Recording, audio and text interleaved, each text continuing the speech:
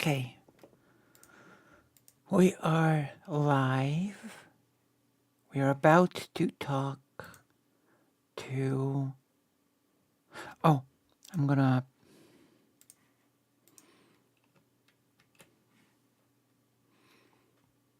Mm,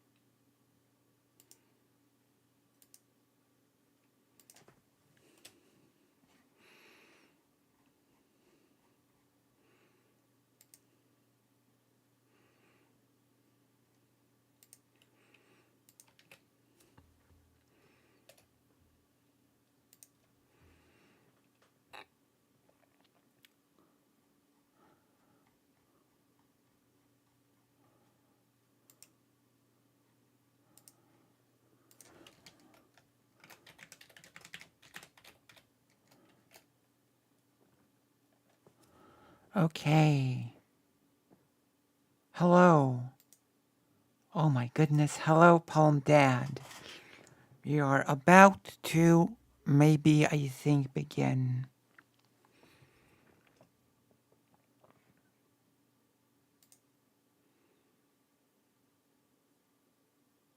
Maybe. If you aren't, then don't worry. I will entertain you until it will be.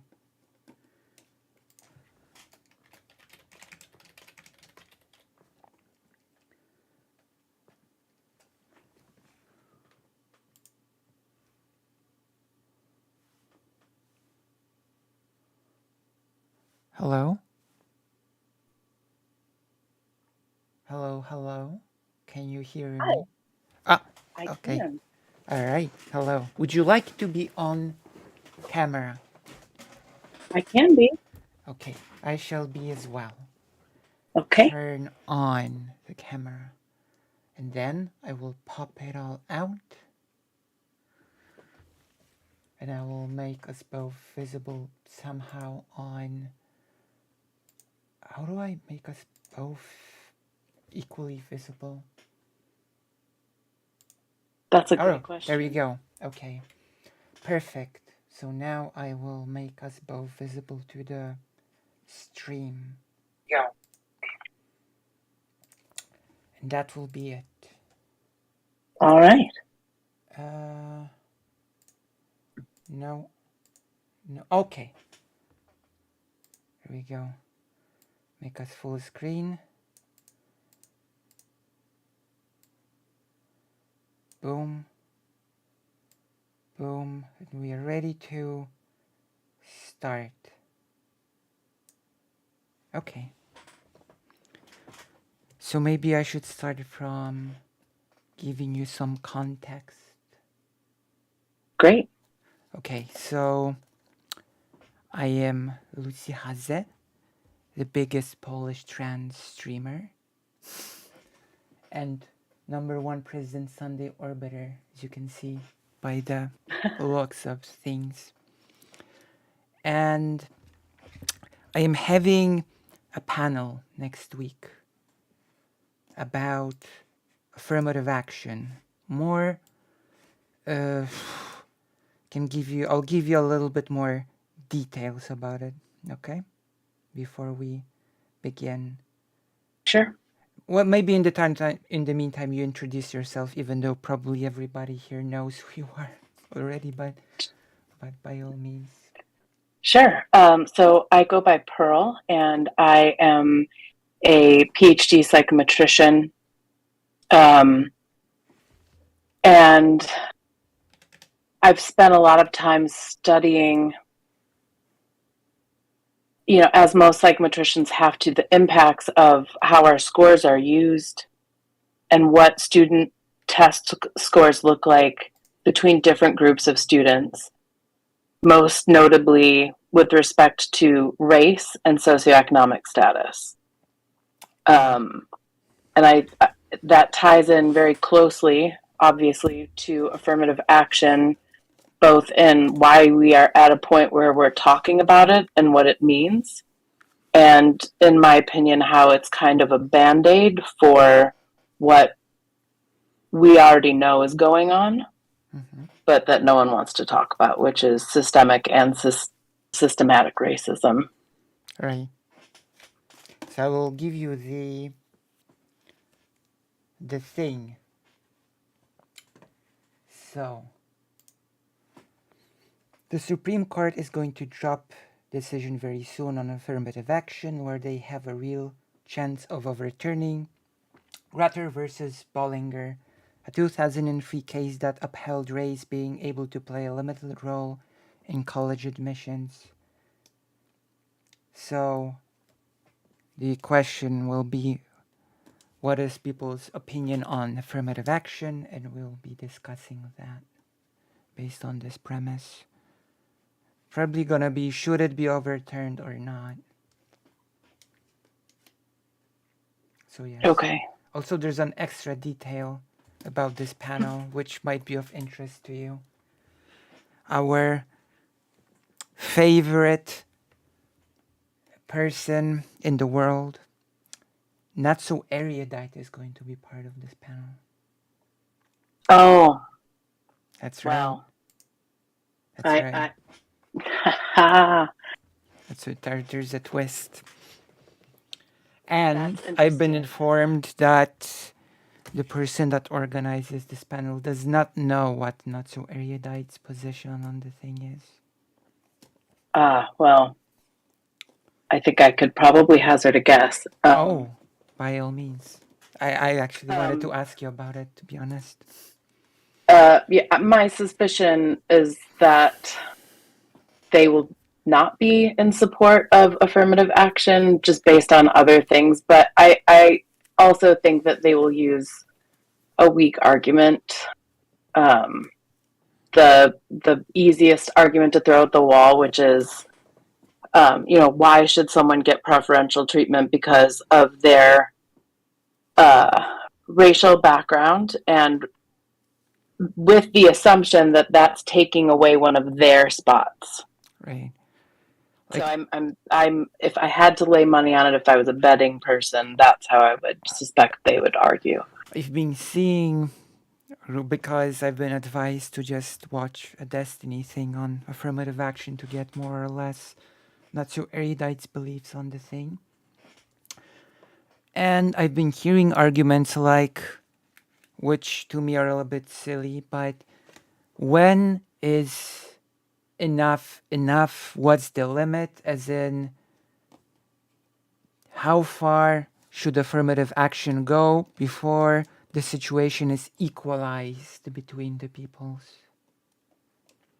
Which is a bit. Go ahead.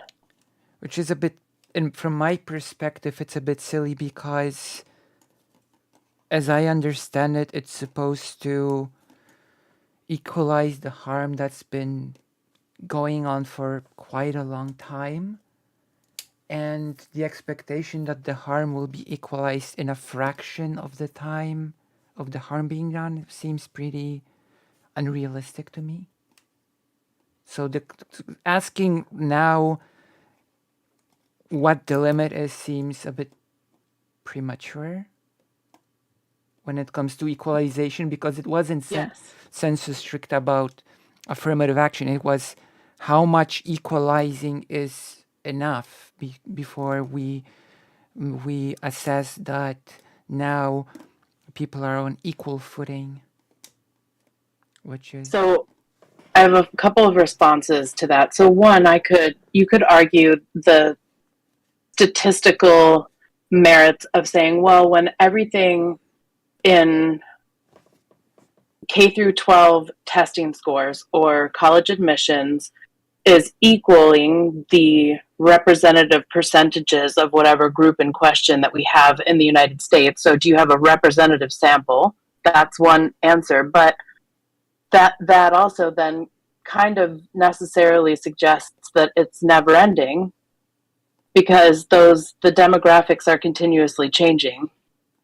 And when you think about diversity, equity, and inclusion, when you hear about a company or a school talking about it, inherently the folks at the top are still considering it a checklist. Are we talking about it? Okay, we're done now. No. Diversity, equity, and inclusion, it's not a checklist. And neither is affirmative action. right. And I think if you take a few steps back, specifically when it comes to education, because that's my expertise and that's where I know the history the best. Right. So, Well, we will be on the panel will be focusing on the school admissions. So okay. So in my opinion, affirmative action is just yet another band-aid so that we as a society don't have to acknowledge what 20 or more years of data have shown, which is that systemic racism and systematic, both of them. There is a difference between those terms, and we have both. Even though people often use them interchangeably, but yeah, they are different. We have both, and it's built that way. This system, the educational system, is absolutely built this way. You also have standardized assessment, which has been built this way. And let me give you a couple of examples of what I mean.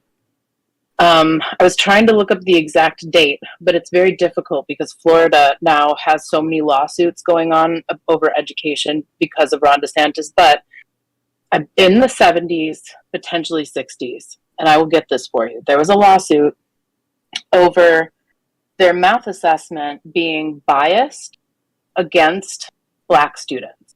Right. One of mathematics, yes? Mathematics, yes. Okay. And this was high school. This was for a graduation, high school graduation exam. Assessment. So, yes. So a lawsuit was brought because there were very large differences in the passing scores and overall percent correct for white students versus Black students. Well, what was the bias? How did it can you go into the details of technically? Yes. So first of all, the assumption was that the test itself was biased. How can an item be biased towards one group or another? So let me just give an answer on that. So if I tell you, out of this battery of 20 items, the third item is biased toward white males. What that means is that I've taken another group of students who got a similar score on the test. Okay, so let's say I'm taking all of the students that got 18 out of 20 correct. Now I'm going to break that group of students into males and females or whatever, some sort of binary grouping, okay, which is problematic, but that's how it's done. So, and white males are always the base comparison. This is called differential item functioning, the name of the analysis.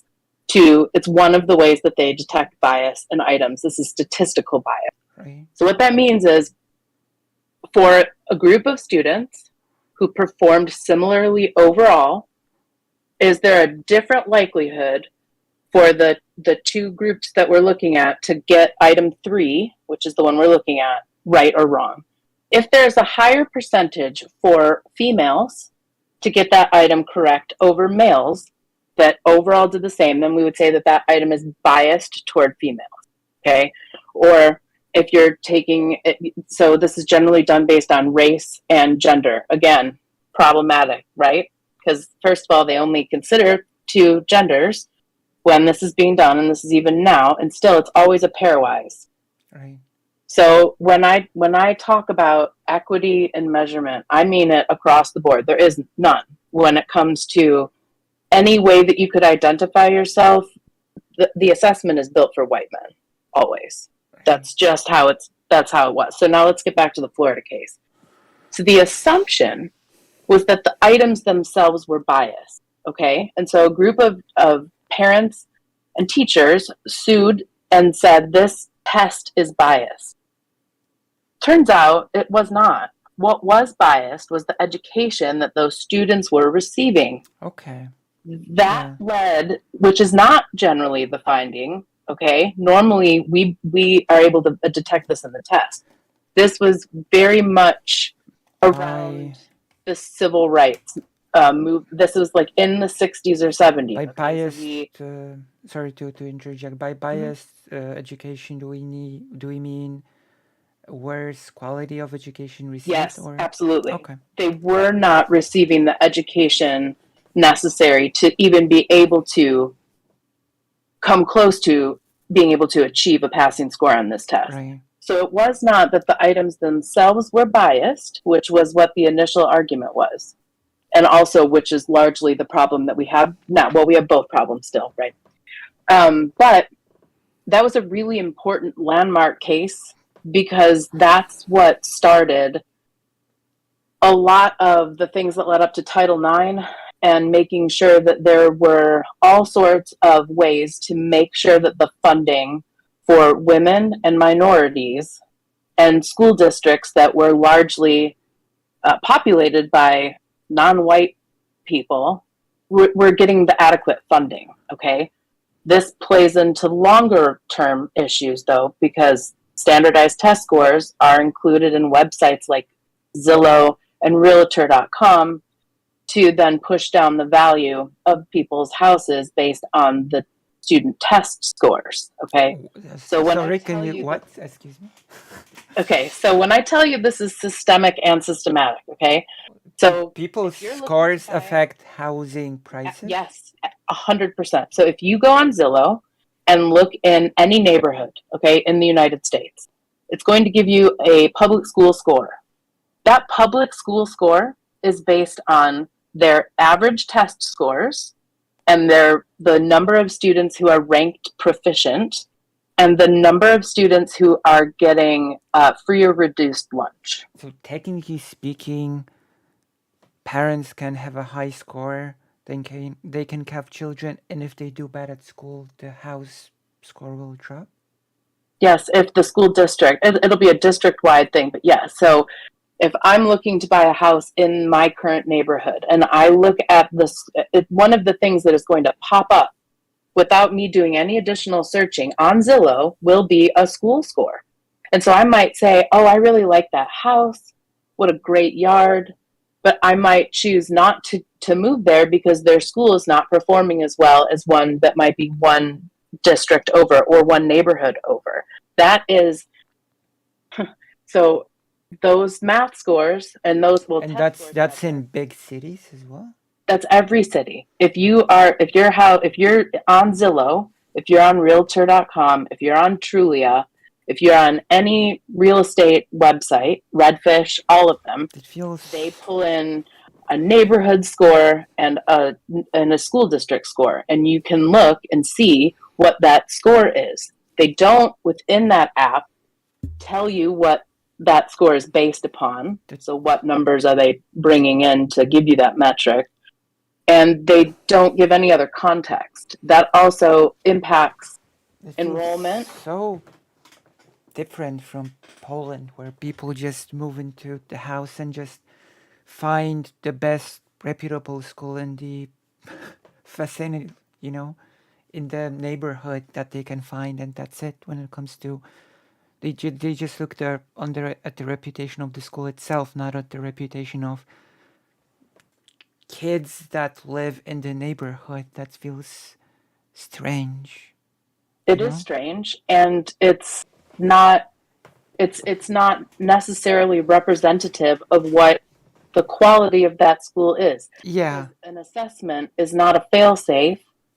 And this is coming from somebody who's made their living on making assessments for students.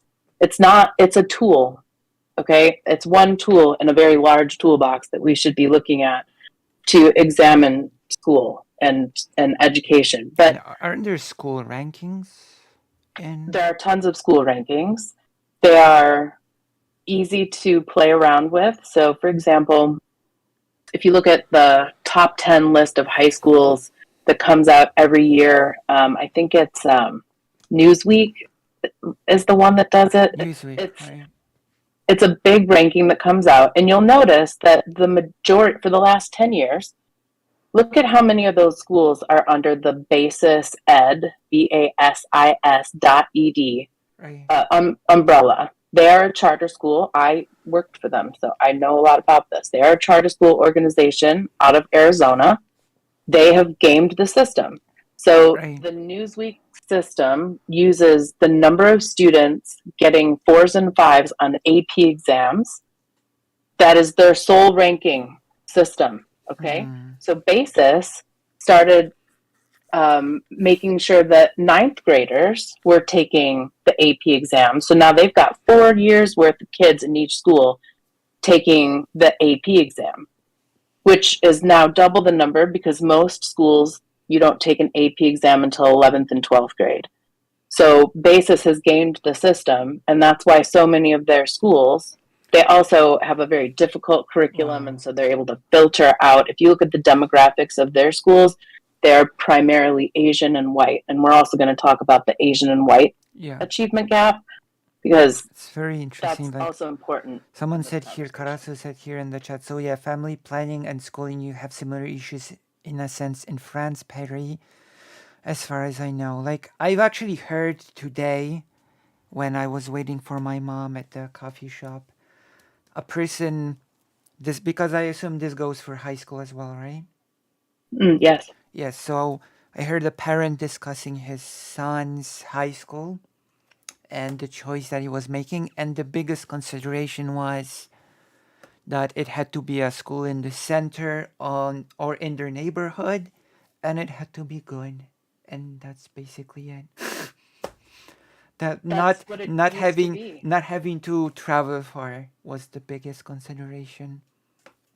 And there's So value in that. There's value in community schools.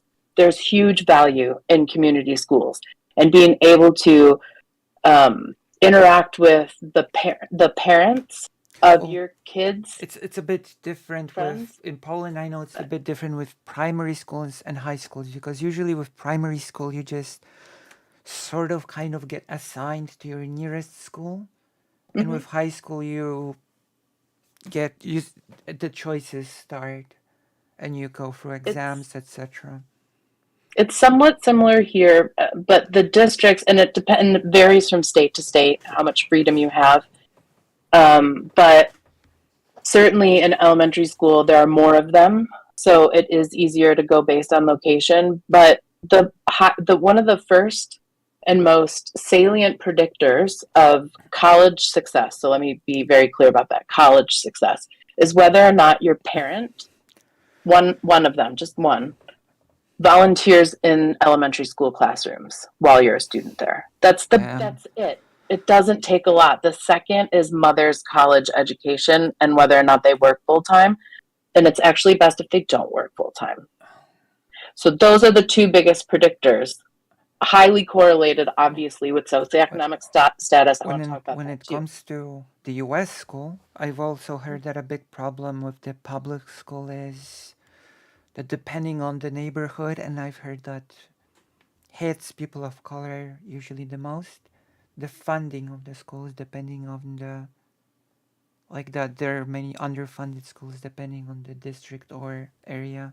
Yes, and that's why it's problematic that the school grade is in property listings because it takes away you might have a school of great teachers that's just underfunded, and if you could get more folks in the neighborhood, it would raise those numbers up, they would get the money. Although Um, in but theory, in mhm. theory, you would think that it would work.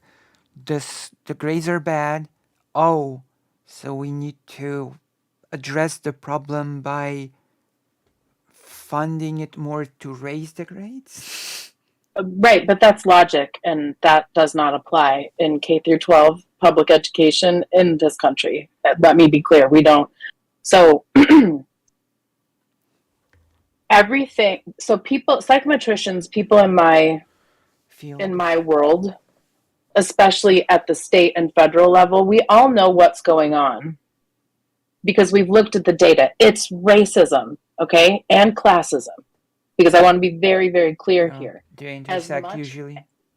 they absolutely do, and poor white kids are really in big trouble as well in this country, but in a different, equal but different way as black students are. Right, And then you've because got, they have the additional layer of yes, racism. and then you have the two things that white people don't want to talk about: the radically different slopes of growth for uh, English as a second language students that are immigrants and specifically are from South America and Central America. Huge growth trajectories. Okay, they outpace white students rather quickly. By about fourth grade, any students, and you can do it grade by grade as well, you can look and see that the growth trajectories are just much faster. And then we also never talk about the white Asian learning gap, right? Because that's always there as well. We also then have to take a step back and say, why on earth are we doing this? We know that race is a social construct, so why are we even doing this? Yeah, And we're not doing anything about it except for putting band-aids on. right. So affirmative action, frankly, is a band-aid. A lot of the things that we have are band-aids to make things So seem better, to make ourselves feel better. Hey, we're addressing this problem. We're giving people chances. No, we're not. We're just, it actually raises a few questions on my end. Does it's, that yeah, it's, does that mean because mhm. since it's a band-aid and the main topic is should we get rid of it or not?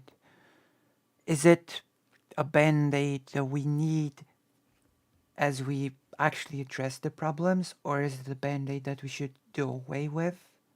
Or I think, I felt that it was a band-aid that we should probably keep as we yes, address the I think that we problem. should keep it. I think anything that, first of all, keeps our eyes open toward the fact that we even need to have the conversation, that's good. Because if you get rid of affirmative action and then that conversation is no longer the topic, that's even worse. Right. Sweeping it under the rug is not the answer.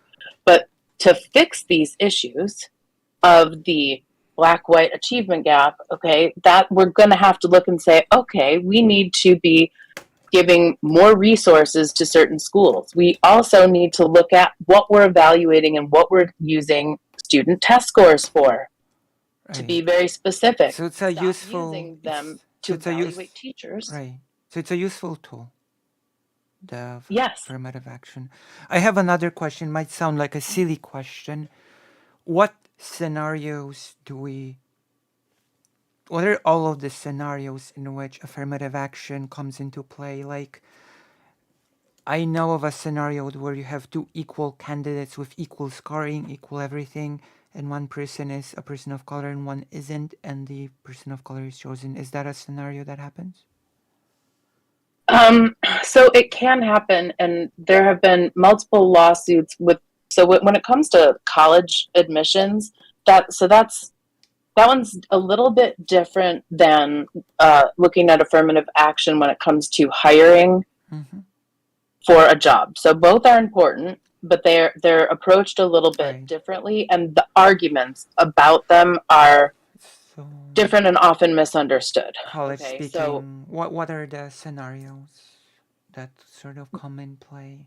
Because I know that for there used to be in Poland there used to be actually an affirmative action program in the times of communism.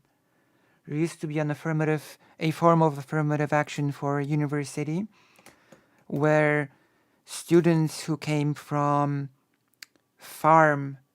backgrounds, farmland backgrounds, and such, just there was a section of points for what background you came from. So let's say you were a farmer's son, so you had plus 15 points for being a farmer's son. Okay, so it's not as explicit here. However, there are some very big caveats. Number one, private schools, private colleges can do whatever they want, with broadly speaking, and they can make choices about how they want to or want to not go forward with any sort of affirmative action. Let me also be clear about this.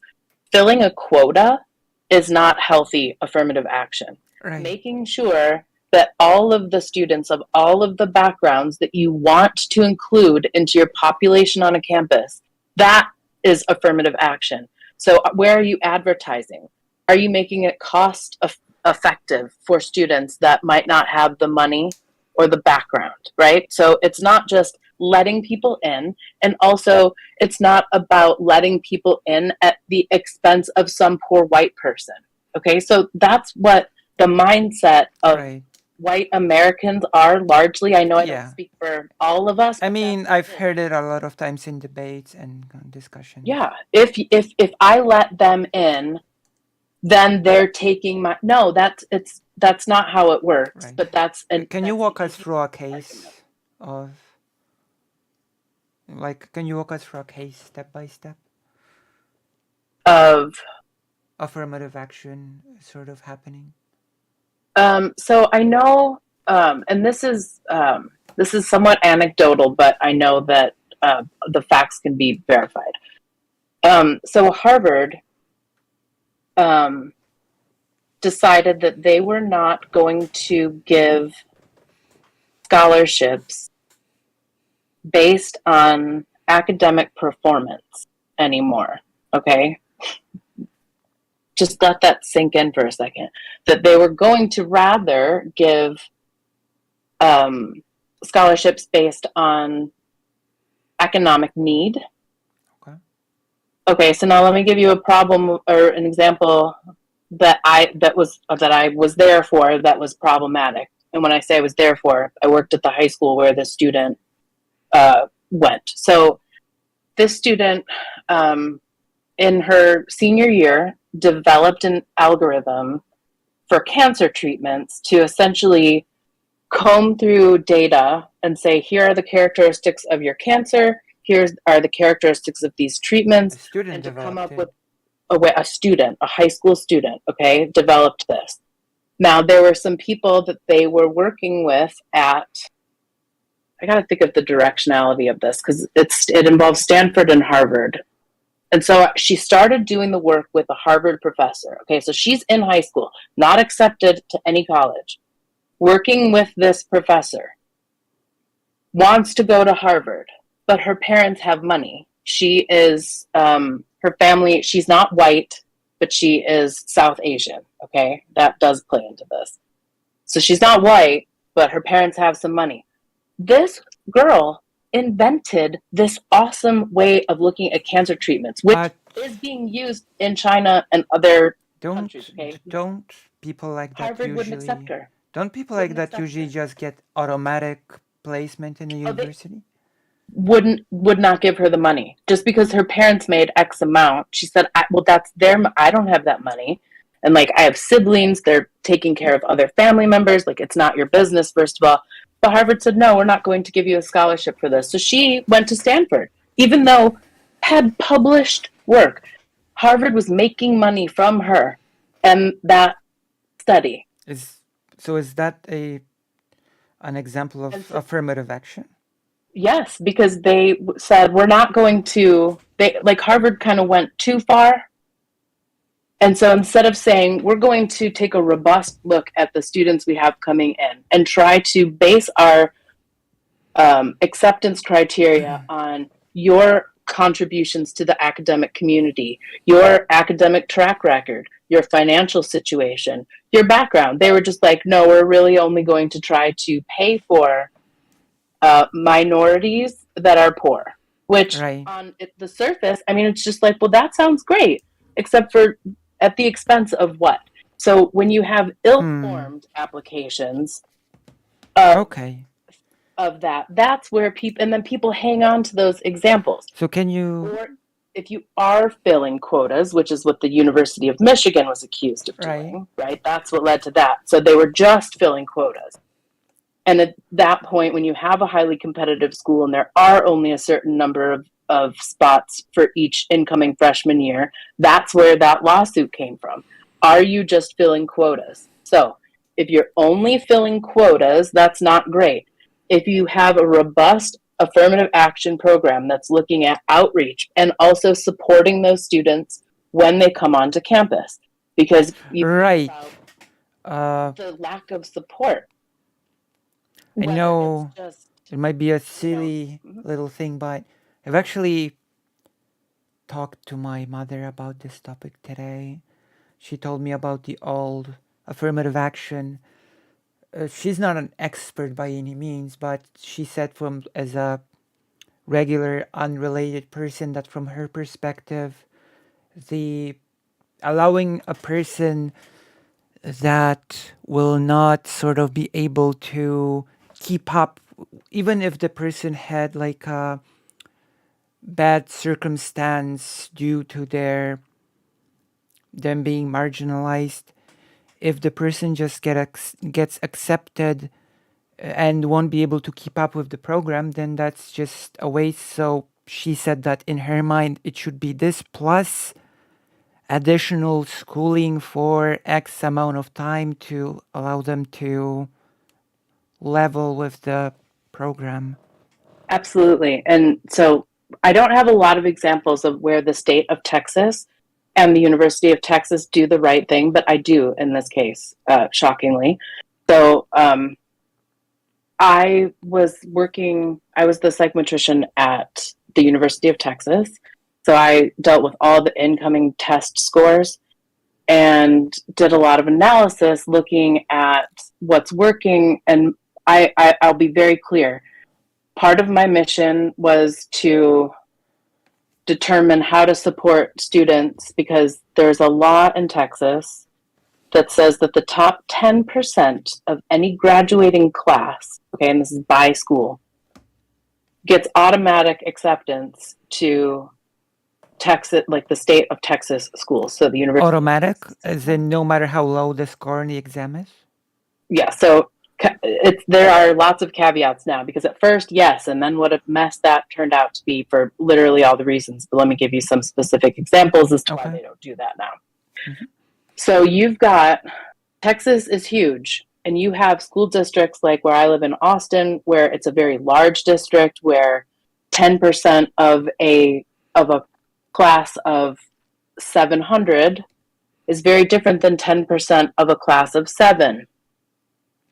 So when you think about just letting the top 10% in, there is a huge variance between those students, lots of variation between those students. You have very small school districts that can't even afford an AP curriculum. Okay, so they might be so smart, but they've never had the rigor. Their school didn't have the teachers who knew how to teach AP because that's Right. a separate license and qualification altogether. They might not have had those things. So Texas realized, because they are cheap at the end of the day, so this was money related, but it did end up having a good outcome. So Okay. students were spending a lot of money on remedial courses. Those students tended to be the students that were from smaller towns that were overwhelmed by the overall University of Texas experience. It's in Austin. It's fun here. There are 50,000 undergraduate students, meaning that your chemistry class it could be larger than your town. So from a mental shift perspective, they need support. They also need support in their courses. So UT was doing a pretty good job of supporting the kind of shock from going from a small town into a college space, and they did that in two ways. One, they could route students to other UT campuses that were smaller. For example, UT San Antonio, UT El Paso, UT Brownsville, right? So smaller satellite campuses. That was one way. And the other way was that they did actually have on-campus support for these students. They had well-funded programs that would support these students. But they realized that the lack of rigor for some of their courses, plus that socio-emotional stress, Yeah. was too much. So they built these courses called On-Ramp. And it was an online hybrid course, so you could enroll in your school, and they were UT courses. You could get University of Texas credit, and it was dual credit for high school and college. And we built them to kind of replicate, but be an on-ramp to the AP curriculum. And we did it in math, English, and computer science. The computer science one is outstanding. They did a fabulous job. Math and ELA, but the computer science one, 10 out of 10. Outstanding. They're still doing it. So those types of things, not hard to build, not a heavy lift, especially at a university level. And the faculty really liked being involved and being able to work with those students before they could come in. It allowed the students to have a more informed opinion on the choices they were making for where they wanted to go to school, and they were getting the support that they needed. So UT actually did a great job when it came to that, and also just overall capping tuition costs. And then they, 2 years ago, made another law capping totally the cost based on parental income, which is great. So sometimes we do things really great here. Right. The majority of the time we do not, but this was one case. So basically this was less a case of, maybe I would use the term, less of affirmative action and more of an affirmative system. Yes, absolutely. Because and you asked a question, and I saw your eyebrows raised when I said 10% of all graduating students with no other qualifications. So Right. At first, yes. So then the College of Engineering was the first college to raise its hand within the university. That might be a system to weird say no. question. What if there's does affirmative action apply to people who are from like poor neighborhoods, very bad educational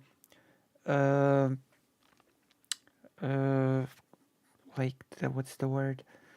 Low SES? Well, very low educational opportunities, I'd say. Like, because the school was so underfunded, everything was extremely bad. But not as much as it should. I think I understand. So no, not as much as it should. It goes back to it being a Band-Aid, right? So people were focused on racial quotas, and it's easier to talk about race because, first of all, we can make it somebody else's problem. White people can be like, oh, that is such a problem in your community. So we can make that somebody else's problem.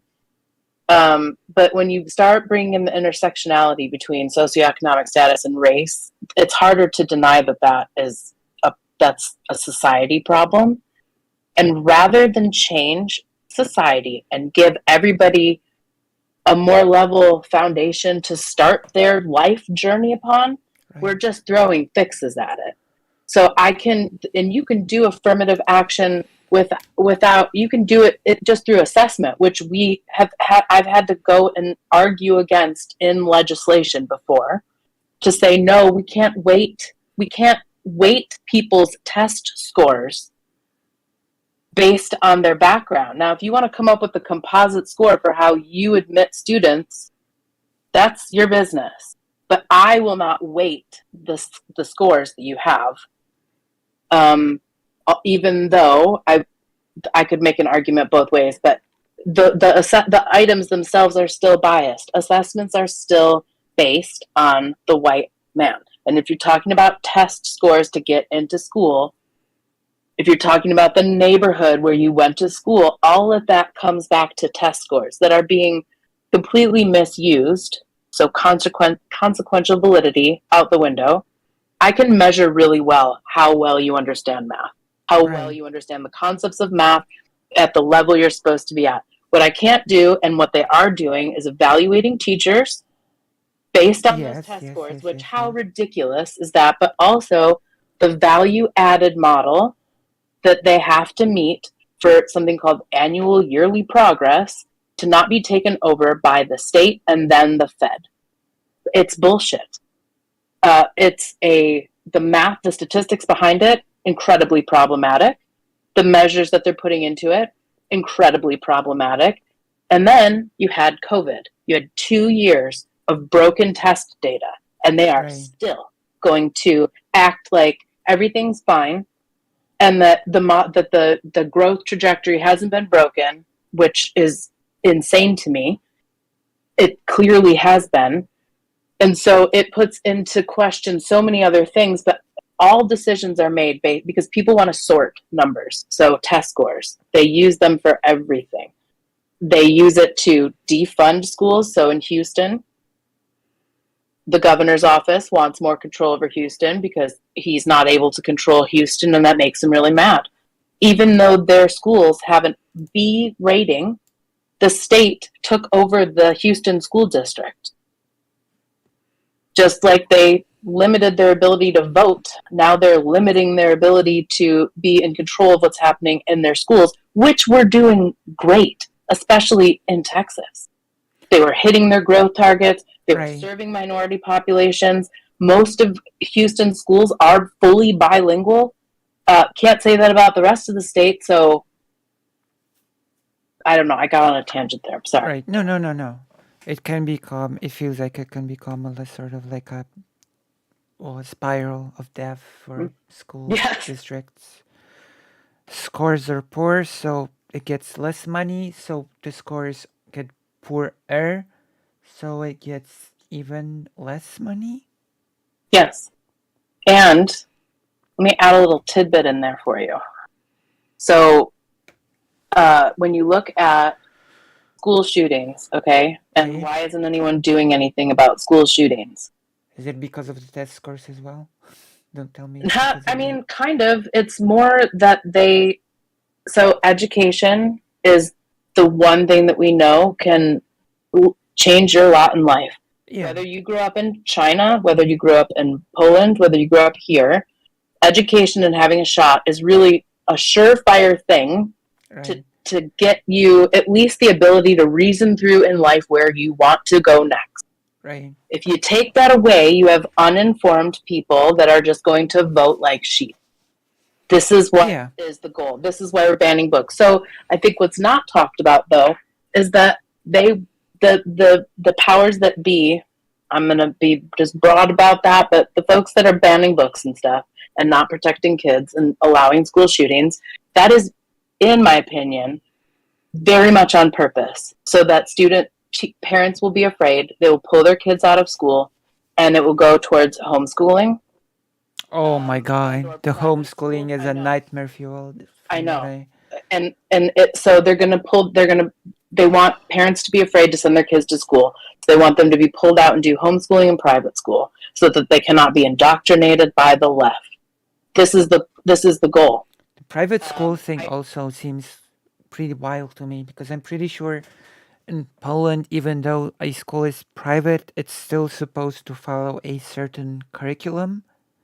You know, a certain program. It cannot just, for example, decide, well, in this private school, we're not teaching biology, we're teaching creationism, for example. It's not accepted because, everybody needs to have like a valid degree. So even the private schools have to follow a program that gives you a valid degree. exactly. And so here, you can get around that by limiting the amount of federal or state funding that you take. For example, Hillsdale College. I don't know if you're familiar with that No? monstrosity of a college. I may or may not have graduated from there from undergrad. I don't want to talk about it. I don't ascribe to those views, but I did learn all their camp songs. It is a very right-leaning school. When I went there, it was not religious, but in the 20 years since I've graduated, it's become rather tied in to the religious right.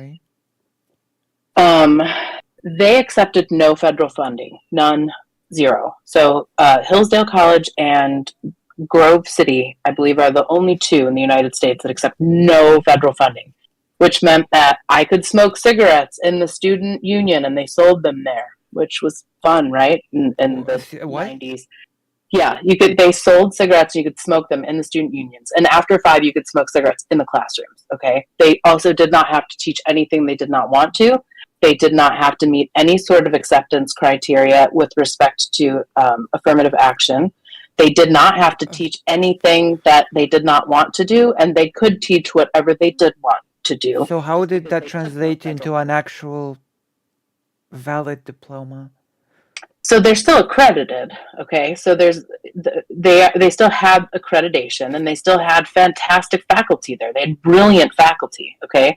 So it was a little brainwashy, but still a valid degree, in my opinion, although I wouldn't go there again. I'm glad I went. What if they can teach whatever they want? Well, so they're still really excited about the classical liberal like we're going to read the classics. So they still do care about education and philosophy and history and all of that. So they did a good job providing. Okay. That's not the issue. And they would have lost their accreditation. Okay. Yeah. The difference is, so they are accredited, but they don't have to, for example, Title IX stuff did not apply. They also don't accept the GI Bill. So if you served in the military and wanted to use your voucher essentially for free college because you served the military, you can't use it at Hillsdale because they accept no federal funding. So there can be no oversight of certain things there. Now, is it probably problematic these days? Yeah, because the majority of their students are homeschooled kids that are being funneled directly from their homeschool right into the Republican Party. And I was there. I could vouch for that type of thing. So I know why they're doing this. When I see that no one's doing any sort of anything about school shootings, I see the fear that they're building, because this was what I think I've always known, and also why I walked away from that world.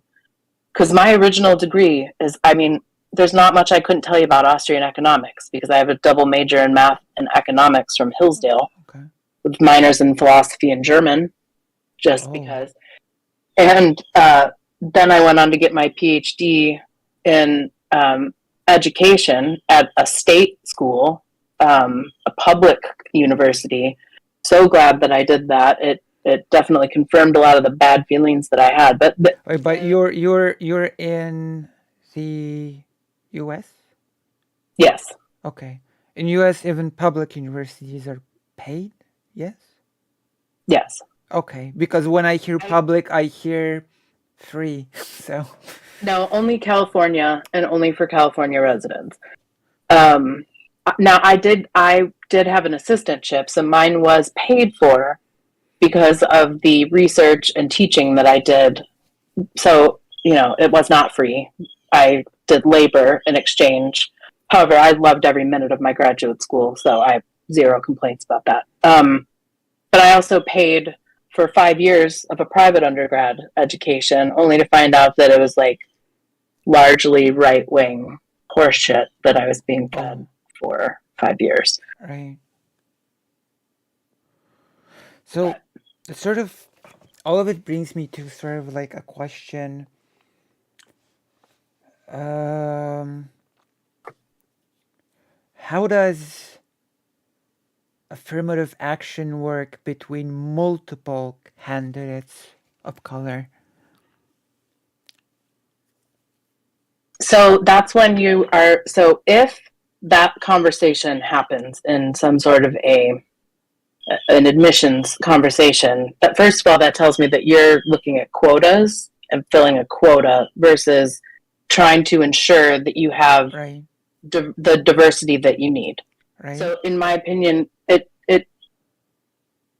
I don't know how realistic that actual argument is, because I've also worked in the admissions right? department for a university. I honestly don't know either. I'm just honestly No, asking. I understand the question, though. I do understand the question. And I understand that people will ask that question and probably argue both sides, but I don't think it's.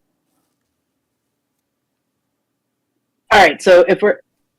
I can't say what any school would do, because there probably is a rubric. Every school is going to have a rubric for how they are making decisions that are outside of affirmative action. I think so from my perspective, when I worked in admissions, it's different, admittedly, for graduate school than for undergrad, but there are issues in both.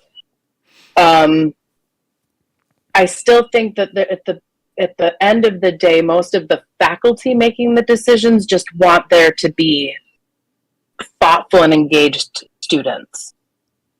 That's their main concern. Right. Is, will I have thoughtful and engaged students? And is there diversity? Because if you don't have diversity, it's boring. Trust me. 5 years at Hillsdale, all Right. white kids. There were maybe 8 black people. I was one of 2 Jews. I was called TJ. I was called the token Jew there. Oh my That was gosh. great. Oh yeah, they called me TJ. It was awesome. I probably should have left, but I digress. Okay.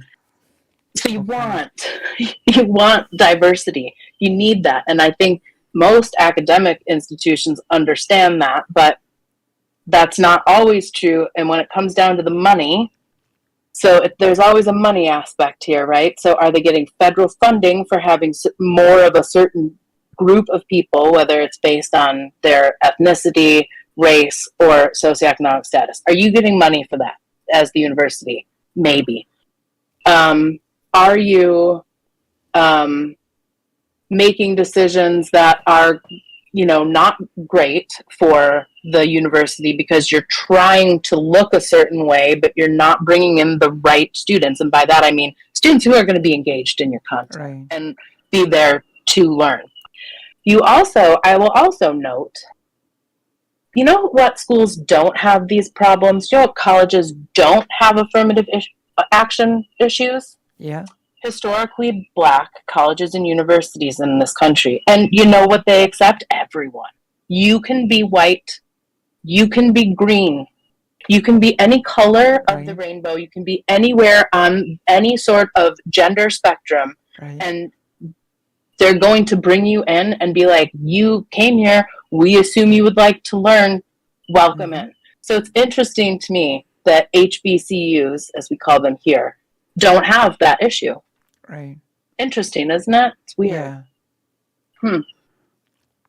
But usually, It's not. I'm being sarcastic. It's not weird. It makes complete sense, because white people are the people that like to restrict access to things. Right.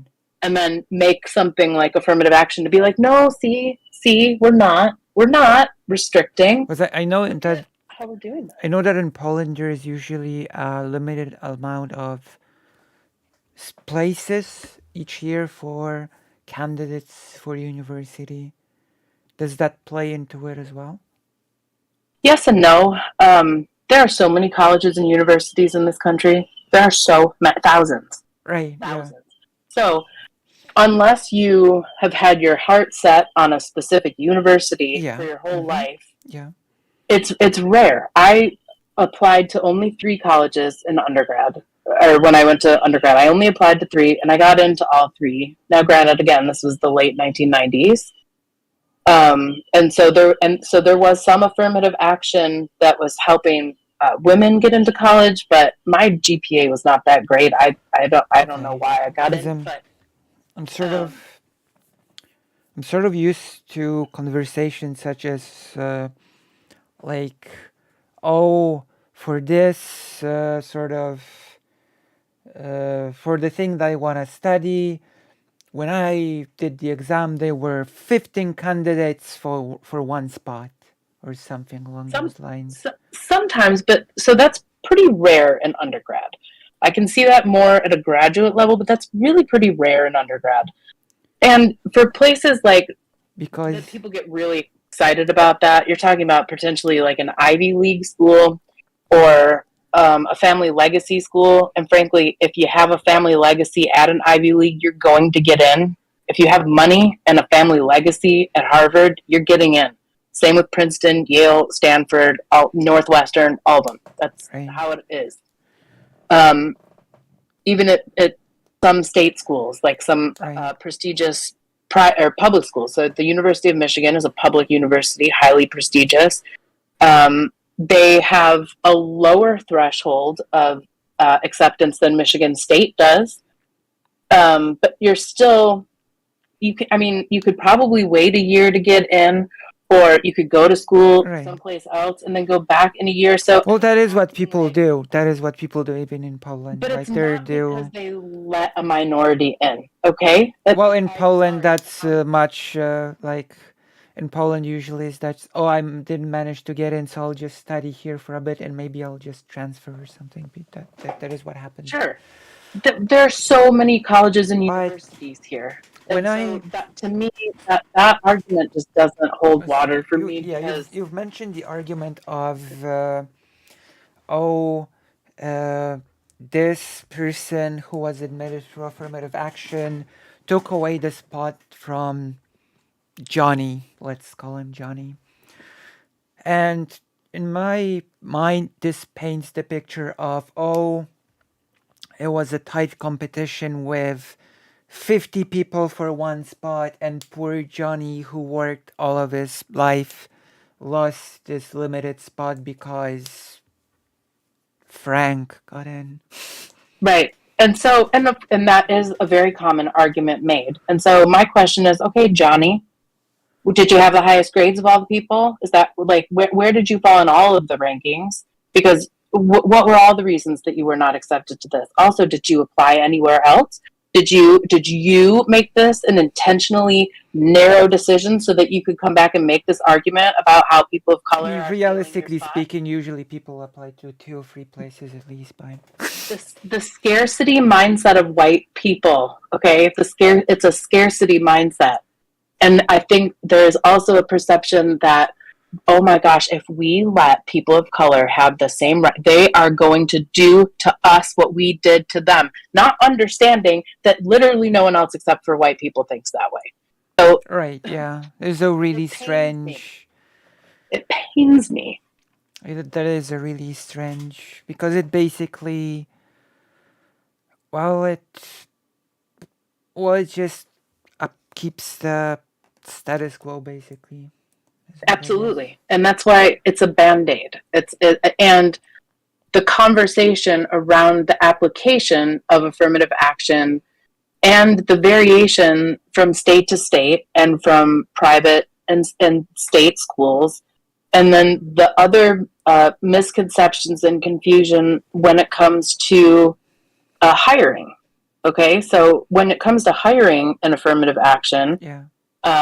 I worked for one of the University of California schools. I was at one of the UC schools, and I was a hiring manager. Mm-hmm.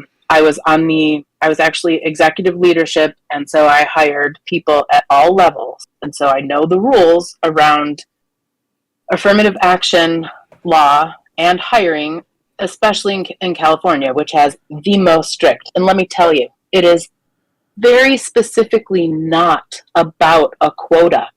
I blew the whistle where I used to work Right. because of racism in 2 different categories. One was their response to what I wanted to talk about with respect to measurement, and the other one was when one of my psychometricians resigned. I was told by my boss this would be a really great time for a diversity hire. And I looked at him and I said, that's illegal. What you just said to me is illegal. Number one. That's Right. number one. Number 2, that's not how diversity hiring works. And number 3, have you taken a look at my team? Because my team is the only team that's not all white women. Because Right. it was just education's dominated by women.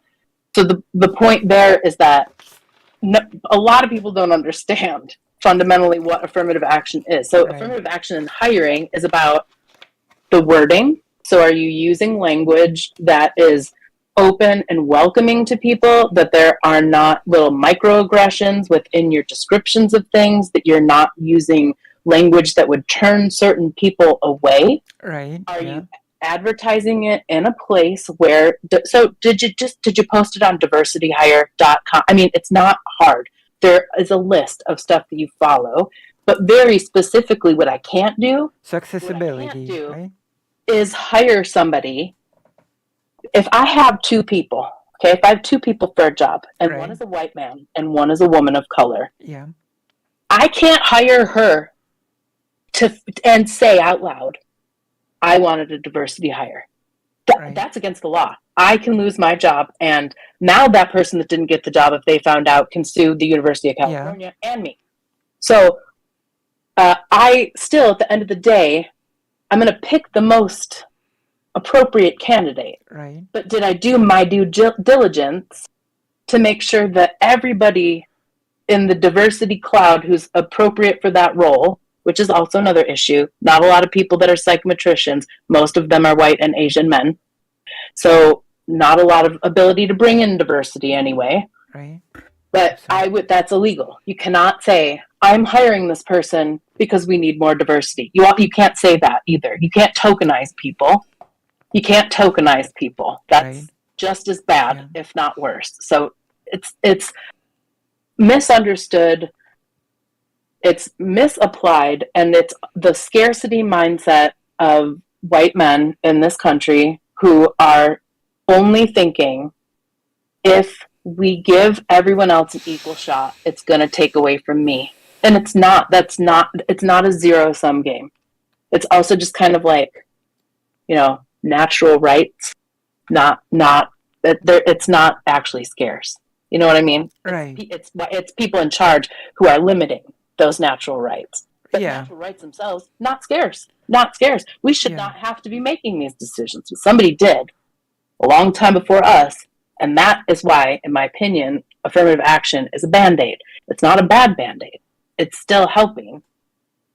But are we uniformly applying it? Are we looking at the studies to say, is it helping? And are we stepping in where it is being misused? Probably not, unfortunately, Right. in my opinion. So going back to the schooling, the schooling topic, I'm to understood that most of the time it is not a matter of people fighting for a limited number of spaces of applicants available. So that's going to depend on. So it does depend on your field. So things like engineering, STEM, things like that are going to be more competitive. Maybe let's take this one step at a time. Mm-hmm. How often in the US does it happen that there's plenty of spaces, like amazing amount of free spaces at a faculty or the thing they want to study, but people of color are being just rejected on prejudice grounds? I don't have those statistics, and I think that they'd be. I suspect that you could probably get some. It might be anecdotal though, because I don't know how you would measure that. Right. But does it? Would you say that it happens, or would you say that it doesn't happen when there is a? We're assuming there are tons of free spots for people to just apply and get in. So, okay, so there's a couple different scenarios here. So let's break them into groups. Yeah. So one is large tier 1 universities. So we're talking about universities that have over 10,000, let's say over 20,000 students, okay? Mm-hmm. Over 20,000 undergraduate students on campus per year. Okay. That application process for undergrads is all done without any humans being involved for the most part. Okay, wait, how is that possible? So you're filtered out. You're going to be filtered out based on your GPA and your test scores. Now, this is getting interesting with some states doing away with the SAT and the ACT, like California did. But you're filtered out of the whole situation, step one, based on your GPA and your test scores.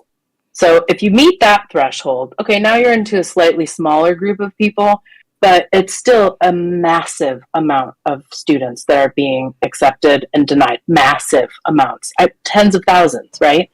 Especially at a school like the University of Texas, Michigan State, Notre Dame, even if we want to throw some private ones in there, right? Those are tier one research universities that are going to have huge amounts, and it is required for a university to post their acceptance rate. So before you spend the money, you can look and see what their acceptance rate is. You know, it's out there. That is on everybody's website. So you know what your chances are. So does it happen? Sure. I mean, not everybody can go everywhere all the time. That's just the nature of but things. when you so I understand this system completely. When you say ACTs and the other thing, is that an accumulative score, or is this a score from a single important exam that people take? So the ACT or the SAT, those are standardized tests that you take in grade 11 generally. Okay. And then those are used in addition to your cumulative GPA from high school. So there's and they are biased as well. They're highly correlated with socioeconomic status, highly correlated. So the ACT, from a psychometric standpoint, is a disaster. The SAT used to be great. They've made changes that I don't agree with, but moreover, the SAT is very good at predicting one thing and one thing only. It has nothing to do with your intelligence.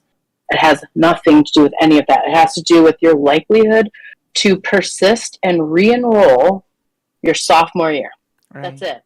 So it's incredibly good at doing that. But again, give you a comparison. Highly correlated. I can give you a comparison of how it works in Poland, basically, university, when it comes to what determines who goes to what university, basically.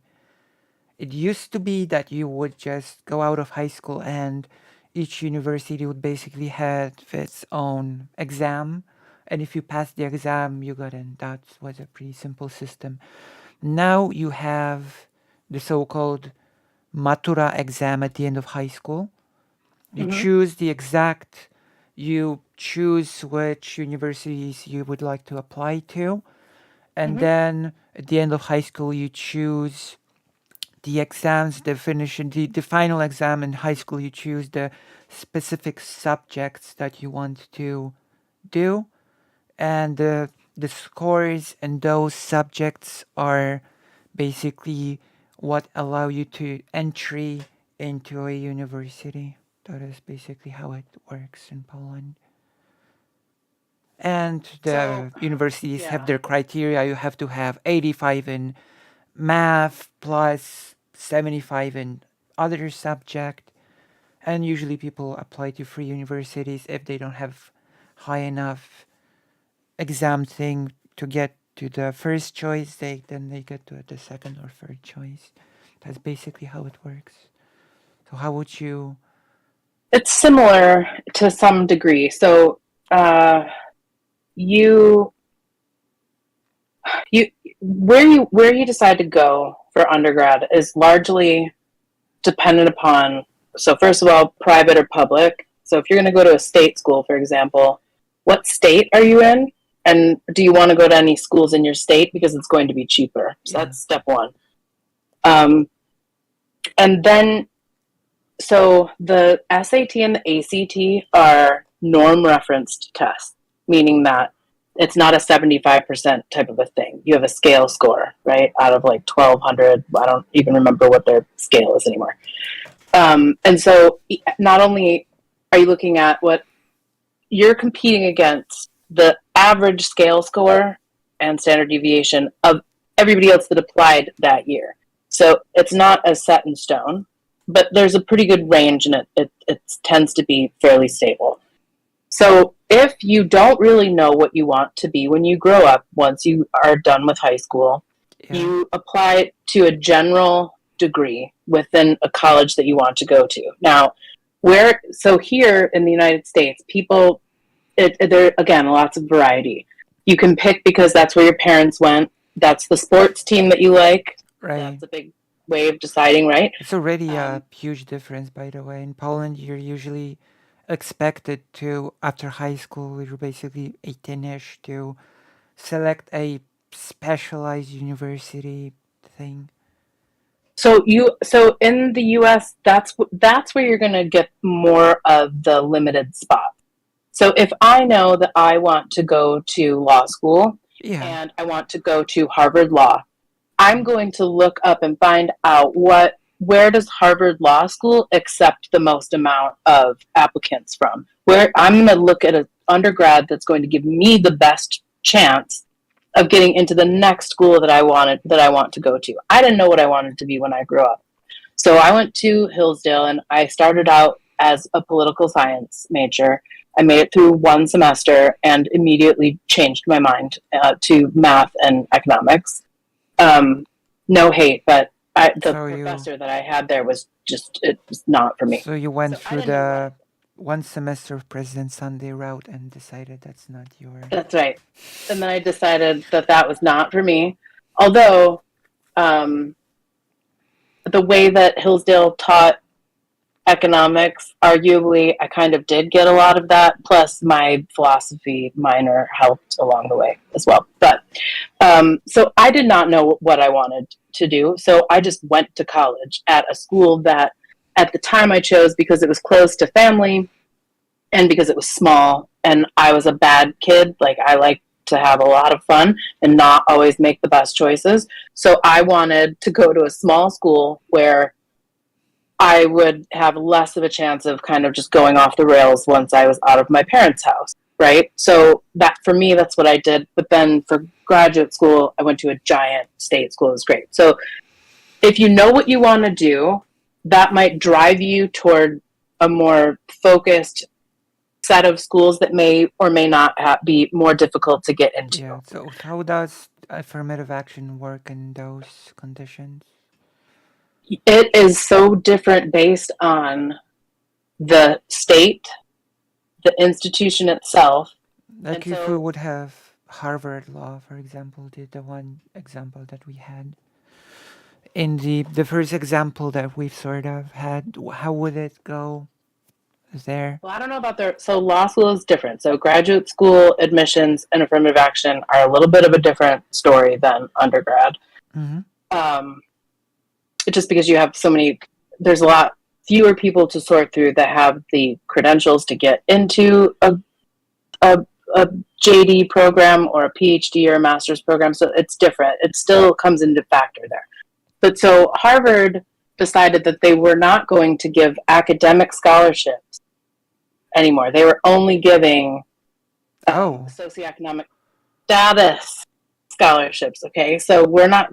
Harvard said to the world, "I don't care how smart you are. If you want to go here, you better be poor. Otherwise, you're paying full price for it. I don't care what color you are, and I do not care how smart you are. usually If Poland you are you not get poor." you actually usually get scholarships and the like based on your grades, your performance, and And certainly that can't. So you could, yes, okay, and then there. So you can get scholarships from the institution that you're in. You can also get private scholarships where you have an application process, and you might have to write something, do some sort of community service. So there's multiple ways to get funded mm-hmm. to go to school here, but largely it's through student loans or your parents paying Right. for it. Of course, keep in mind the thing that I've described with the high school, and to answer what Chatter, there's the final high school exam works as the university admission exam de facto. But what I described was the public universities, which once you go through that process and get admitted, you study for free, you know? And in with private universities in Poland, it's basically you pay and you get in. The Yeah, so admission process is basically you pay and you get in. yes, Usually that happens here as well. there's not really like a oh unfortunately there's no spots. There's usually spots as long as you Oh, just pay. same here. Yeah. That is true, private and public here. Okay, so if you want your kid who might not be very bright, but you have a lot of money to get into a school, donate a wing. Donate a wing for a science building. Donate to the library. Build them a gym. Build them better sports ball Poland has facilities. the nice thing that it still was enough for me to drop out at one point in the past, but it's relatively a fraction of what you have to pay in the US, which is why there are many, many, many students from all sorts of places around the globe that come to Poland to study medicine because it's just cheap to Right? pay to pay to study medicine. So we have people from all over the globe. You like from people from England come to study like medicine in Poland. People from Afghanistan, Iran, um, India, from all over the world, just come and study because it's just cheap, which creates it's not cheap here. which ironically creates like a very diverse environment in the medical university space in Poland.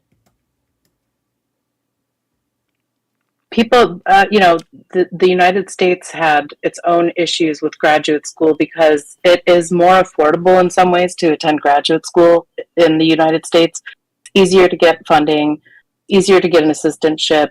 The caveat being how, can you pass the test of foreign language, like the TOEFL or whatever? That's the biggest hurdle. If you can pass that, you could probably get into graduate school. And that was really true for a long time, especially in the quantitative side of things.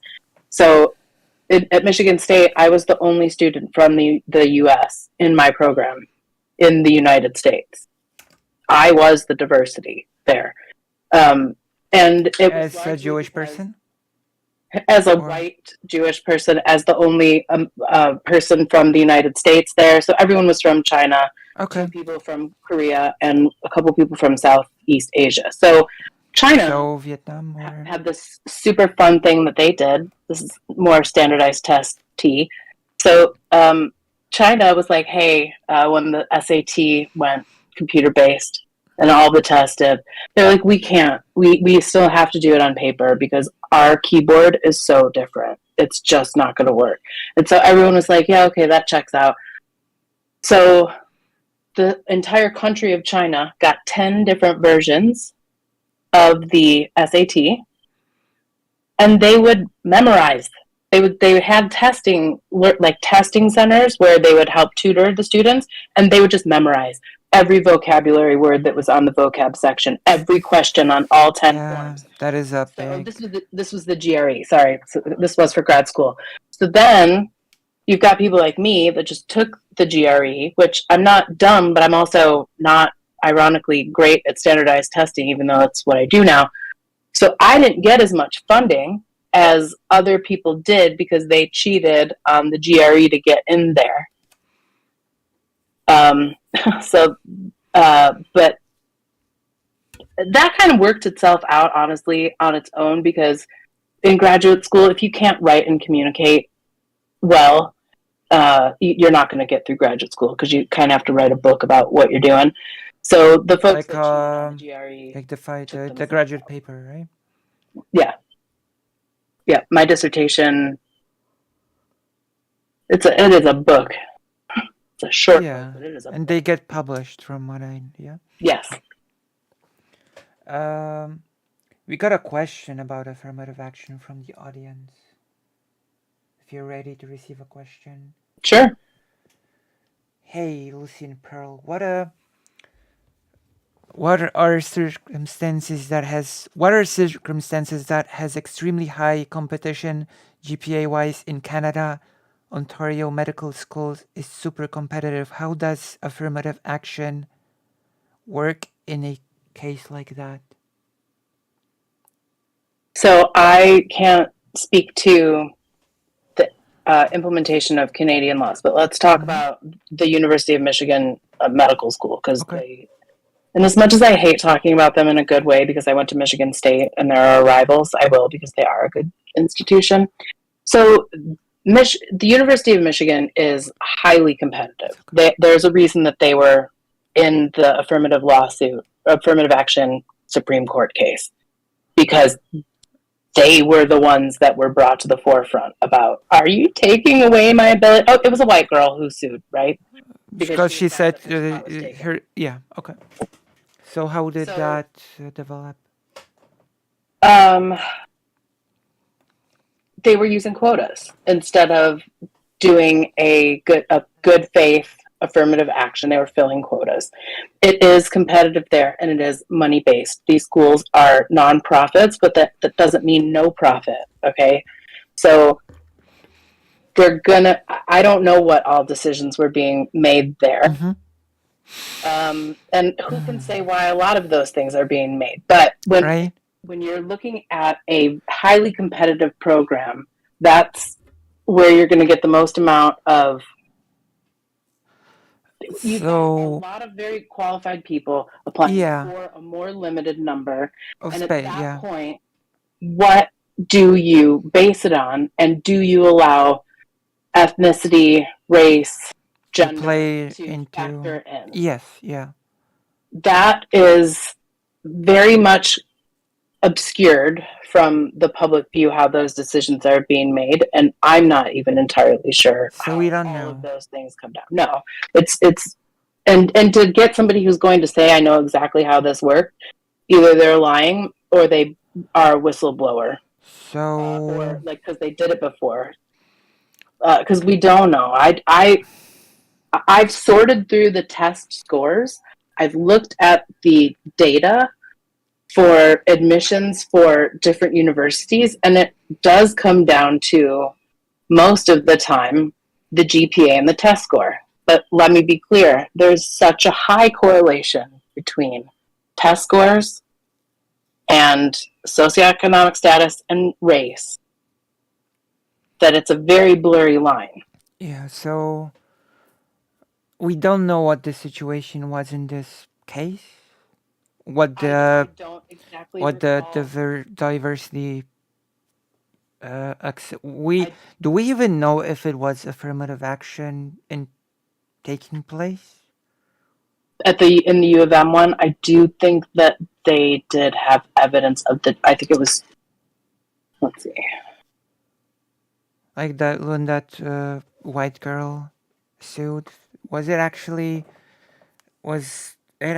a person being an affirmative action? Hold on, I'm reading really quickly. So it was the Bollinger one? Okay, a U.S. affirmative action admissions policy in a 6-3 decision announced on June 23rd, 2003. The Supreme Court ruled that the university's point system was too mechanistic and therefore unconstitutional. And so that's what I'm saying about it being quota-based, right? So there is a rubric. Every university has a rubric. They probably have a public-facing one and then like the reality-based one. I also would suggest that it varies from year to year because you have a different group of people applying every year and things change. Rankings change. All of those things factor in. This is a multifaceted situation here. So what are the rubrics that schools are using? Are they using race to meet a quota and have an appearance of this diversity? Are they using affirmative action to make sure that everyone who should have access to this opportunity has access to the opportunity? Right. That to me is the question, not should we have it or not. It's clear to me that we should. It's more of fixing the application of the affirmative action and supporting the underlying. Because I would make the same argument about assessment. We need it. It's helpful to understand how kids are doing on the stuff we want them to know, but is it the only thing that we should be looking at? No. Right. But uh, that may be a pretty silly question on my part, but doesn't that sort of lead to a situation in which anytime a person of color gets admitted to university, people will say that it's a affirmative action being done? Yes, and it did. It did. When affirmative action, when those laws were passed, I was in high school, middle school or high school. Okay, and this court case was I was in graduate school, so I remember this in Michigan. I was at Michigan State when this was all going down. That was absolutely what was being said. That was the argument, was that that I'm going to lose out on a spot, or I'm going to lose this. It's a zero sum game here. This is not fair. They're going to choose black people over white people because that's what the law says. The law never has said that. So that is the argument that's made. They're going to choose this over this. That's never historically been true. That people choose minorities over white people. But I would like for somebody to show me where that is the case, where that happens. And it's not in an industry like farming. Okay? When is that happening? But does it happen? Sure. So every black student, and if you talk to a lot of Gen Xers that are black men and women and anyone in between, are going to have the same experience where they're going to say, yes, I felt that students in my classes judged me and wondered that. One of my very good friends, I remember having conversations with him. He's a journalist. Maybe I should put you in contact with him because he would have a lot to say about this too. Right, yeah. So we've talked about it before, where he was constantly wondering, are there students looking at me in this class thinking that I took their friend's spot? Right. Are there people thinking, oh, he's just here because of affirmative action and not because he deserves to be here? Right. My whole thing, that's like the white supremacy mindset again. Why on earth do you believe that you deserve to be here? Especially if that's in lieu of somebody else. Like, I think the point is missed. Affirmative action was put into place because for the whole time we've been taking everybody else's. Yes, right. Yeah. Do. That's what we That do. is that is why that is what I assume, that it's to sort of equalize a thing that was effectively an affirmative action in support of white people. Yes. Right. And it's been hastily, as most policy is, right? So the policy itself lags, and then its implementation is rushed, and then we all as humans have to spend the next 10 to 15 years figuring it out, which is what's happening here. So again, it's not perfect. Its existence is because it's trying to fix a whole bunch of other stuff. Some long-term stuff. Yes. It's not accountability, though, right? So it's like, it's still not taking accountability necessarily for what happened in the past. Like, you know, everything that we've done in our country, how it was built, founded, and laws have progressively been made to more and more refine what being a white person is, right? So that's what the government here does. We refine the definition of what it is to be white and then write our laws around that. So affirmative action is no different. This was to put a Band-Aid on a problem that definitely needed a Band-Aid, but now we might need to adjust that. Now we have KT tape, you know, if we're going to take the bandage analogy, right? So now we don't need a cloth bandage that can stretch out. We have this like really cool bandage that has like other cool things we could do. So can we change it? Can we work with it? But also, can we have a conversation that doesn't delve into some sort of dichotomy situation where it's like, if I give to you, then I am losing. That's not what's happening. Right. And that argument is so hardwired. Yeah, it's built in, unfortunately. So we're talking about expansion and building upon support, right? So it's the same with research. When you publish something, like, one of the most powerful things when you're doing research is to get somebody to replicate that study. So it gives credence to the work that you did, but it also strengthens the whole field if that in itself was a good idea. Also, when you think about reliability, Cronbach's alpha, okay, he called it alpha with the assumption that people were going to come along and create beta, gamma, all the rest of them, but no one did. They Yeah. just stopped there. So the same thing has happened with affirmative action.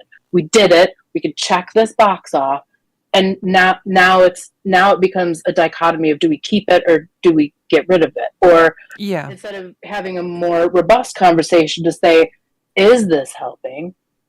What ways is it working? What ways is it being abused slash harmful? And what are the supports that we can bring to prop this ideal up? Because the ideal would be to have the representation, because isn't that what we're going for? Is representation of what our world and our country looks like. I'm Yeah. hoping that's what I would like when I look at higher ed and I see the lack of any sort of diversity there. And then I think to myself, I fell into my field. A series of events had to happen for me to even know what psychometrics were. But Yeah. there are no people of color making decisions at my level because no one ever told any of those folks to go get a PhD in psychometrics. Yeah. So you can't make better laws about equity if you don't have people that are representing the different groups that we want to include in the decision-making process, which then necessarily suggests that we need to keep affirmative action around. Right. So, because To me, you speak of support systems, and to me, that's most interesting to the group that of people that would love to get a university degree that were sort of in a really hard spot for the most of their life because, well, we go back to history to the legacy of the redlining and many other things where the neighborhoods were not in a good place, and a person that is really eager to get an education but has not been always capable of being in a position to get the high score that you spoke of to actually get in. So do those sorts of people sort of also get a chance via affirmative action to get into a university? ideally, in my opinion, I think that they should. Is that I part mean, of the law yeah, now? It's not. However, there is a stigma against community colleges and technical colleges and any sort of thing that could bridge between high school and a 4-year right, university. There's also a stigma around the name, the prestige of your university. So if we could knock that stigma back a little bit, that's also going to alleviate some of these right, problems because there are a lot of people that can do amazing things from a community college perspective, whether yeah, it's attending there as a jumping off point, what maybe that's all that you need to get the right, certification or credentials to go into this world and do right. amazing things Let's and even give go back. to an extreme example of a person that comes from a poor community. The school was pretty crappy, and they have a low score because apart from studying, they also had to work Mm-hmm. to help with, with basic stuff to help the family to basically manage to stay afloat, which I probably that happens. I'm pretty sure. Well, not only does it happen, but now you've got Arkansas that just changed their labor laws to allow even younger people to work overnight shifts There at we go. very dangerous meat processing places and factories. So yeah, Yeah. that is a real concern. So Absolutely. this sort of person, do they like have a chance to be like, okay, I do have this low score, but my circumstances were sort of this, and this. Can So, I get a yes. shot? Now, is it written into the law? It again kind of depends on your state and the institution, but if you and this is again the issue because who's going to tell these kids that? But you can oftentimes use that story and use that background in your essay that you write to get accepted to college to get a lot of funding. But you have to do the work yourself. Your parents, your support system, whoever your chosen family, your actual whatever, the people in your life, you need them to be supportive of you. If you're coming from a disadvantaged place, to be able to succeed, it's possible. You can make money. So Well, it's it was as sad as you it gotta is. know the laws. What if your family is unsupportive? They say, if you go to university, how are you gonna help us keep staying afloat? You shouldn't go to university. You should just keep working. Right. So that probably happens. I'm certain that it happens. All of these things, and whether is that an affirmative action issue, I don't know. But I mean, I would think it sort of was that the university sort of should step in and say, this person deserves a chance to be able to, well, to get out of this situation. I can't. I would now. That's interesting because I would love to see what would happen, especially depending on the state. Oh my god! I just imagine the university Like I would, sued by the parents. I sort of think that this is like these sort of cases are the perfect cases for the support networks to exist and say, you had it rough till now, but now you know, we offer you this extra courses, extra things for you to be able to get the things that you were not able to up to this point, since I you're showing think that you're super eager to. technology is helping with that. So online, the ability to do things hybrid, and I like whether or not you should do an entire degree online. That's a separate conversation, but the ability to have a hybrid situation should help. It lowers the cost, it makes things more flexible, and it reduces the requirement for you to live on campus and maybe Right. step away But from of a course, family that you might be there we supporting. enter the problems of having an access to a computer, internet, and Yes, so on and so absolutely, forth. which is highly problematic as well. It was so I was in charge of the assessments when COVID happened, and I've got states that have laws that require them to test students. It is a state law, it is a federal law that you give summative year end assessments to kids in grades 3 through 8, sometimes through 11, depending on the state. So I had to. So, and I'm sitting there in my office thinking, do these people have any idea what they've just asked me to do? Because so I had 14 states and the Bureau of Indian Education. Okay. What Wi-Fi on the reservation? What Wi-Fi? Yeah, What Wi-Fi are exactly. we Yeah, talking about? What laptops are we talking about?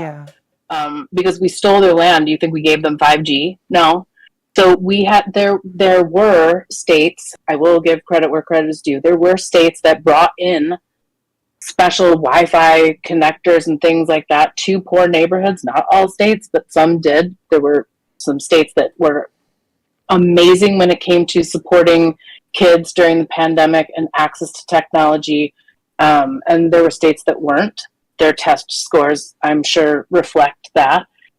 Oh, it's also That probably ended in a tangible lack of education as well.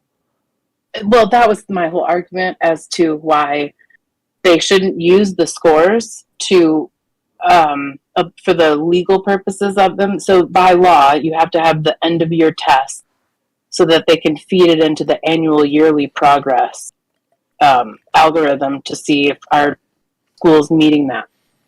My argument was, yes, you should test these kids because you need to know where they're at. How Right. far behind are they? Where are they? And how, across districts within a state that will vary. So yes, you need it, but you shouldn't be using that to evaluate teachers or to punish schools or anything like that. It should just be like a snapshot. And I had to explain, look, I don't know. Your kids are going to score worse. That period. I'm sorry. On the Right. whole, at Yeah. the aggregate, they're going to score worse. But what I can't tell you why is I can't tell you why. Is it because they themselves got sick? Is it because somebody that they know got sick? Was it because of Black Lives Matter? Was it an intersection between any of those things? Did one of their Right. classmates pass Wait, away why because why they did Black that? Lives Matter? Because that was overlapping with George Floyd and the Black Lives Matter. So when George Floyd was murdered in this country, that Yeah. overlapped with the pandemic. Yeah, there From were an protests, education yeah. standpoint, I had to take all the items out of the assessment that related to a pandemic, large police action, right? I can't Yeah. traumatize kids when they're teaching them. So Right. all of Yeah. those things overlapped, and it was very traumatic to Black students, I would imagine mostly, and then Yeah. also other students. So those two things happening at the same time all had the ability to impact student scores Yeah, and their. absolutely, yeah. The more So stressed you are, the worse you do, the yeah. exactly. So in a normal situation, right? So let's say like the year's going along and there is an event. It's a short event, but there's an event. So let's say it's a school shooting. Within a state, a district, I know where to look for the differences, the variations in the data. I know what to and how big of a disparity there is because I historically know what their standard error is around their point estimate of the mean. How much variation around your mean is there? Because that's really what we care about in testing. It's that standard Mm, deviation. That is everything. So if I don't know the nature of that, because I can't tell you if it's COVID related, Black Lives Matter related, the just general politics in this country related, right? Everyone was fighting. We had anti vaxxers, we had racists, we had everything. Everything happened at once. And the everything, pandemic, everywhere, all at once, like the all of movie. it. And you want me, yeah, right? And you want me to say why the kids aren't learning? I Yeah. can't do that. All I can say is it's likely that they won't do very well.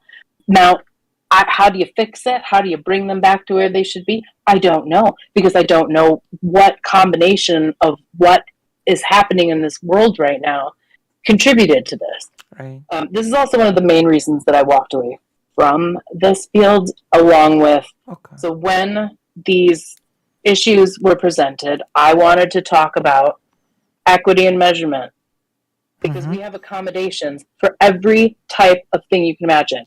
If you need something in multiple languages, we could do it. It's a computer Right. adaptive Yeah. test. We had 35 um, translated dictionaries. We had an illustrated glossary. So, in case none of those languages were appropriate, you could use pictures. We had Braille. We had read aloud stuff. But why is there no Is there accommodation? sign language? Yes, there is ASL. So everything. So if you had one of the well-known uh, requirements for accessibility, we could meet that. But what about an assessment that's not accessible because the essay that you're reading is in no way relatable to your life story? What if you are so there? And there's bias and review committees for things like that. But in general, on a large scale, why are we not? Why are we looking? Why aren't we treating where you came from and creating the same amount of equity and ability to Right. This is have the where same testing experience this as is somebody who has limited sight? this is where So sort of being able to choose your topic of an essay to an extent would help, I think. yeah, Right? and I brought that. So I brought that up. So there's issues with that too. So people are really bad at picking what they think they'd be good at. It turns out they're really bad at it. So you have to. Oh. There's And a you got to in find the right Poland, balance. usually you have, when it comes to essays, they usually relate to, usually when it's like, I'm gonna give the high school example, like with the Polish language, which is like a subject, you have to write an essay about the books that were being read and discussed in class. So I guess that would be more acceptable. No? So a big difference.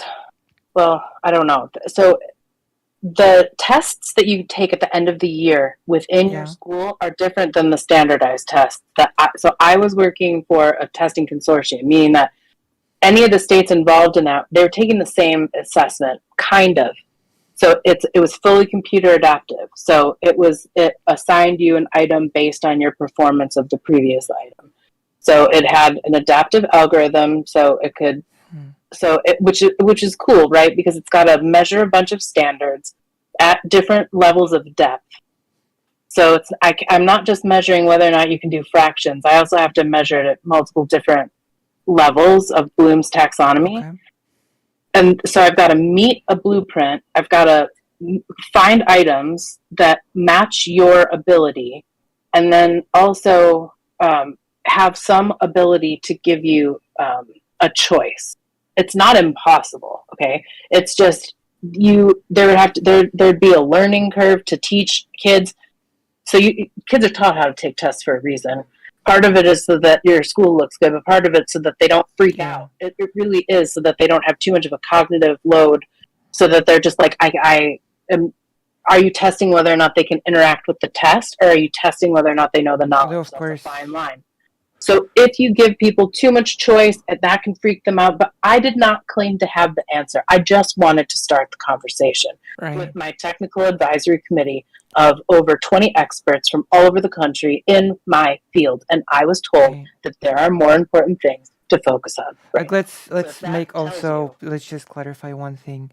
When you say tests, you mean like ABC tests So now there are, that's part of it. So, or written tests, like you written. it's Okay. mixed. It's mixed. It's all on the computer. So there are now things called innovative item types. So with now that things are on a computer, you might have where you might be dragging and dropping things into a bucket. You might be manipulating an actual graph.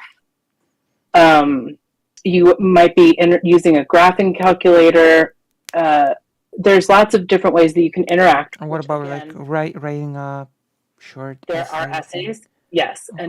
and there are essays in math and ELAs. There's written parts of both, right, where you're going to have to write about those things. So yes, there are, and they are called performance tasks. So you've got your main part of your assessment, which are your innovative item types. So it could just be a 4-option multiple choice.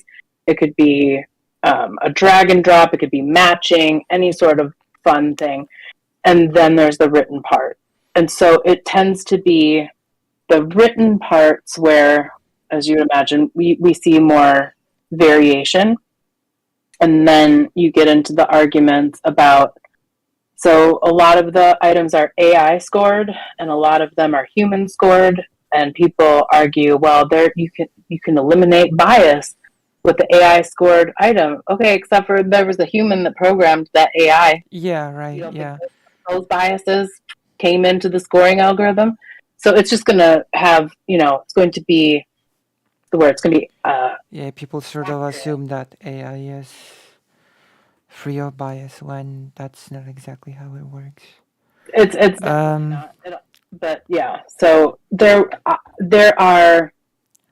That's a conversation I would love to have. I don't know the answer. I don't know, but I Right. wanted to start having it. And I was roundly pushed out. So between those two things, between my boss being a So monster who didn't care and the TAC not either, I can't do it.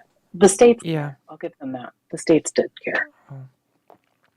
So to round us back into the affirmative action side of things purely, what is so what you're saying is it's actually not permissible for a university to say we had two candidates, one was a white person, one was a person of color, and they both had identical scores, and we've chosen based on the circumstances of the background of one of candidates that the candidate should be the one admitted. So you can consider the background. You can't consider the race. If it comes down Well, to a they're decision like sort that, of, I mean, they're sort of yes, intertwined, aren't they? they absolutely are. But when it comes to the law, right? So I'm on the admissions committee. There are things I can say out loud and put down on paper, and there are things that I Right, cannot. I can reference their background. I could say I want to give them an opportunity. I could say based on their experience, I think that they'd be a good candidate right. for this, or whatever. I can make those arguments. I can hide my decision about a racial bias one way or another within that Because, response. But what I can't say is we're going to take this person because they fill out that quota right, that we're because trying to hit. technically speaking, it's it's sort of true, isn't it? Like, it is due to circumstances because racism creates the circumstance that is supposed to be uh sort of Yes, ameliorated. but Yeah. I do want to still, and so one of my mentors in this field, Geronda Hughes, she is faculty emeritus at Howard University, and one of my closest friends. It was her father who was involved in Right. the Florida lawsuit. She frankly was the one that was just like, don't forget about those poor white kids too, because I sometimes get caught up thinking that it's just people of color, Yeah. specifically black people, but poor white kids get screwed over in a very unique and terrible way as As well. well, right. So even so, and a rich people are always going to be chosen first, and if they're not, they can buy their way in. So to be So, honest with you, I don't really care about what's happening with rich people of any color. I care about what's happening to the middle class and below. right, the working class. So, Yeah. what happens if there's a really poor white candidate and a really poor candidate of color that sort of find themselves in a spot of competing for a spot at I can't say that'd be again. It's going to be case by case, and yeah, I I think mean, it's I really assumed it rare always though. gonna be case by case But when it comes to I always think it's rare though. I just want to make it clear that like this is not an everyday thing where yeah, people of are like, course. oh my gosh, we're down to these two. That's Yeah. rare. So when people do make that argument, that's not happening very often. No, And I assume there will be a lot of examples like this and if in it a comes week. down to two, right? No, If it comes I down mean to when it comes two, to argumentation, I assume oh, it I know they to will. come Oh up yeah. in a week. So that's Oh, why I would I'm assume that that's largely what they're going to be doing. I yeah. could also I would also argue, and I'd stake actual money on this. If Mhm. it truly came down to two students, they're going to Yeah. accept both. They're Uh, going to okay. accept Yeah. both. Okay. I think Now, if you've that's got two groups of 30, maybe not the same. But if it comes down to yeah. two, they're going to accept both. And just that, Because I that assume conversation, if that someone's trying to argue with even you, not in good faith. yeah, I assume that's yeah, I assume that's what will happen. I assume that would not be a problem because it's not like there's a lack of physical space to sort of admit people, you know? No, and you also, so I feel like a lot of the people that have these arguments also aren't familiar with admissions procedures in general with a college. So a university is going to oversell their freshman class. Okay, they're going to over admit because a lot of people aren't going to show up. There's going to be a Well, there's percentage. also going to be dropouts as well along the way. Yes, of course. So any sort of absolute argument that anyone tries to throw to say this now has ruined, okay, it's not, no decision like that is ruining anyone's time on either side, whether you didn't get in and you should have, or you got in and now you can't hack, whatever. You can correct course. You can course correct from that really Yeah. easily. It's not a life or death thing, with very few exceptions, and most of those exceptions are still coming from people that have a desire to be a Stanford law grad, or they want to be a U of M doctor. Okay, those people are the ones that care that much about where they go for the because otherwise you would just be like, oh, I didn't get in. I'll I'm going to go just to another school and reapply. I guess I'll just go to my second choice because usually people have three choices to Right. begin It's with. not uncommon. It's not. I would say that it's standard actually for people to have three choices. The first choice If, school, the second, and even third. yeah. Because even if you think, so that, like the example from the girl from Basis, did she get accepted to Harvard? Of course she got accepted, right? She was published before she graduated with Harvard professors. But the issue is not her getting accepted. The issue is money. She couldn't Right, afford it. yeah. Yeah. Stanford gave her money. Harvard was just like, no, we are only giving money to poor people these days. We don't care about your academic prowess. We are only giving money to So she poor, was potentially smart kids. not poor but not rich enough to afford the university. Okay. Correct. And Yeah. you that's tricky too, because it's a lot about the money, because it's really not that hard to get accepted to a lot of places, but a lot of people can't afford things and need that scholarship. So when you look at affirmative action, and this is just for while you're researching this in the next week, kind of try to delineate between affirmative action and the money that they're giving you and the acceptance rate, Right, yeah. Mm-hmm. because you can get waitlisted as well, but there's so much room to play. It's also not that hard, even at a big university, if you really wanted to go somewhere, to call a professor. So let's say I'm teaching in the College of Ed, and you really want to come to where I'm teaching, and you didn't quite get accepted. If you email me and we strike up a conversation, and I am like, I've got a feeling about this person, do you know what I'm going to do? I'm going to call the head of the department. I'm going to be like, hey, I'm sending you this email. I need you to reverse the decision on this applicant. And That you know what they're going happens? to do? It happens all the time in undergrad and grad school. It happens all the time. So It's not a for sure way of doing it, but you just, so like, a no did doesn't necessarily mean you're never going to get into that program. so did the person that sued try this route? I doubt it. I don't remember why they were so into that case. I need to look it up again, because I don't. To be honest with you, it's been 20 years. Damn. Ooh, they used It's a 150 points. huge topic, affirmative action. It is. Although I Ooh, that panel. The fact that our bestie is on there gives. yeah, and we don't know what her position is. But I I will take all this into consideration and sort of research all of it, but I sort of based on the conversations I've seen so far on affirmative action, I'm predicting it to go in a more simplistic direction. If that makes Yeah, sense.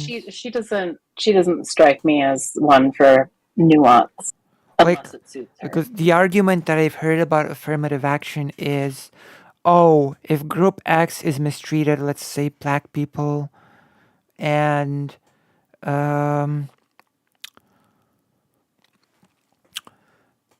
then how do we know if the situation's been equalized? And how do we know when enough's been enough? Aren't we just perpetuating a system in which people are just getting in for the sake of equalization?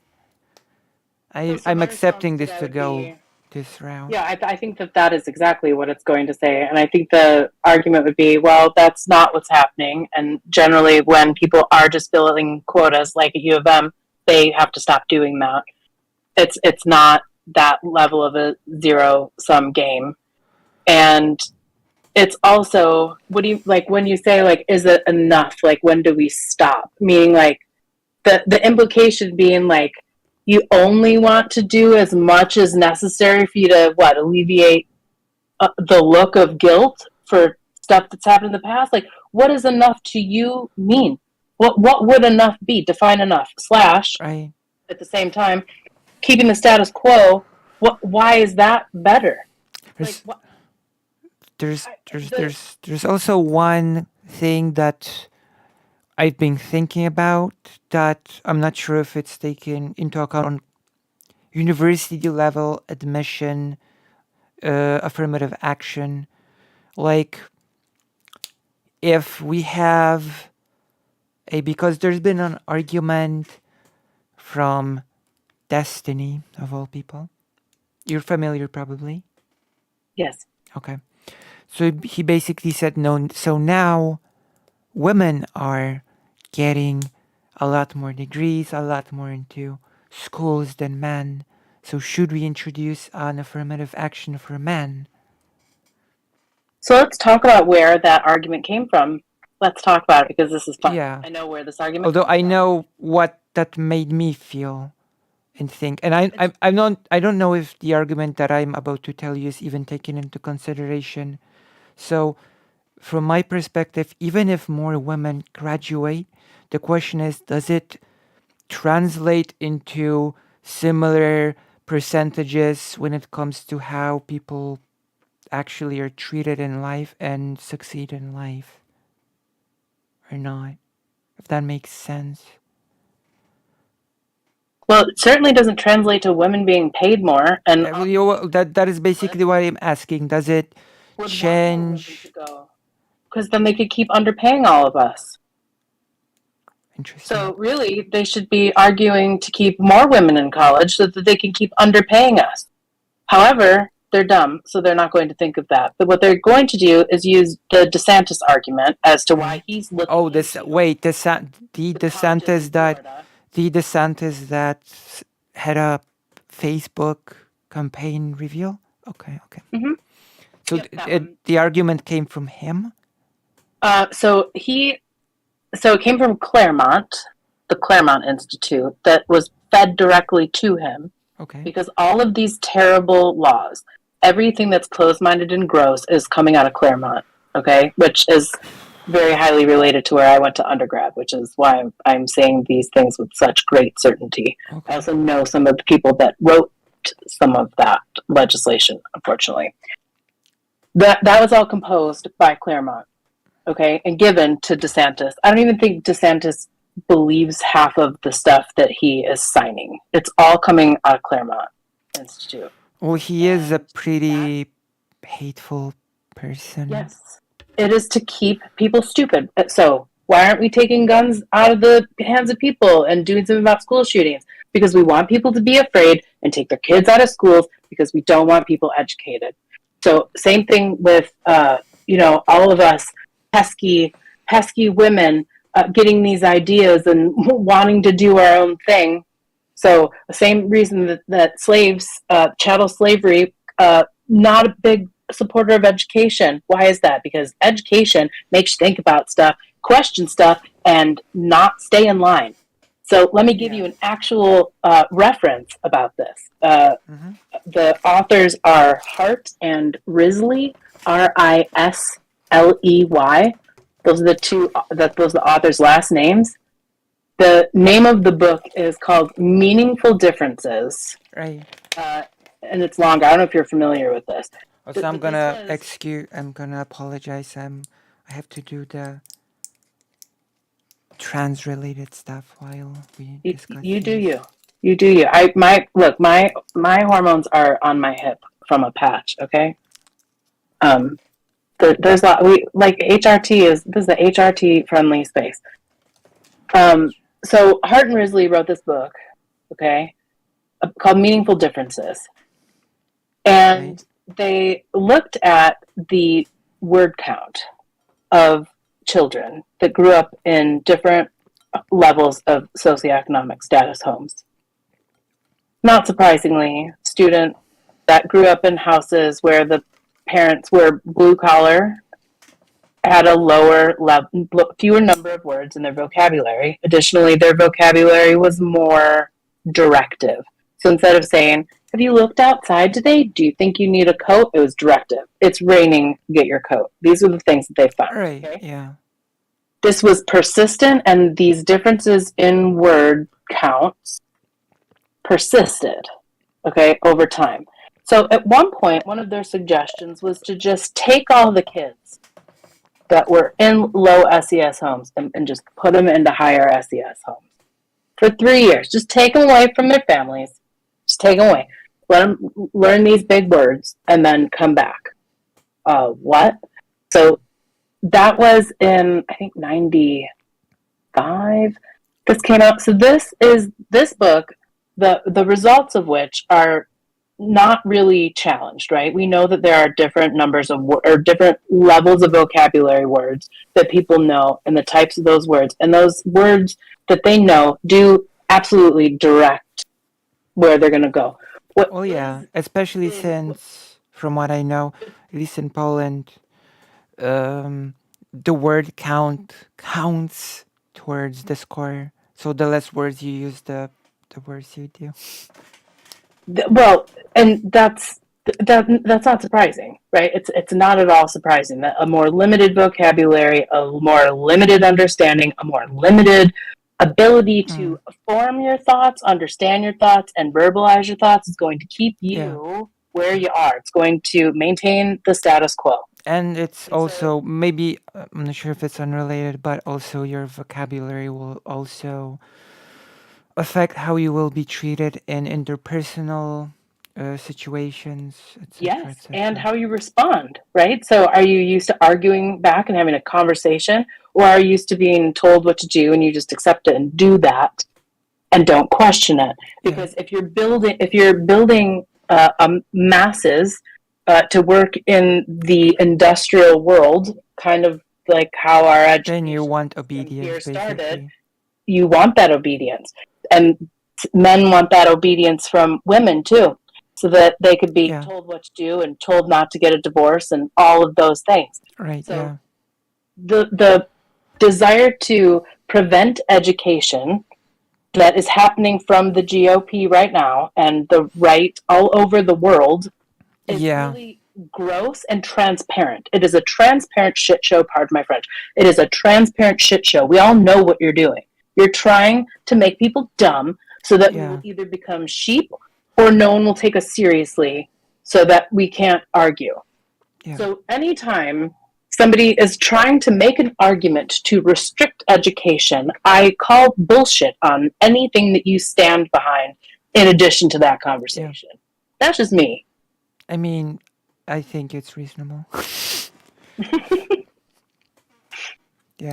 But this is where I will, as an aside, sort of praise from what I know of the German system, where you sort of you can reach a career through a few separate different routes. You can go to a university, or you can just go to a job, at which job you will receive the training that is the equivalent of going through the university, and you can rise through the ranks by gaining the education that I really think that's a good system. I agree. I 100% agree. I remember arguing for that. I think I don't know if it was a presentation that I did or if it was a debate panel at AERA, the American Educational Research Association. But that conversation has been going on in the United States for at least the last 15 years about the German model. Because after TIMSS, which was the third International Math and Science Study in 1995, and then it was repeated in 98, everyone wanted to know how we were going to rank all of these countries. And they looked at teacher preparation, teacher backgrounds, student backgrounds, everything. They had proxies for socioeconomic status. They looked at everything. Plus, they had 2 sets of test scores. And Singapore came out on top. And so that's when everyone became obsessed with what is Singapore doing. Right. And, when we try to generalize anything that's happening in any other country, it's just like, well, first of all, that's not going to work here because people still believe that states make the best decisions when it comes to education, and I'm going to just go ahead and argue with that. But there's this school choice. There's this choice, right? The local choice that gets in the way of having a succinct set of standards That's why people hate the Common Core without even understanding what the Common Core is, because it's not actually a curriculum. It's just a set of standards saying you should probably be able to do this stuff at this grade level. How you decide to teach it, that's the curriculum, and there are problems within the Right. curriculum. I digress. We It's easier in a country with large amounts of top down control to force people through a really high quality education. And yeah, they did have some novel stuff in some of their textbooks. yeah. But we're also not special. So the U.S. thinks that we're really special and like nothing would apply to us. But we're not. But also we are, because we really have mastered being assholes. We really have taken Oh my that to the next goodness. level. We have a comment here. I'm not so sure about vocational learning as in Germany, but I'm not an educator. So, like, I had a friend from Germany, and she basically said that she was studying to be a sort of person that would work in embassies all around the world, and she didn't sort of, I think, make it to university to do the thing, but she could start in a lower rank within the job and climb up to reach the same level as if she did the university. And I Mm-hmm. do think that it's a good system because it gives you more than one route to reaching a goal that you can set for yourself. Of course. Yeah. I think that's how most things should be.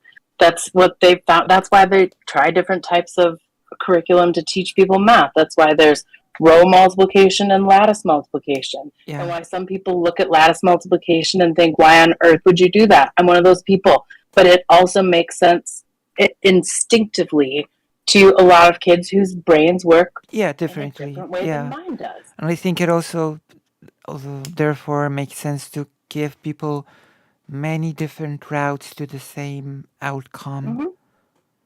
Yes, absolutely. Yeah. And I think that's what the original point and hope was for affirmative action, was to provide additional routes. For people, yeah. But when you think about, we're not good at providing routes for people in the United States. Have you looked at our train system? Have you thought about maybe ever why we don't have a good train system? It's because rich people don't want to share the space with poor people and allow poor people to be as mobile as they are. Oh, So we're not good at providing routes and pathways for people here. you can criticize Poland for more, but it does have a pretty good public transport. It does. I spent a lot of time in Czech Republic and Germany, and I did get to spend some time in Poland, and I love it there. Where did you go? I was just in Warsaw. Oh, Warsaw. Okay. Warsaw has a pretty good public transport system. I live in Warsaw, so it's we did a whole thing in May about the Warsaw Ghetto Uprising.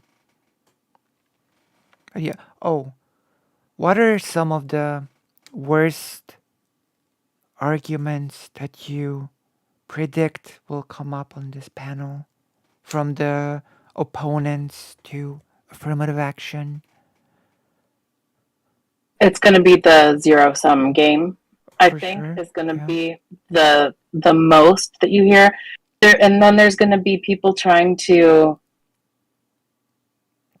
You're going to. I suspect at least one time you will hear the term reverse racism, which Yes. is not Yes. a thing. You're going to hear that it's reverse racism, or when Well, general, it's not it's fair. pretty intimately tied to the zero sum game, the Mhm. reverse racism argument. What else do you have to argue besides? I mean, if you are going to seriously argue to not provide a way for your fellow humans to share and rise up in the same way that you are, then yeah, you're in that zero sum mindset. I don't see.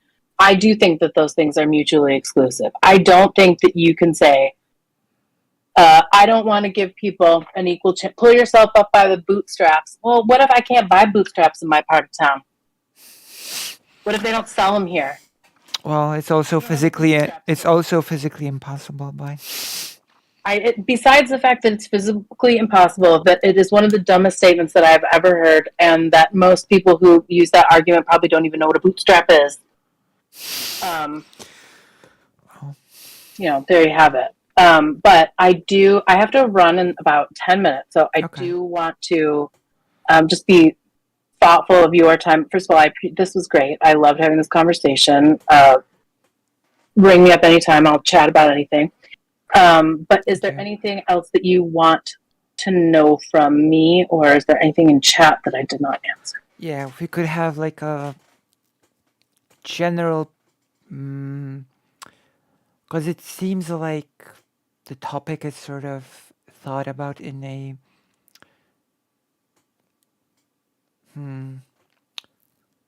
could we have a breakdown of possible scenarios when it comes to admission and affirmative action?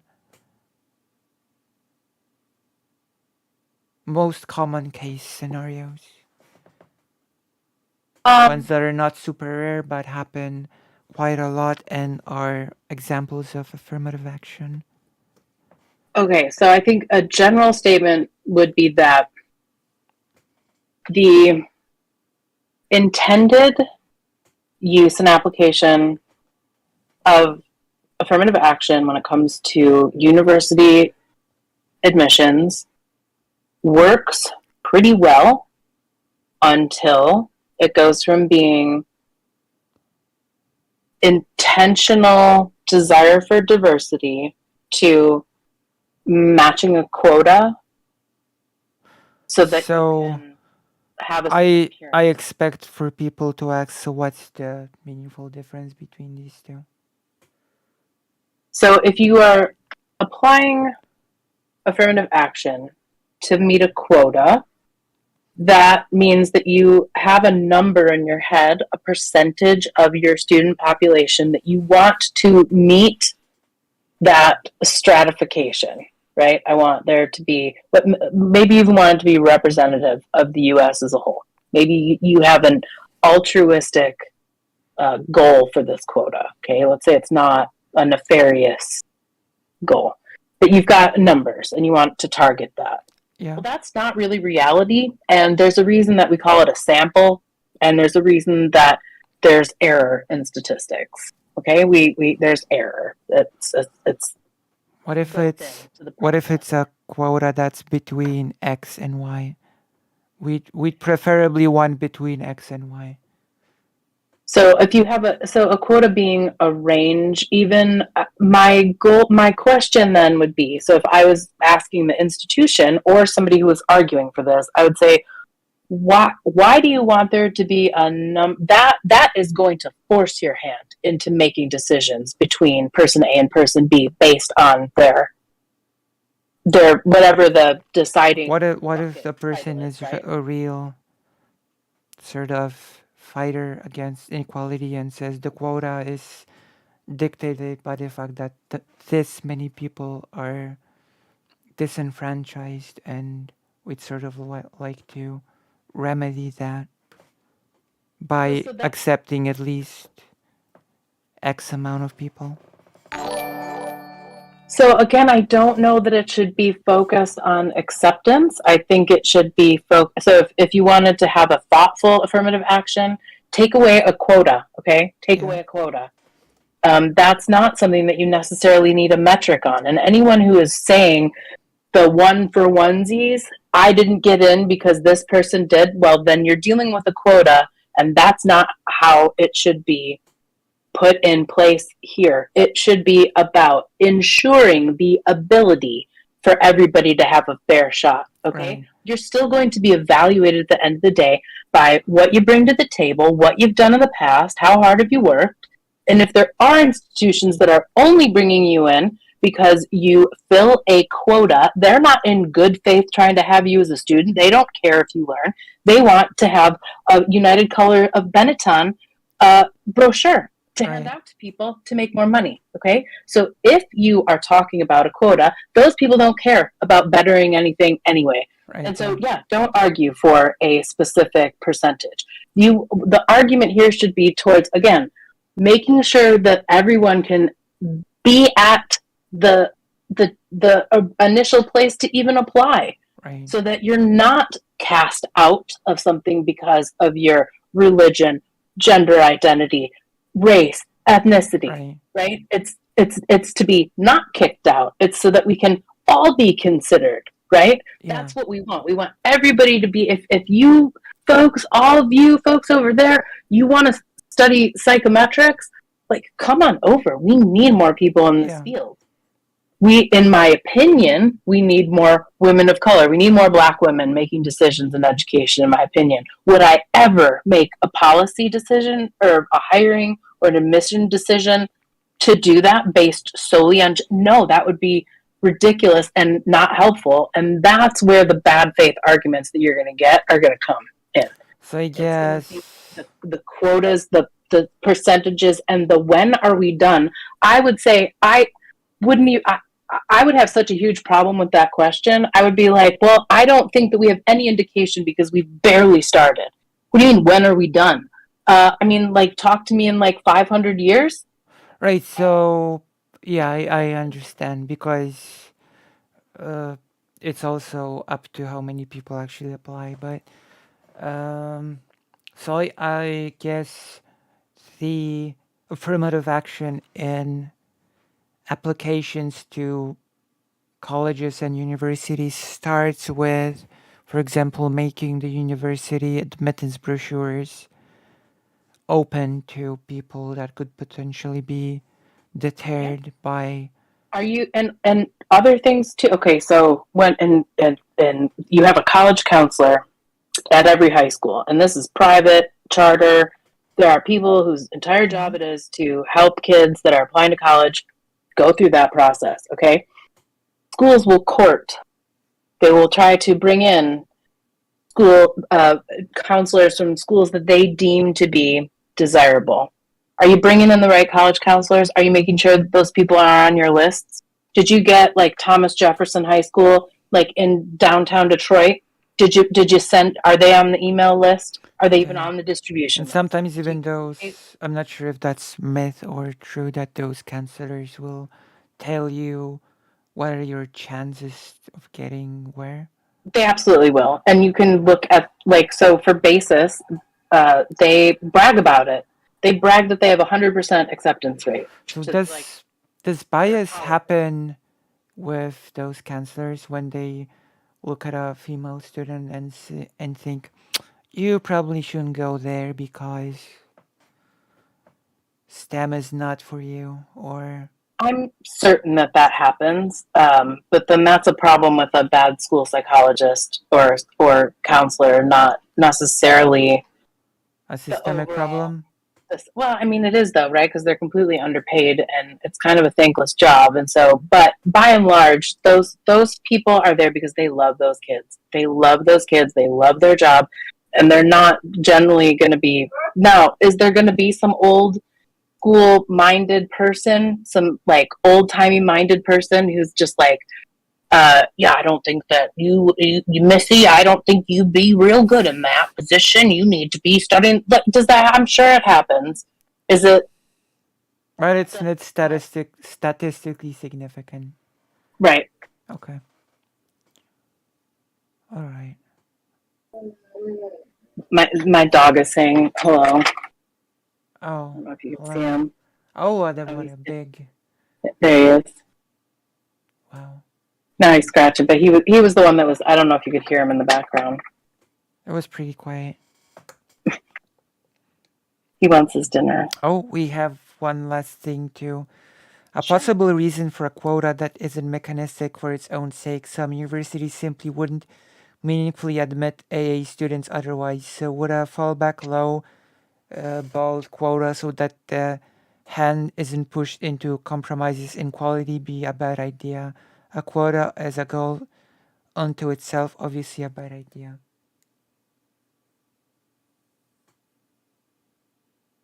Is the question here.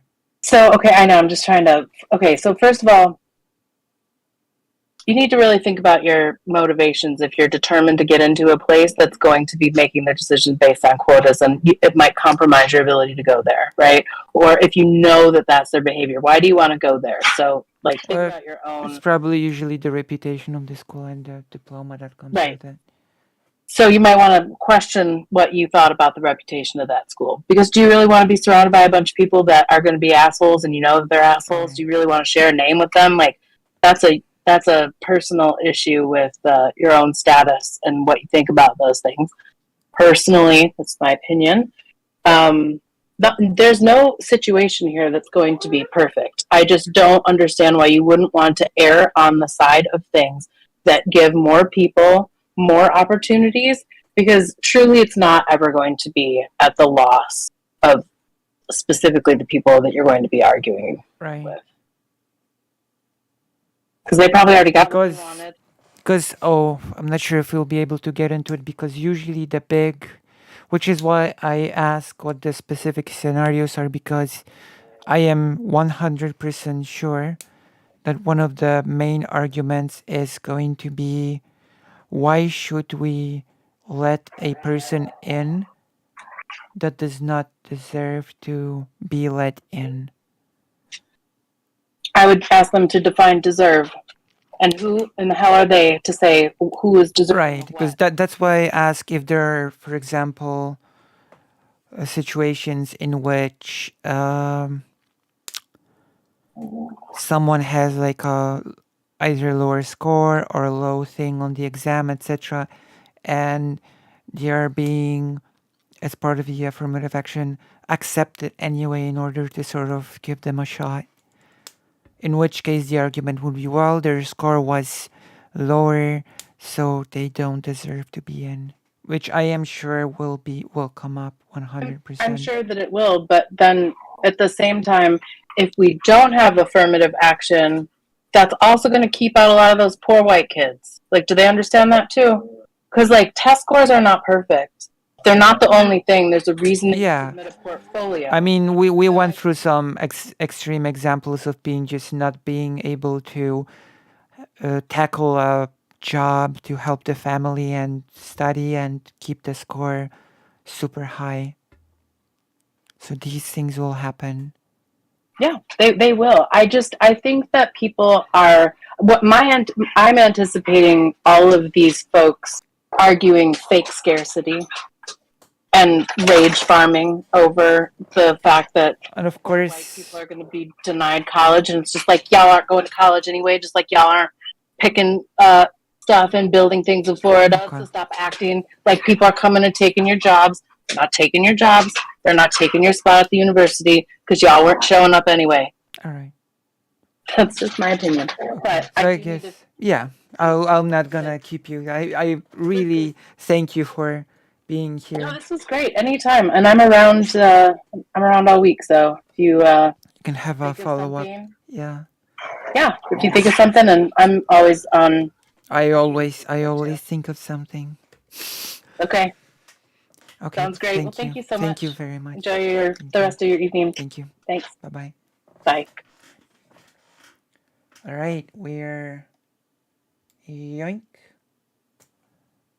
We are here. We are ready. How did you like the conversation? I do have this bad habit of just keeping people and not knowing when to stop. That is a thing that I should work on. That when I speak to people, I just keep going and going and going. And, you know,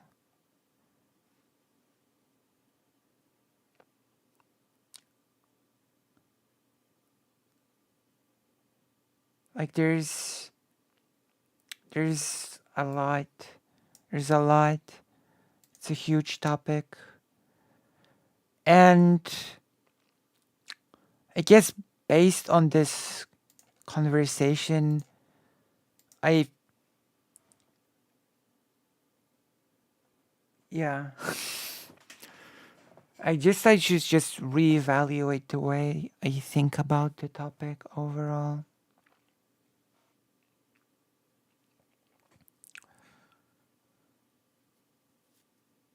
How I want to approach this.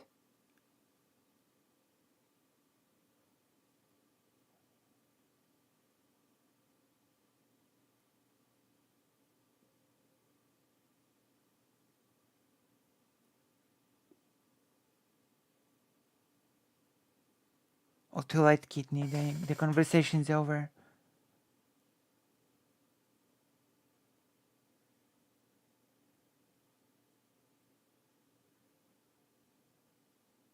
For now, at least. My goodness.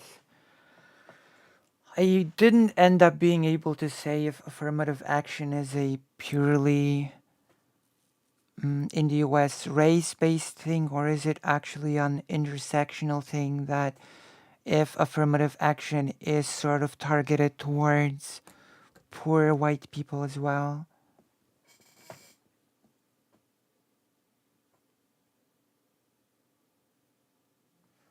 And I also do want to compare European um, experiences to the US ones, like the Roma people. Even give the example of the Polish affirmative action thing.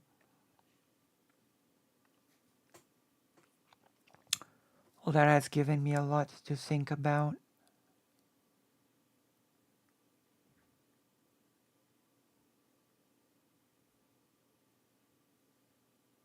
Oh,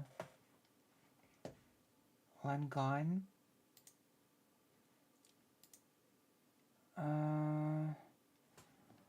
I'm gonna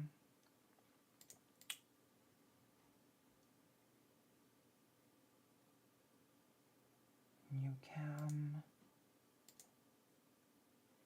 Here we go. I'm back. I learned how to switch my camera between devices, which is a useful skill.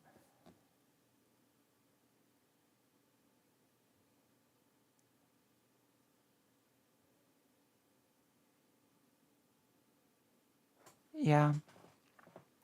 Although I'm afraid um, a lot of this might not become a part of the panel, depending on how it goes. Wow. Okay, so how? Let me check something. My goodness. 2.5 hours of intense affirmative action.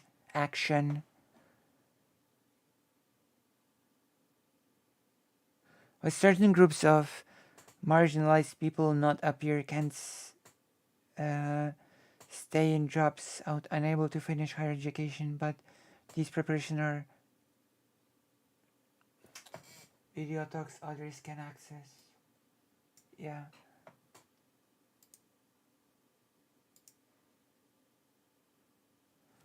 So, how do we feel? This is basically the main thing that I've had for today. So we have a few options. We can consider, for example, in the debate that you had a great talk with an actual psychomagician work in education. People can check out. Oh, I forgot to ask if she has a channel. My goodness.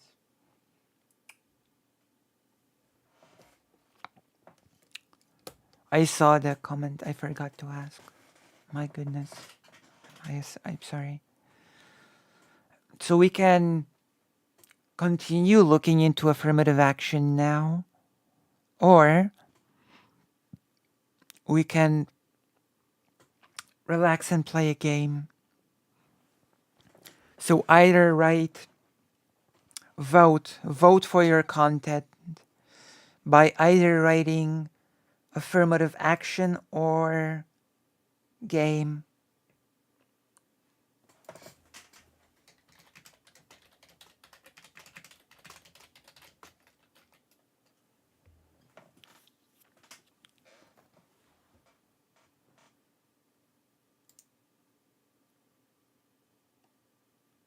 Affirmative action or game. That is your choice right now.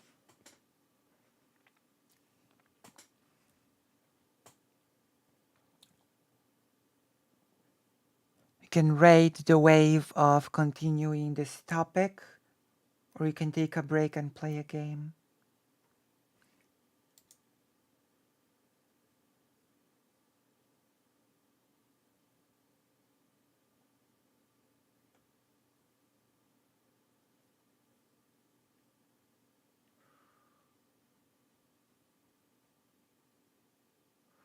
Plan to make more content about psychometrics on my TT and potential YouTube channel. Just to be quiet until the whistleblowing case was done. Okay, okay, that's great. I will probably want to talk to you once more during the week.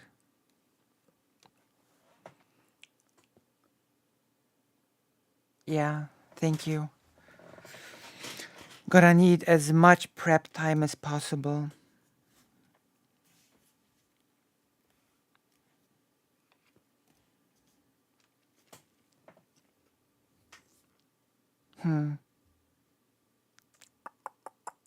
Very interesting. But nobody's writing if they want more affirmative action or a game. Nobody can decide. The chat is quiet. Oh, okay. Thank you. Thank you. If you have quick time to write in the chat if affirmative action in the US is a purely race-based thing, or if it actually does, or if it does target poor white people as well, that would be great. Even if it's just a yes or no. And also for the rest of the chat, if you could write if you want a game or more affirmative action. And by more affirmative action, I mean I would just look up affirmative action on the internet and we would read about it. You need to play Amnesia the Bunker. Sunday just never gets to it.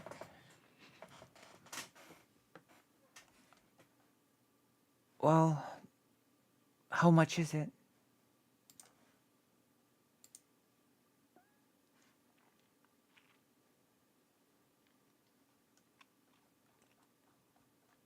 Let's see how much is it.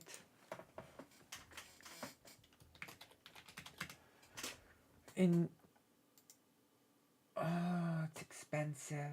Gigglers. It's expensive, gigglers.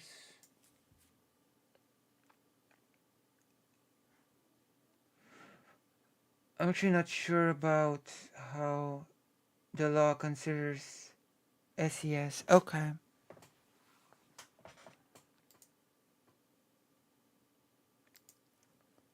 So,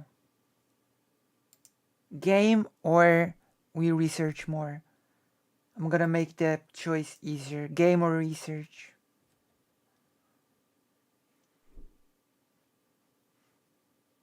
Game or research?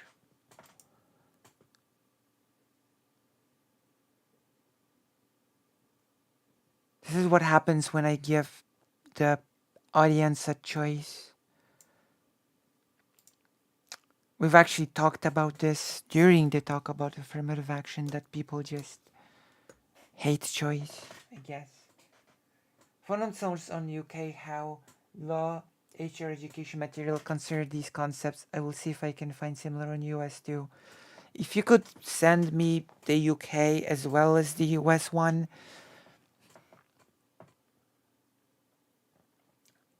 Set clear categories, what is considered, what now our hiring process should conduct.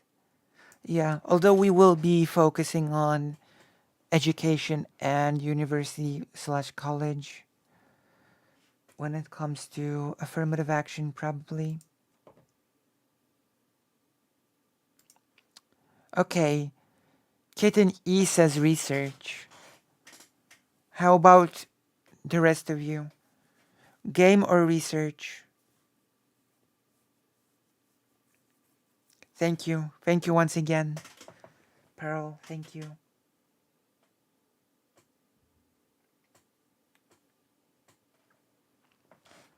Please, please chat. Please tell me.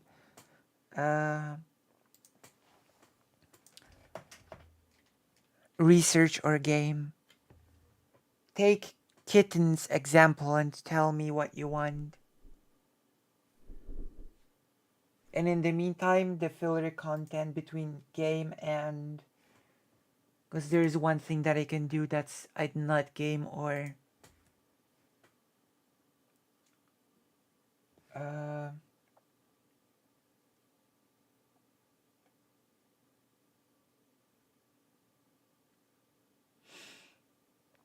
so while I wait for you to decide...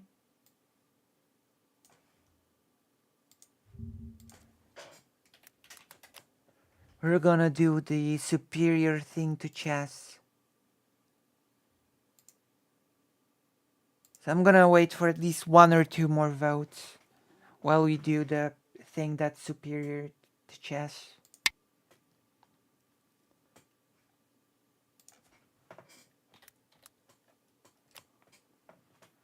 Which is Go, of course.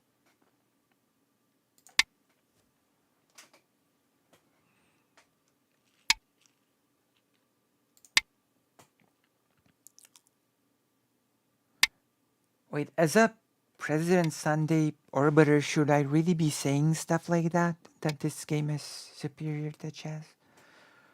President Sunday plays chess. Well,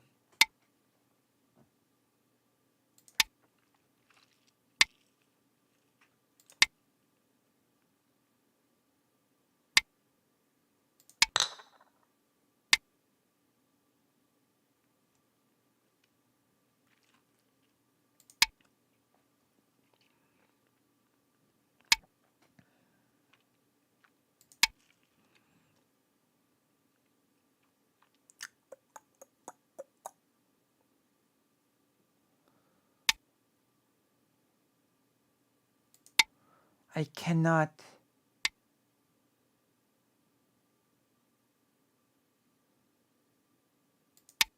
believe...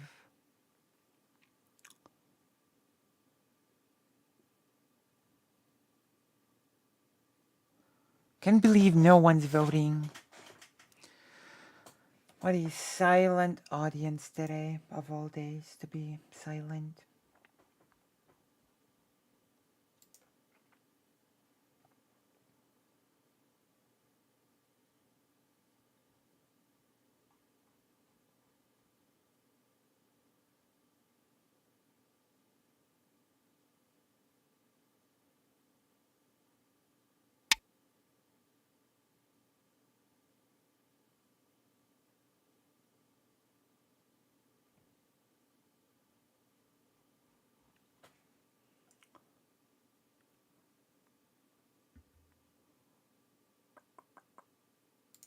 Here we go. I'm doing pretty well in this game, just so you know.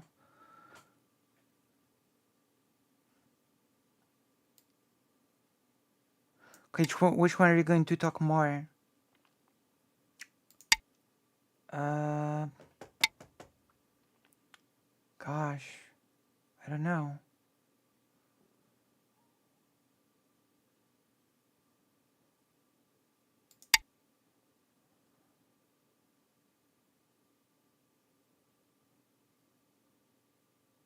Okay.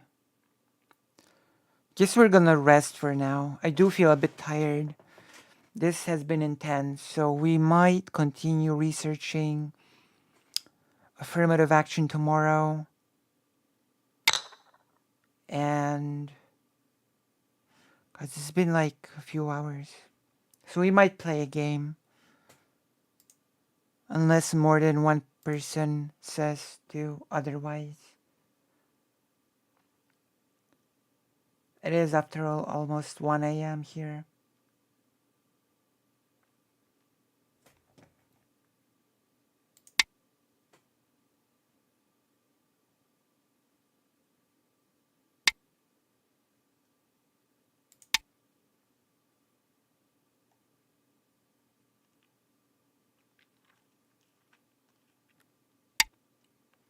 But first we finish this game.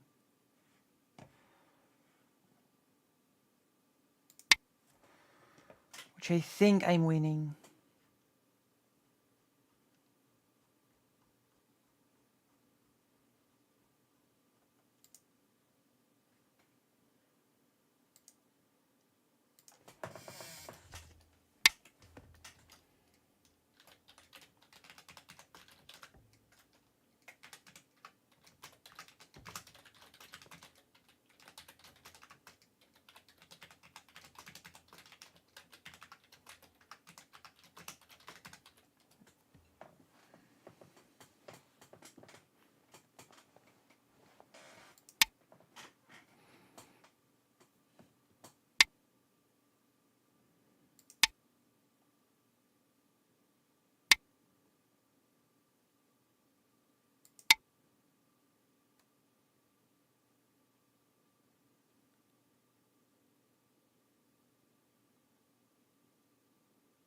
All right.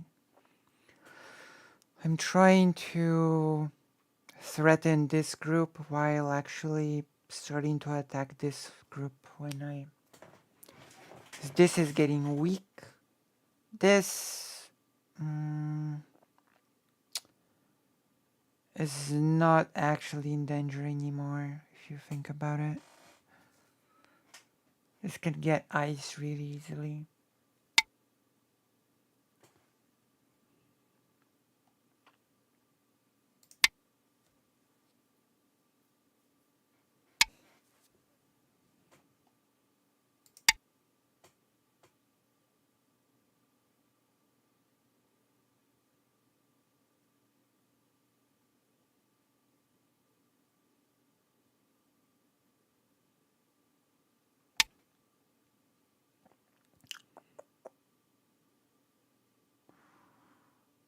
Oh.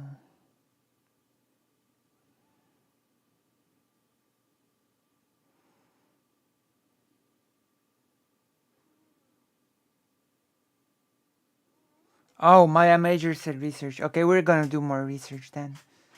Guess I'm just gonna have to be more tired. Um,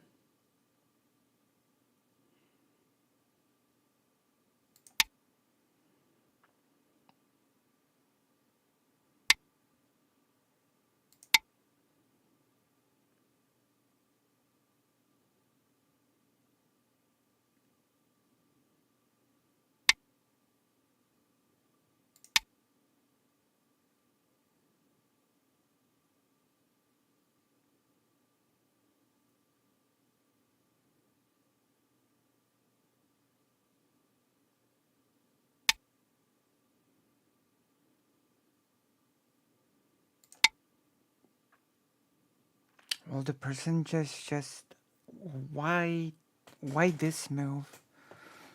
Why? What? Why would you do that?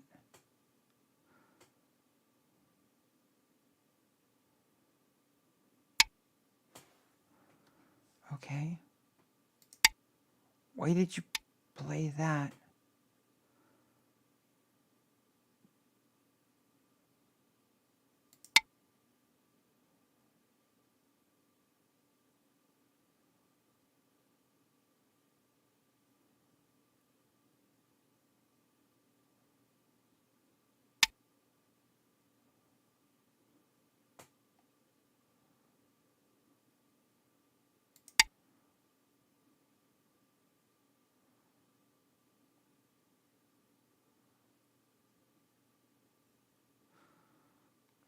They were gonna do research. This game is longer than I expected.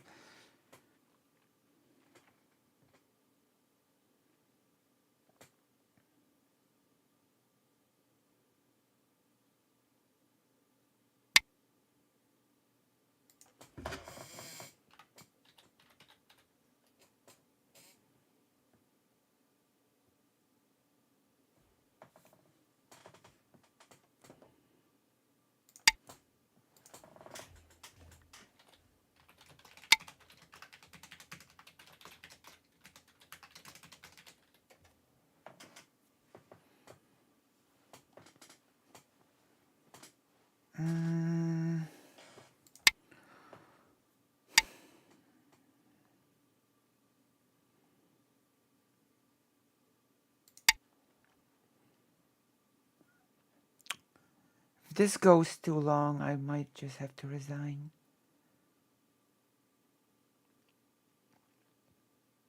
But my goal has been filled, basically. This person just has this and nothing else. And this group is under attack, so. And I've got this influence here.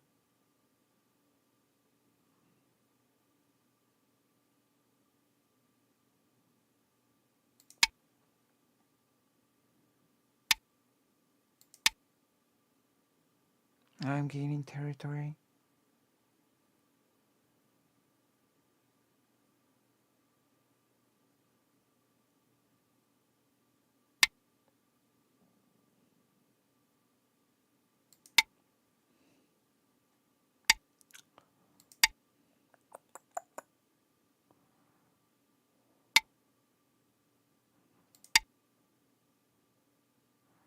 Why would you do that?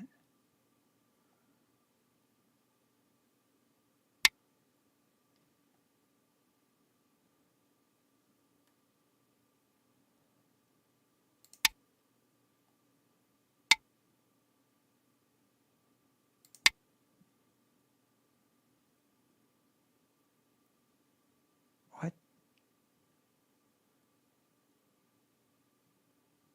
What?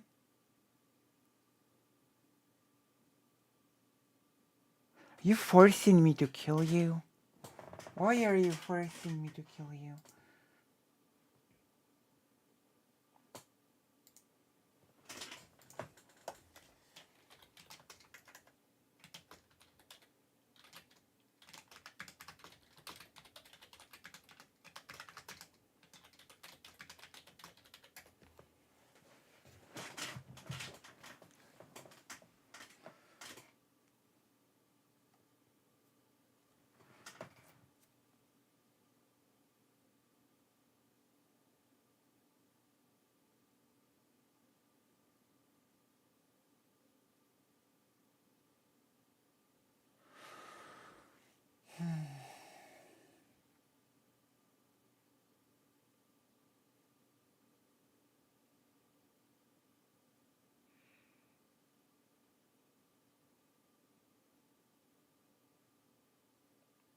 The person is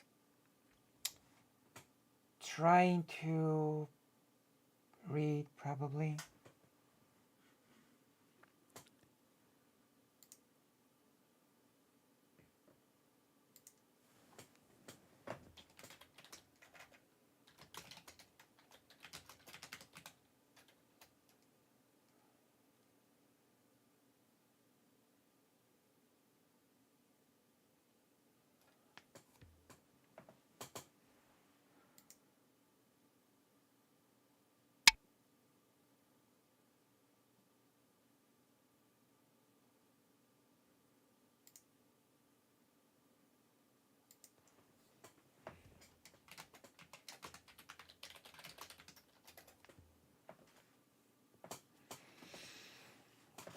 Yeah, that's what I thought.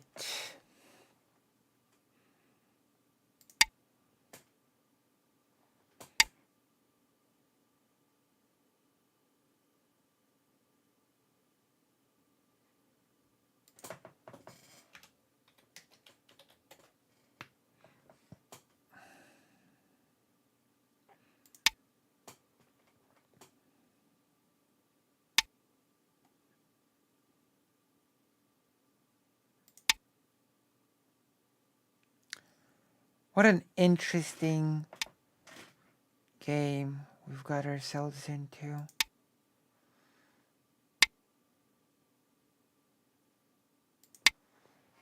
What a wild, wild game.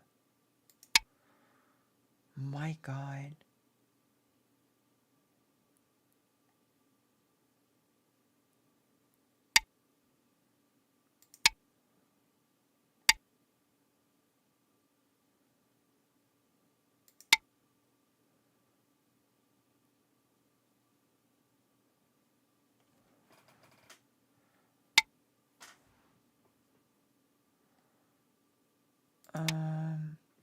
Okay.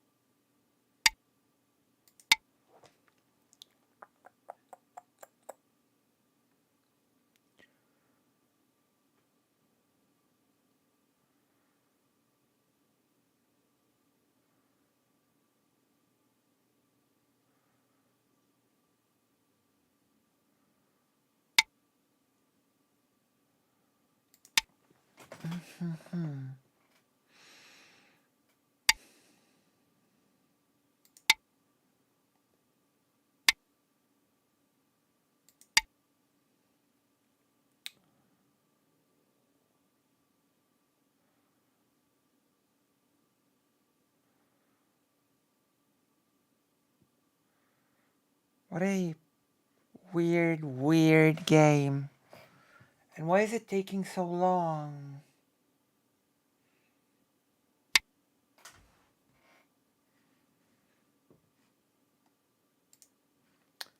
I really wanted a nice, relaxing, short game, but nope. It's not what that's not happening, I guess.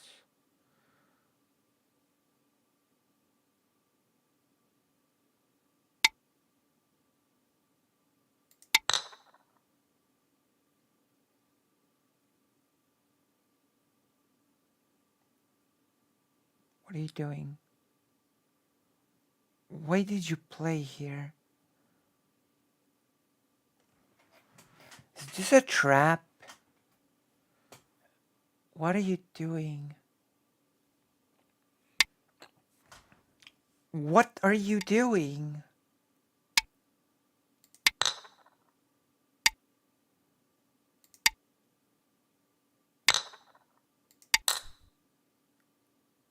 Why? What? Of course I'm gonna play here.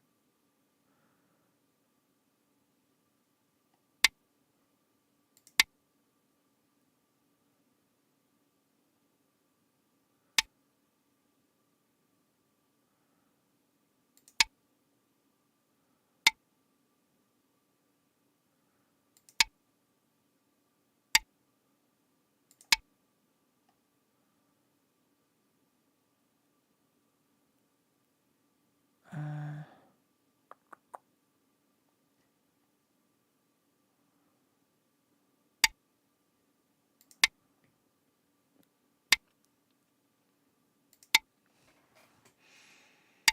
mhm.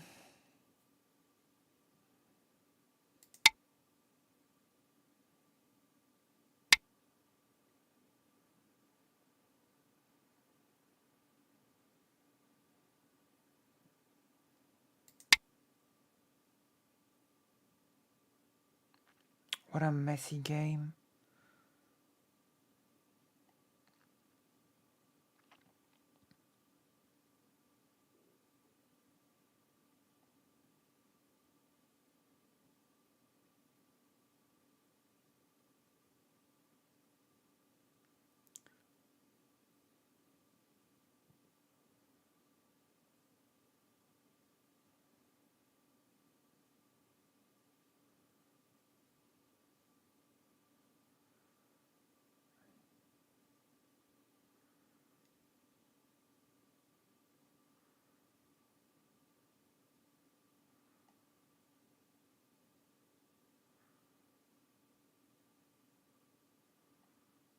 Okay, now the person is thinking long again.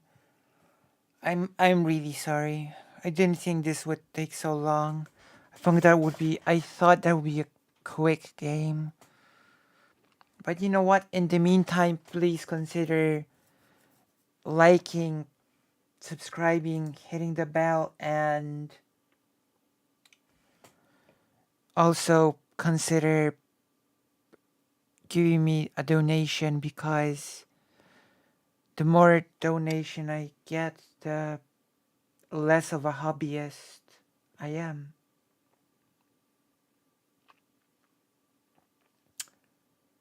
And you do know how much I hate being a hobbyist, right?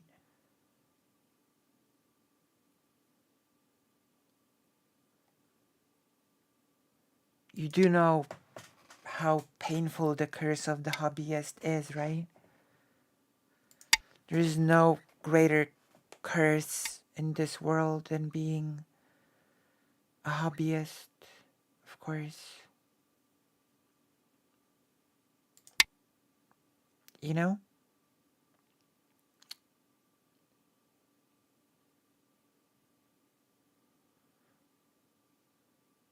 Help me get out of the hobby hell.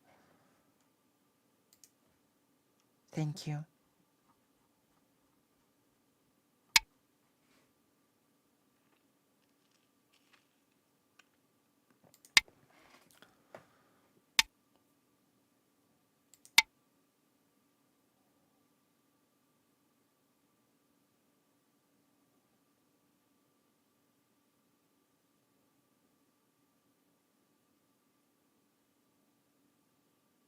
Hello. Oh my gosh, hello. We have come. Hello, Captain uh, Kobop. We are presently playing Go, which was supposed to be a very short game between activities. But apparently, uh, we're not doing that. So I'm gonna try to finish this as soon as I can, any way I can, if that makes any sense at all to any of you. I will do my best to just finish this as soon as possible, okay? And get on with the real content. Have I been raided? Thank you for the raid. Thank you very much for the raid if I've been successfully raided. We've just finished a really nice talk about affirmative action.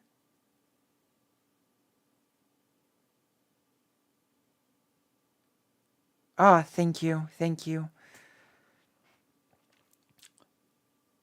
And we're gonna research more affirmative action now.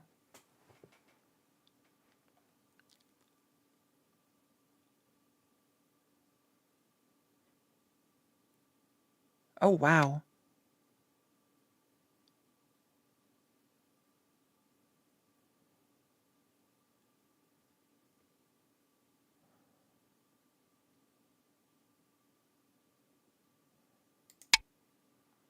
Oh, wow. Okay. This works for me.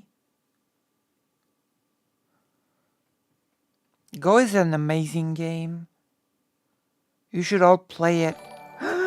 Oh my god, thank you for the subscription. Is it a Oh, thank you, Hippie Punk. Thank you. Thank you for subscribing to the #1 President Sunday Arbiter. As you can see, I've got a lot of books. I'm gonna be in a panel about affirmative action next week, which is a much bigger subject than I actually anticipated, but that's okay. We're gonna be doing a lot of research on affirmative action in the upcoming week, so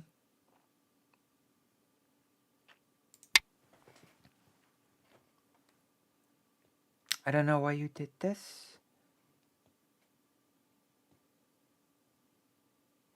Oh no, hello, Livy Ten Shoes. This is not Gomoku Narabe. This is Go.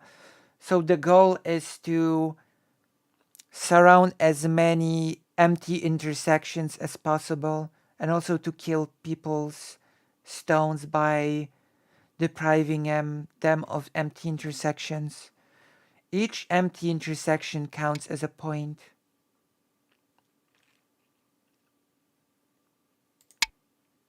Each empty intersection counts as a point. It's a very, very involved game. It's a very complicated game, actually. There are whole books written on strategies for this game.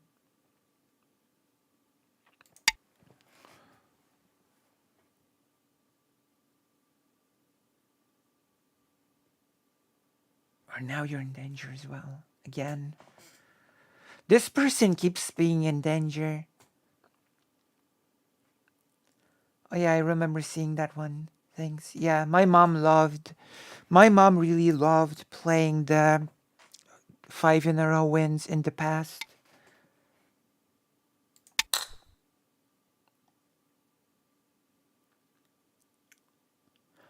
Oh.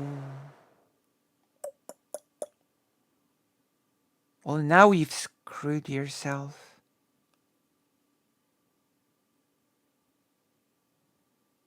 Oh, you've screwed yourself. Oh my god.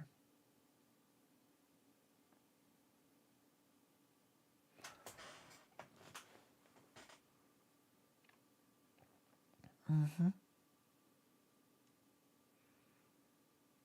Mm-hmm.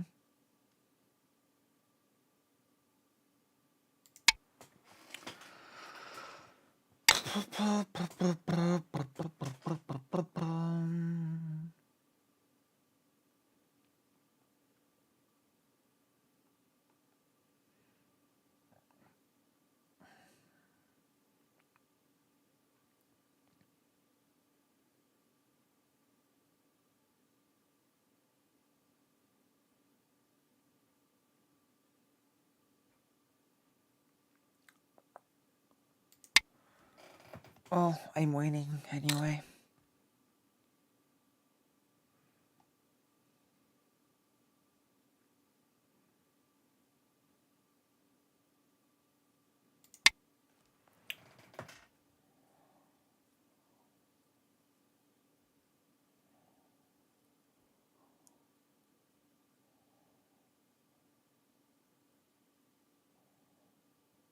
I don't know who's winning at this point, to be honest. I'm not sure who's winning in this game. It's a pretty. It's like a pretty messy situation on the board. They've got here, here, I've got here.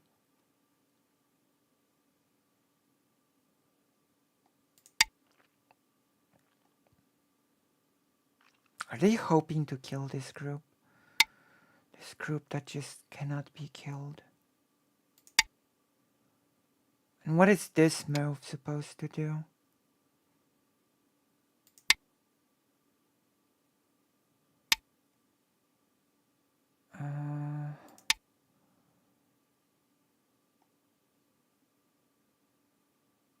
Okay. What is this? What is this supposed to accomplish?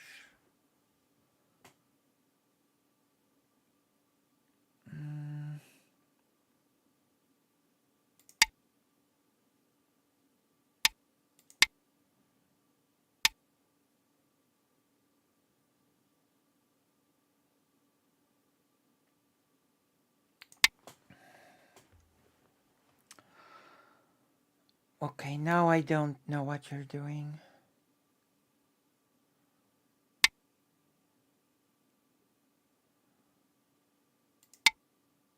I have no clue what what you think you're doing now.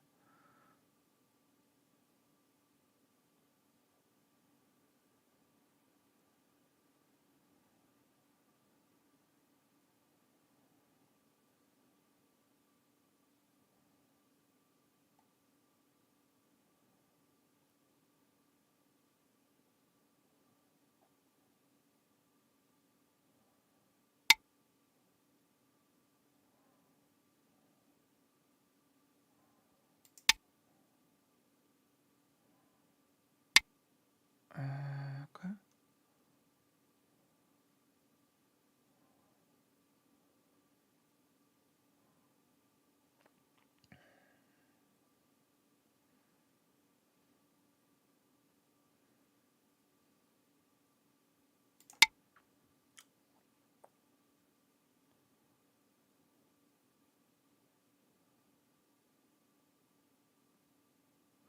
This is such a messy game. My goodness. But I promise right after this, we're getting into affirmative action. We're going to start with the best source on the market,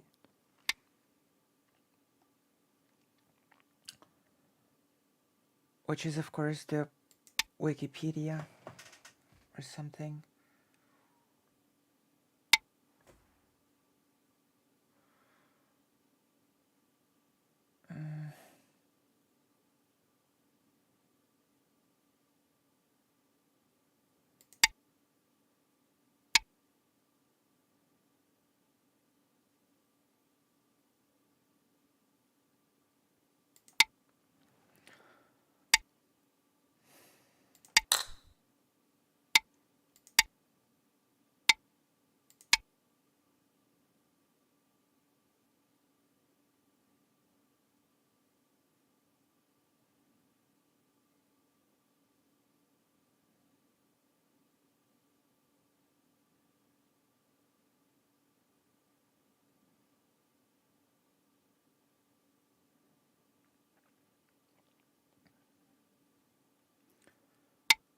What a wild, wild game.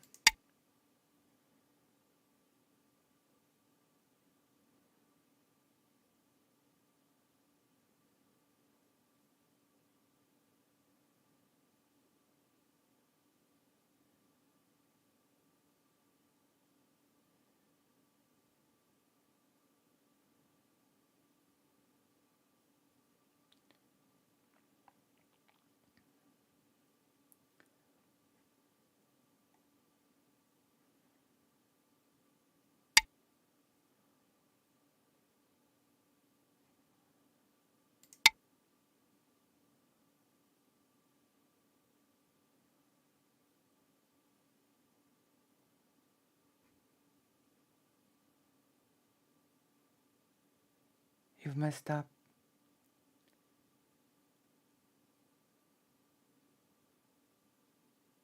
You've messed up. Yeah, you've messed up. I win. Unless you enter into a really wacky call.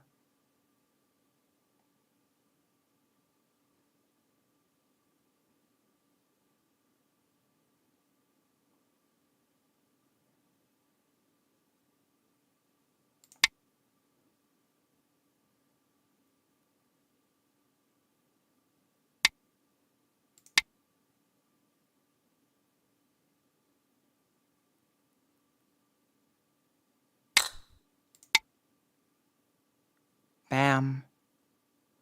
This is how it's done. You have won.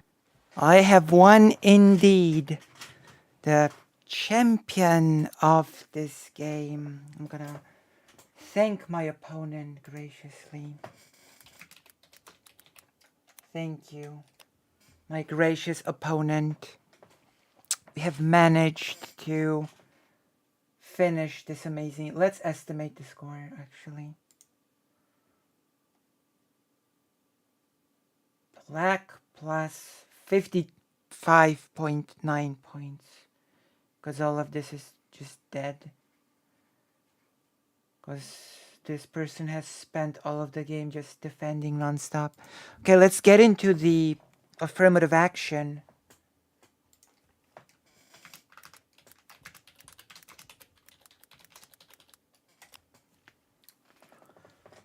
Affirmative action. Wiki.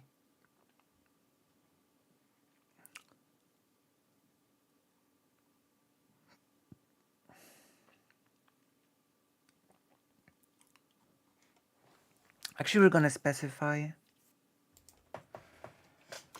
Because that is, I'm gonna try to specify as much possible.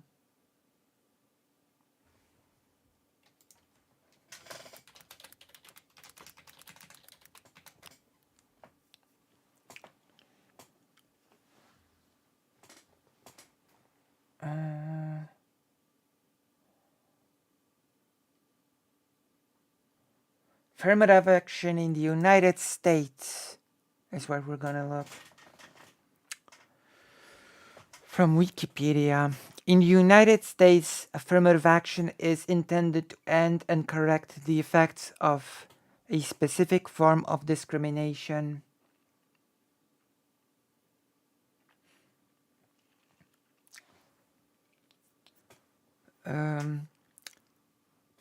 It includes government-mandated, government-approved, and voluntary private programs.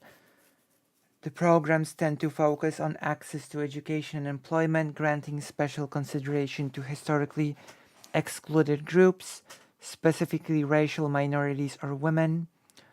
The impetus towards affirmative action is redressing the disadvantages associated with past and present. Discrimination further impetus is a desire to ensure public institutions such as universities, hospitals, and police forces are more representative of the populations they serve.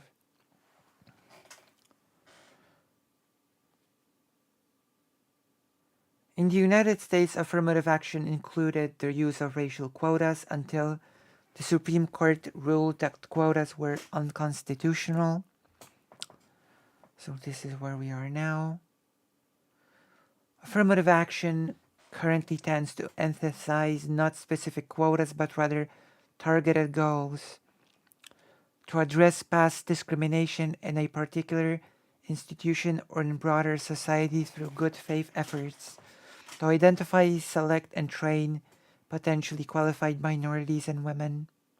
For example, many higher education institutions have voluntarily adopted policies which seek to increase recruitment of racial minorities, outreach campaigns, targeted recruitment, employee and management development, and employee support programs are examples of affirmative action in employment. 9 states in the United States have banned race-based affirmative action. California, 1996, Washington, 1998, rescinded 2022, Florida, Michigan, Nebraska, Arizona, New Hampshire, Oklahoma, and Idaho.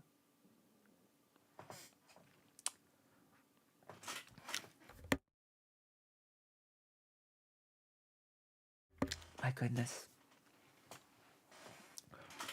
Florida's ban was via an executive order, and New Hampshire and Idaho's bans were passed by legislature.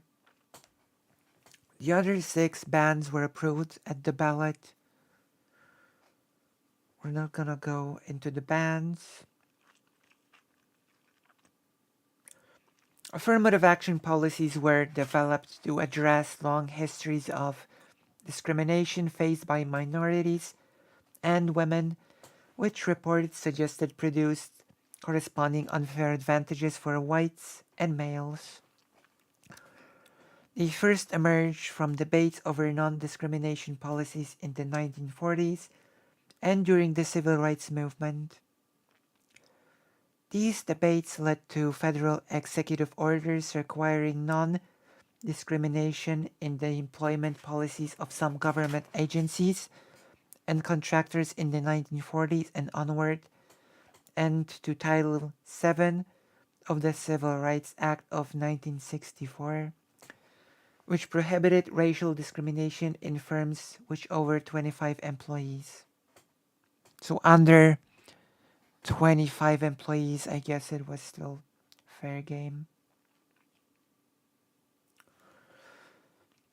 This first federal policy of race-conscious affirmative action was the revised Philadelphia Plan, implemented in 1969, which required certain government contractors to set goals and timetables for integrating and diversifying their workforce. Similar policies emerged through a mix of voluntary practices and federal and state policies in employment and education. Oh, Barry!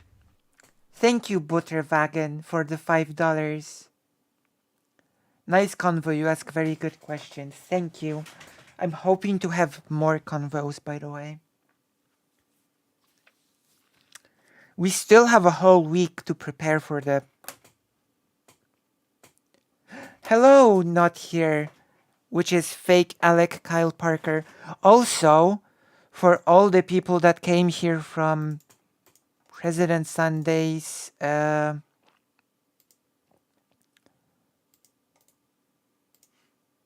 premiere, come to the page. If you can, come to the page. So yes, hello, fake Alec Kyle Parker. We are researching affirmative action, as you can see. The topic of our panel. Oh yeah, we're definitely doing a big thing for the Juneteenth. I'm not sure if I'm not gonna make it a whole day stream. I'm not sure. We'll see.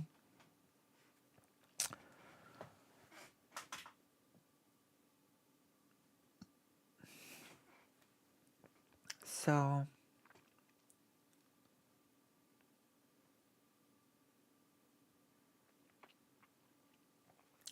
affirmative action as a practice was partially upheld by the Supreme Court in Grutter v. Bollinger, which is the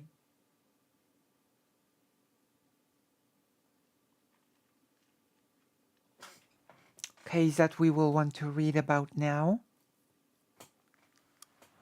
Yes, thank you. Thank you, Butterwagen.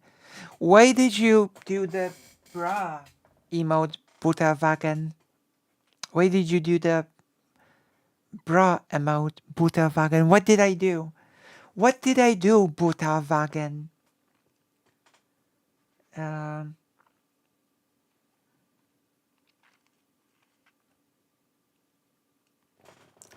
Affirmative action as a practice was partially upheld by the Supreme Court in Gutter versus Bollinger 2003, which apparently might be reversed.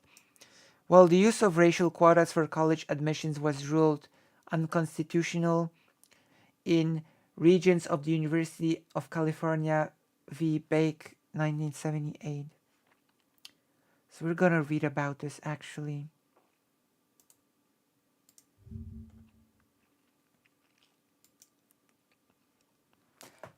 Hello, Pearlsnappy. If you're back, does that mean that we could potentially talk some more, or are you tired? Or are you too tired today?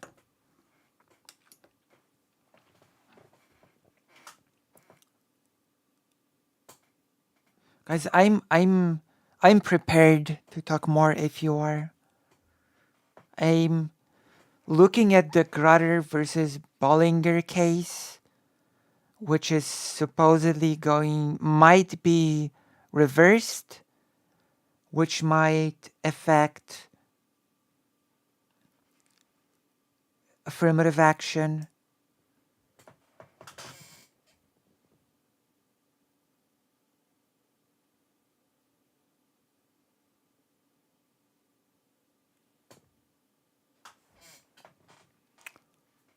Apparently this might be reversed.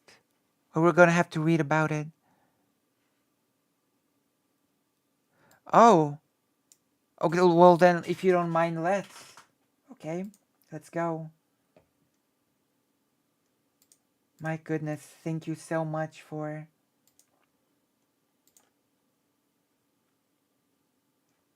I'm gone from here.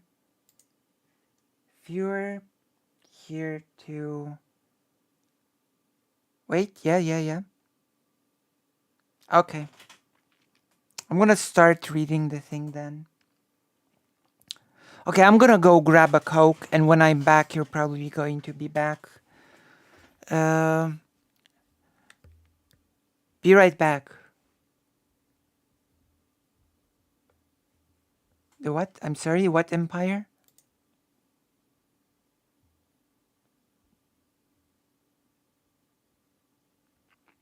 Oh, it is. Do you like it, or should I work on it? It is your emote, Butterwagen. If you like it, say it, and if you don't like it, I will rework it.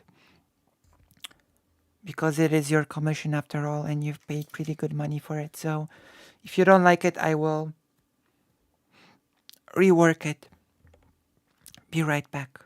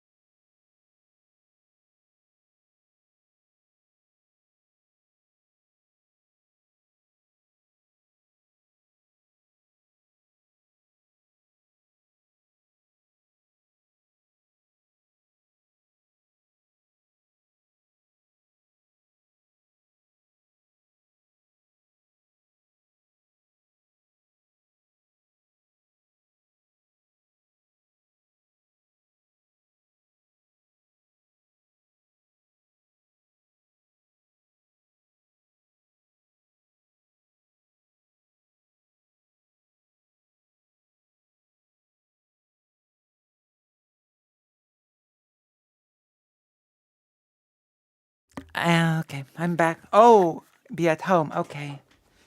All right. So now we're waiting for Pearl to be home as well, so that I can continue preparing for next week. Grutter versus Bollinger was a landmark case of the Supreme Court of the United States concerning affirmative action in student admissions. The court held that a student admissions process that favors underrepresented minority groups. Oh, I don't. I might as well turn it on for now. Yeah, you're right. I turned it off because I thought I'd be calling Pearl right away, but it seems that I won't be doing so right away. I've mastered the art of actually switching my camera between devices. Um, the court held that blah blah blah underrepresented minority groups does not violate the 14th Amendment's Equal Protection Clause, so long as it takes into account other factors evaluated on an individual basis for every application. The case arose after a prospective student to the University of Michigan Law School alleged that she had been denied admission because the school gave certain minority groups a significantly greater chance of admission.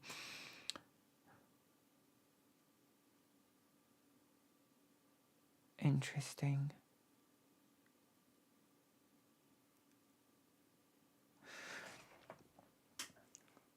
I love it, but I wonder if I could look better zoomed in. It's still a bit small. I agree, yeah. I do agree. I think I might have to redraw it, sort of, to make it. I think the bra is.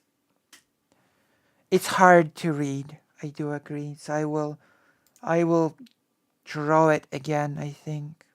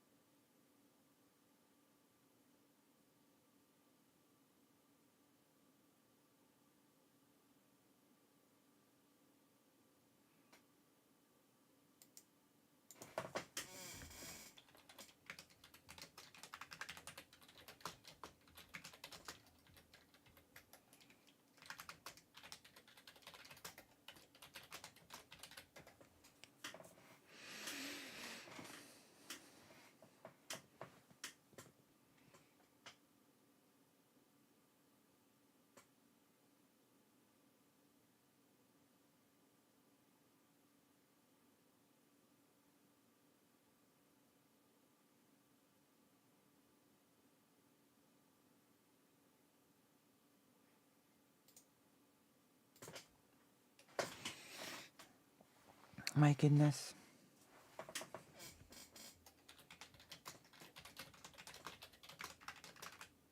It seems that we will be talking with Pearl audio only. Okay, so there was this case.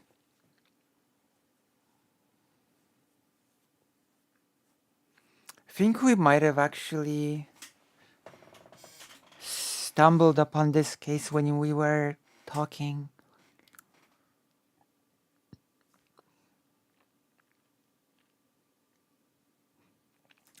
The school admitted that its admission process favored certain minority groups, but argued that there was a compelling state interest to ensure a critical mass of students from minority groups. In a majority opinion joined by four other justices, Justice Sandra Day O'Connor held that the institution does not prohibit the law school's narrowly tailored use of race in admissions decisions to further a compelling interest in obtaining the educational benefits that flow from a diverse student body.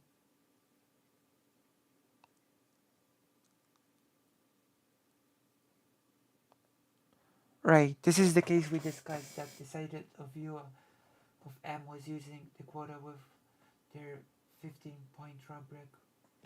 Well, we might have to discuss it more because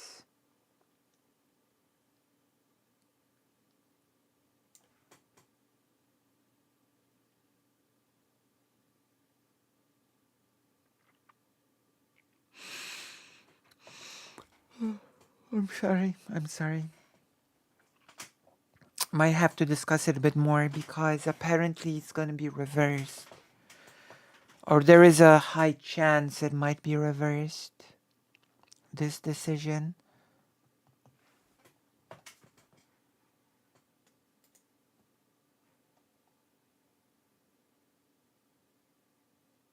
Overturned.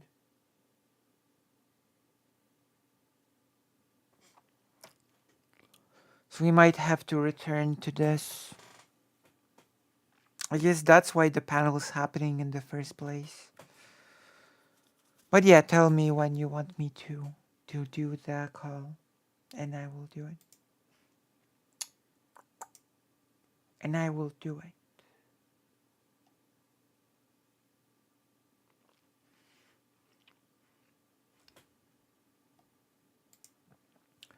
It was a magnificent victory. You gotta admit that was a magnificent victory. I don't know what the person was thinking with this move. I honestly don't.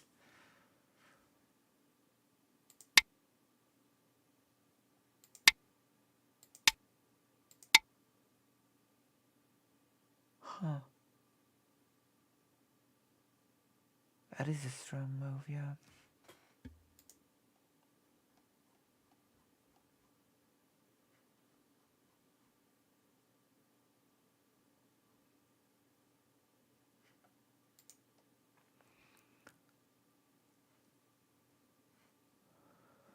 Interesting. Alright. We were calling.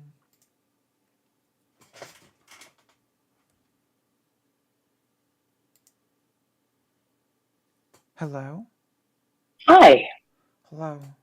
So yeah, I also I have not made clear that the panel will probably also revolve around the fact that this case might be overturned. I, I I would be very surprised if this case was overturned based on the current Supreme Court. Because as at least according to the panel maker, as he put it, That's interesting. I said, and I quote,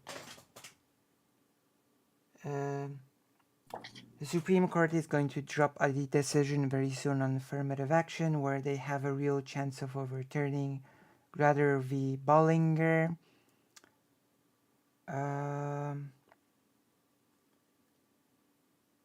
It's just a guess that it will be reversed, but with the makeup of the justices, it probably will.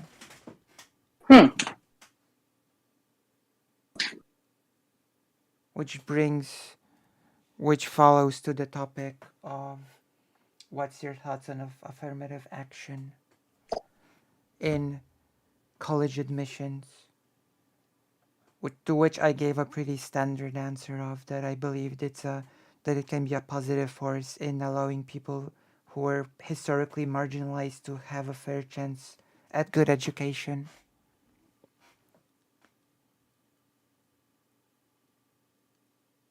I guess I'm a little hung up on. I would like to know more about why current. Oh, you're breaking up a bit. Sorry, bear with me. Is it better now? Yeah, it's better. Okay. I'm confused. I need to look into why the current Supreme Court makeup would be more likely. I would assume it's because it's more stacked with conservatives. But okay, so the original ruling said that the University of Michigan had been guilty. Correct? The original ruling sort of said that the university was in the right to do the slight race. That they were in the right. Yeah, they were in the right to do it.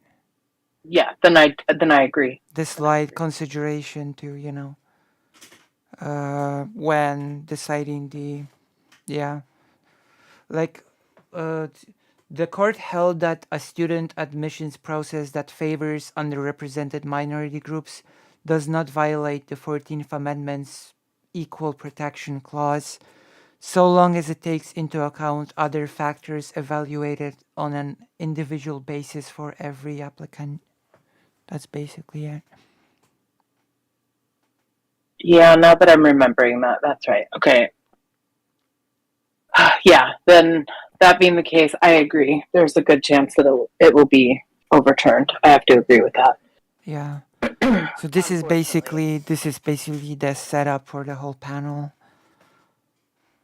So that being the case, so I do think that the University of Michigan made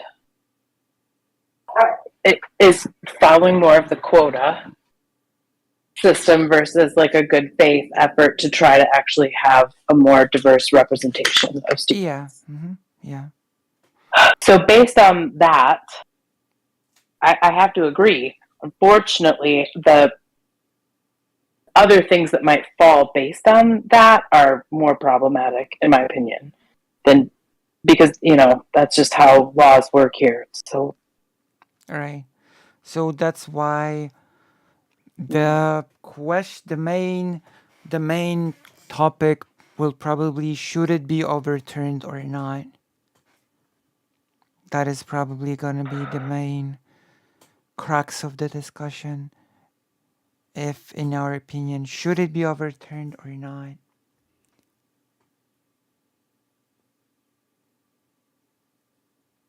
I'm just reading over the summary.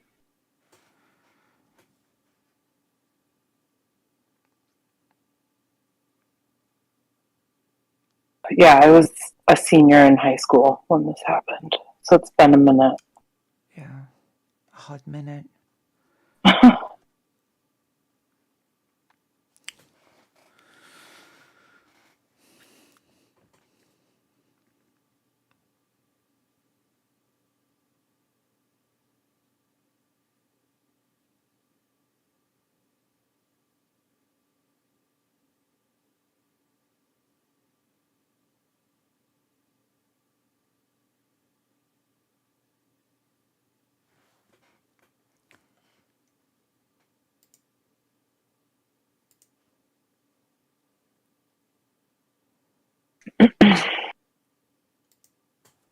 Yeah. Could be, okay, so I'm just trying to get the key points out of Rehnquist's opinion here.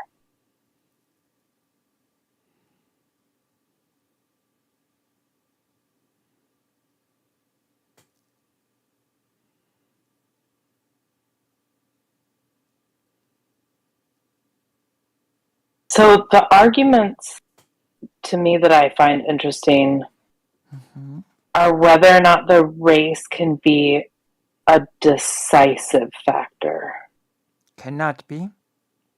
Well, can or can't, right? So it should not be, but there are examples that he cites here. I'm just reading this quote from Rehnquist's decision, where he says, moreover, unlike Justice Powell's example, where the race of a, quote, particular black applicant, unquote, could be considered without being decisive, the LSA, so the Louisiana State, right? LSA, I don't know. Wait, I don't know what that is. The LSA's automatic distribution. Maybe that's something else. What is LSA? Anyway, distribution of 20 points has the effect of making the factor of race decisive for virtually any minimally qualified underrepresented minority applicant. So where that's the case, that I can see being problematic. I see, and that's where you get into this like quota and over architecting metrics, which Yeah. is it's a very fine point, and I don't know that the conversation you'll be having will warrant that nuance. I'm not sure. Yeah. Because I'm going to have to look up what the rubric was that I would like to know what the rubric was that they used. What is that 150 point scale? Like the school admitted that its admissions process favored certain minority groups, but argued that there was a compelling state interest to ensure a critical mass of students from minority groups. And I don't disagree with that, but the problem is whenever you're trying to fill any sort of a quota, it's going to be, and it should be challenged. Not to say that it should be struck down, but it should be challenged. If you're going to set a firm number, what are you basing that number on? Whether it's a hard number or a percentage, or even this 150 point rubric where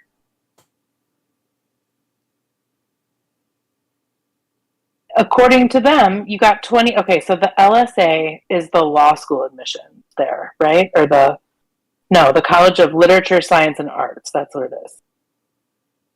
At the University of Michigan's College of Literature, Science, and Arts, out of a 150 point scale, you were given 20 points if you are Black. So that does have a decisive weight. I'm also though curious about what's the rest of the scale made of, right? So that's, to me, that's like a stunning point as a mathematician. 20 points out of 150, Right. that a whole bunch of people just like have no possibility of getting. Well, However, on the flip it side, becomes the rest of those yeah. points, right? It's arguable that the people that are getting those 20 points don't have a lot of chance to make up the other 130, right? Right. Yeah. But I don't know what that makeup is. And so my challenge to me, like I don't favor anything with a quota, personally, in my opinion. Mm-hmm. I have to agree with the comment here about your race making it decisive, which you can't avoid when you have a strict rubric. How do I find this? I'm going to find it on the internet.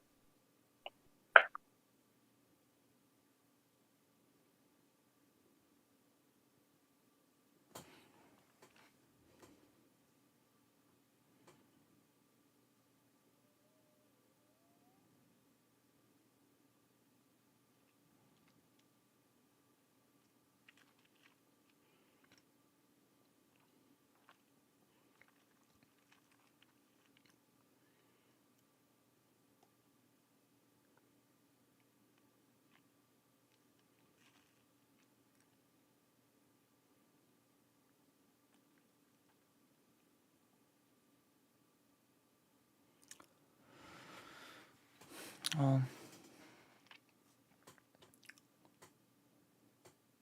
Sorry, I'm just trying to read through a couple of articles here. I want to see if I can find something that'll point me to what their scale actually was. Okay, let's see. Okay, this. Ooh, okay. I'm going to share this with you because this breaks down the points. Mm-hmm. So if you go down, there's a section on the page that says breaking it down. So if you just search for that. Let's see. Okay, so 110 of those are based solely on academic factors. You only need 100 to be considered. Is that right? To be considered? Where's the breaking it down? So if you click on that main article, the winning the race in LSA admissions, okay, and then scroll down and there's going to be a line that just says breaking it down. It's not bolded or anything. It's just its own little line that says breaking it down. in like maybe a third of the way through the article. Yeah, I see. Okay, so the next paragraph breaks down the point system. Obey! Thank you very much for the $5. Fake Alec Kyle Parker. It's true. Oh, I've been asked to turn you down just a smidge.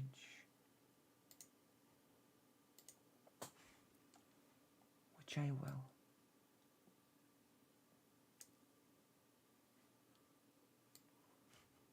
Alright, I've turned you down just a smidge. Okay.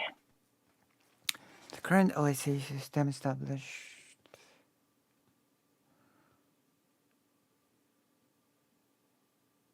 Okay, 100 or 150.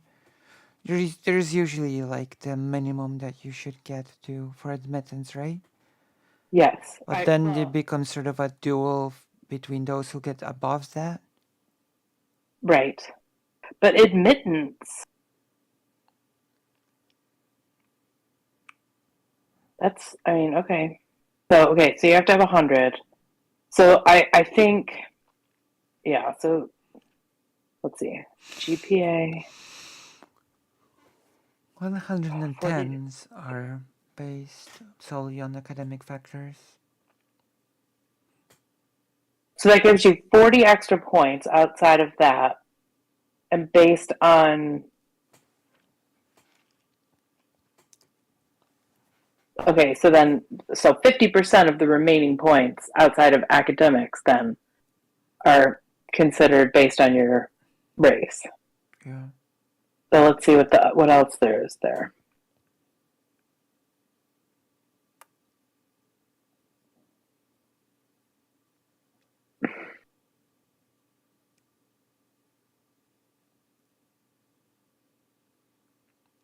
Okay, so part of their score is based on a human rated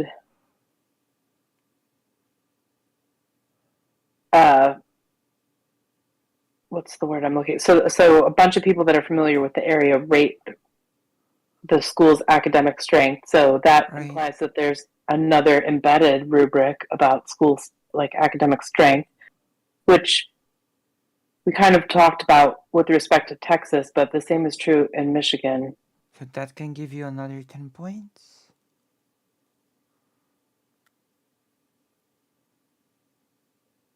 And I grew up in Michigan, so I'm familiar with the disparities there as well.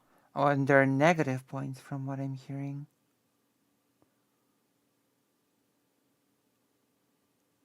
How do you get negative points? Let's see. Let's see. Soft factors.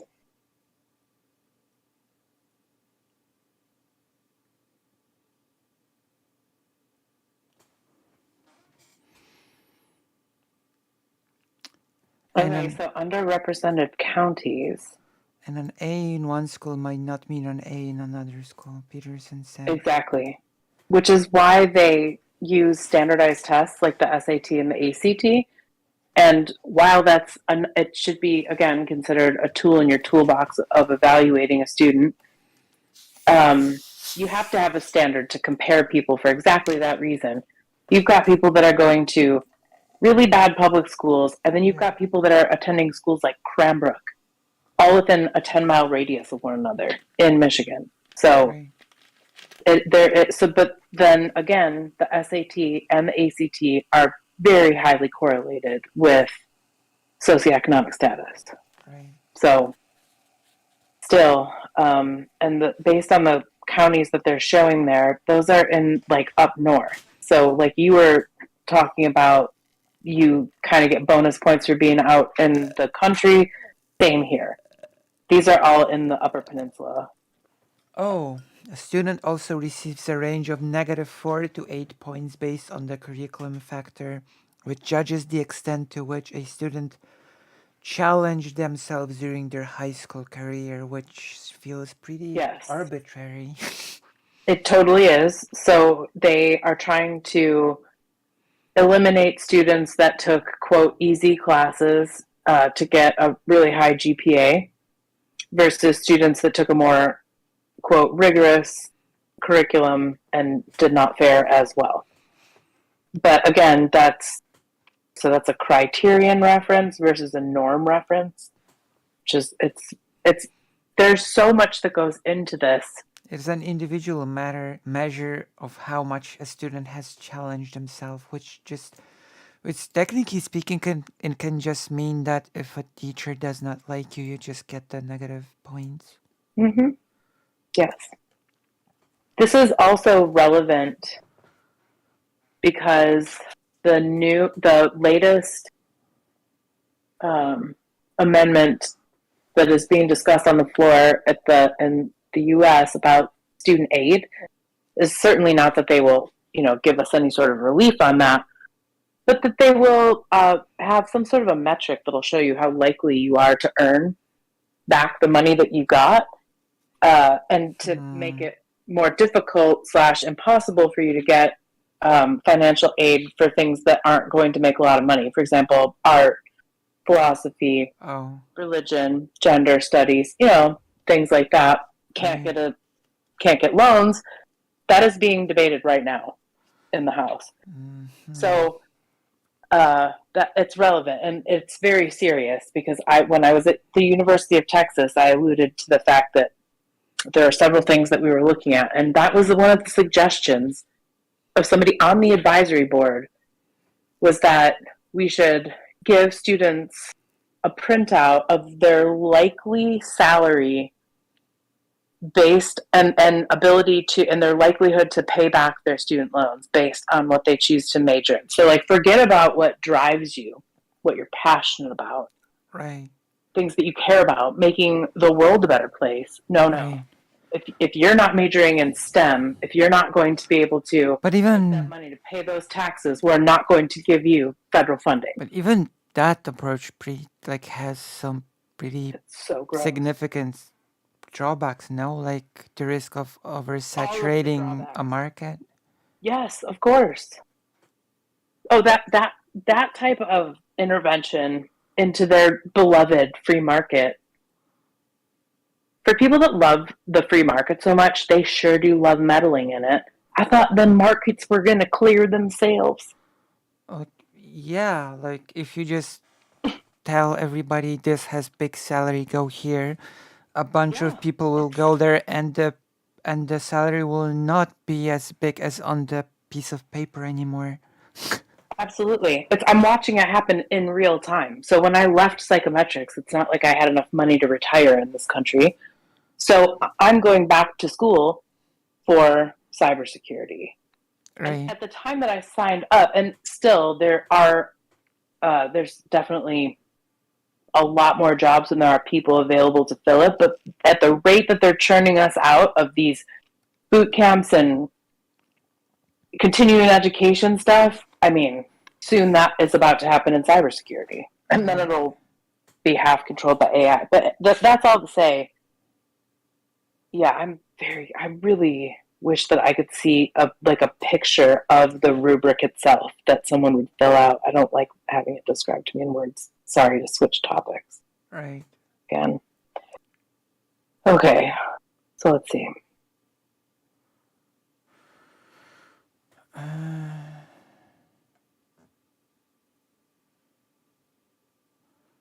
Final part. Set ACT score. Admissions counselor gives students up to 12 points in this area, and the criteria differ slightly for students applying to the School of Engineering, where math scores are looked at more closely.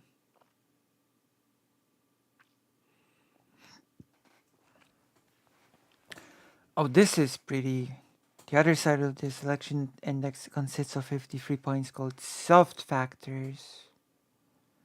Although no applicants can receive more than 40, then wait, does geography?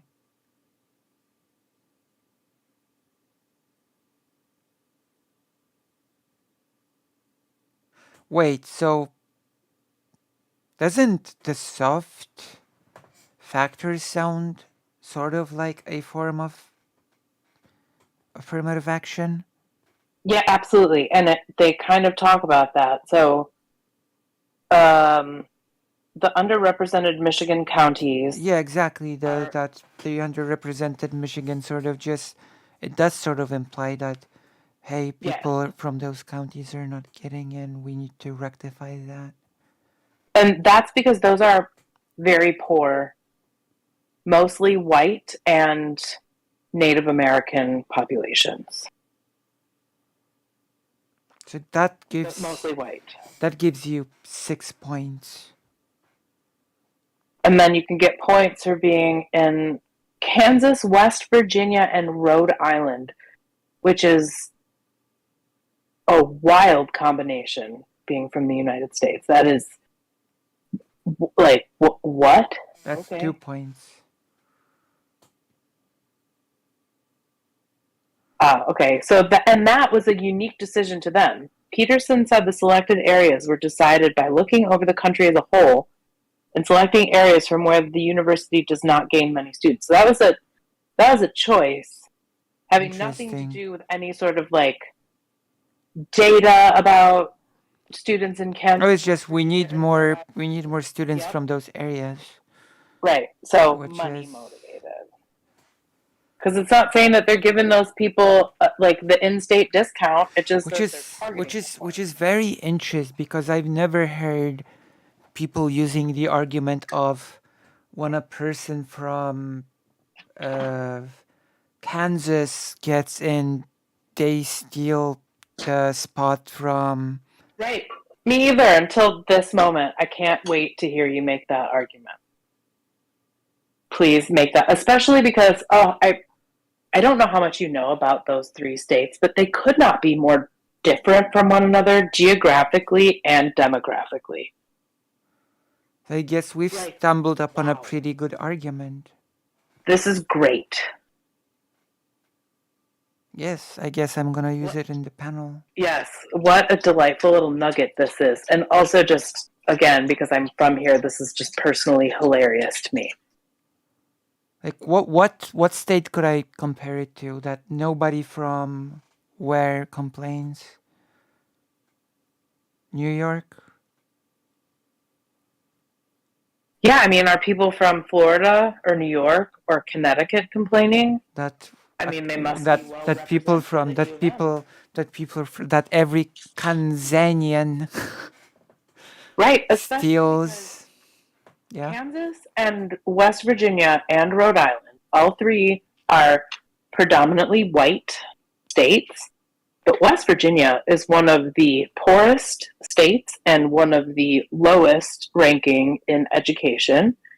Kansas is all white people all the time.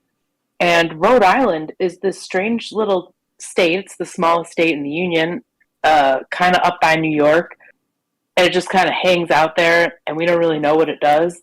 So, So but it's also historically, like mob. It's all Italians and Irish folks up there in that part of the time, and they just fight against one another for control over the police and the government.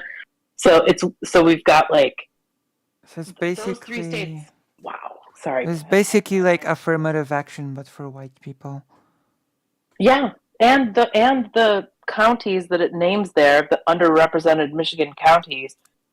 Okay, so to give you an idea, these little tiny counties in the upper part of Michigan, very small population, all white people. Why? You're going to tell me that Wayne County, the county where Detroit is, or Macomb County, where like Saginaw is? I think Saginaw is in Macomb. But I'm just curious why they chose really rural, all white places. Right. So But the again, I guess they're looking out for some of the poor white people, but they could have looked at Muskegon County. Michigan This is counties is 6 points strange. and the underrepresented states are 2 points. That's why. So I guess we could use it as a quote unquote a dunk of sorts that nobody's complaining about this sort of affirmative action.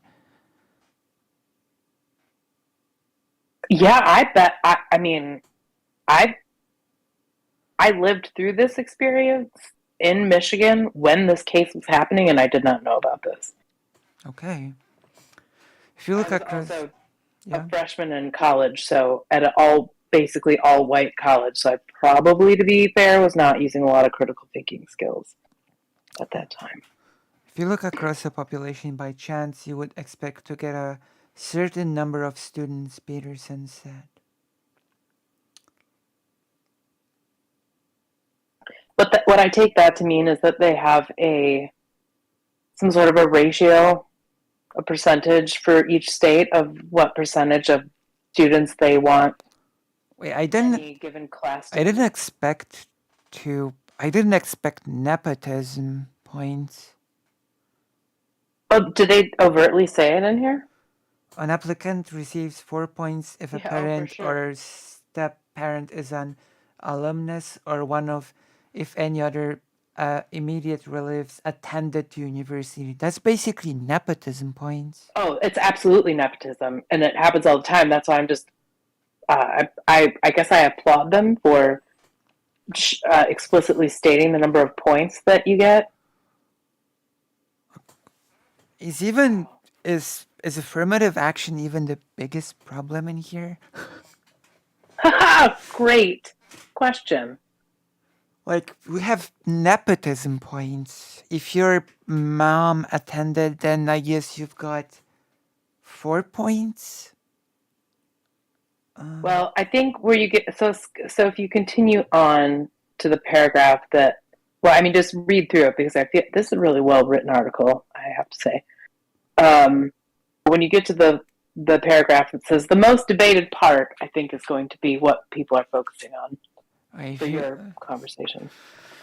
Let me see. An applicant receives a parent. University Murphy said he feels this factor should not determine whether university admits a student. But, uh, but wait. Is it like, do you actually have a breakdown of these things? That's what I want. We might have to make a spreadsheet. Yeah, but do because they say here, Murphy said she feels this factor should not determine whether or not the university admits a student, but do they know? Is it always known from where the points Yes. come? Yes? Oh no. Like for a student, like if I were to have applied here, would I have got? I don't even know that I would have gotten a score. Like I don't.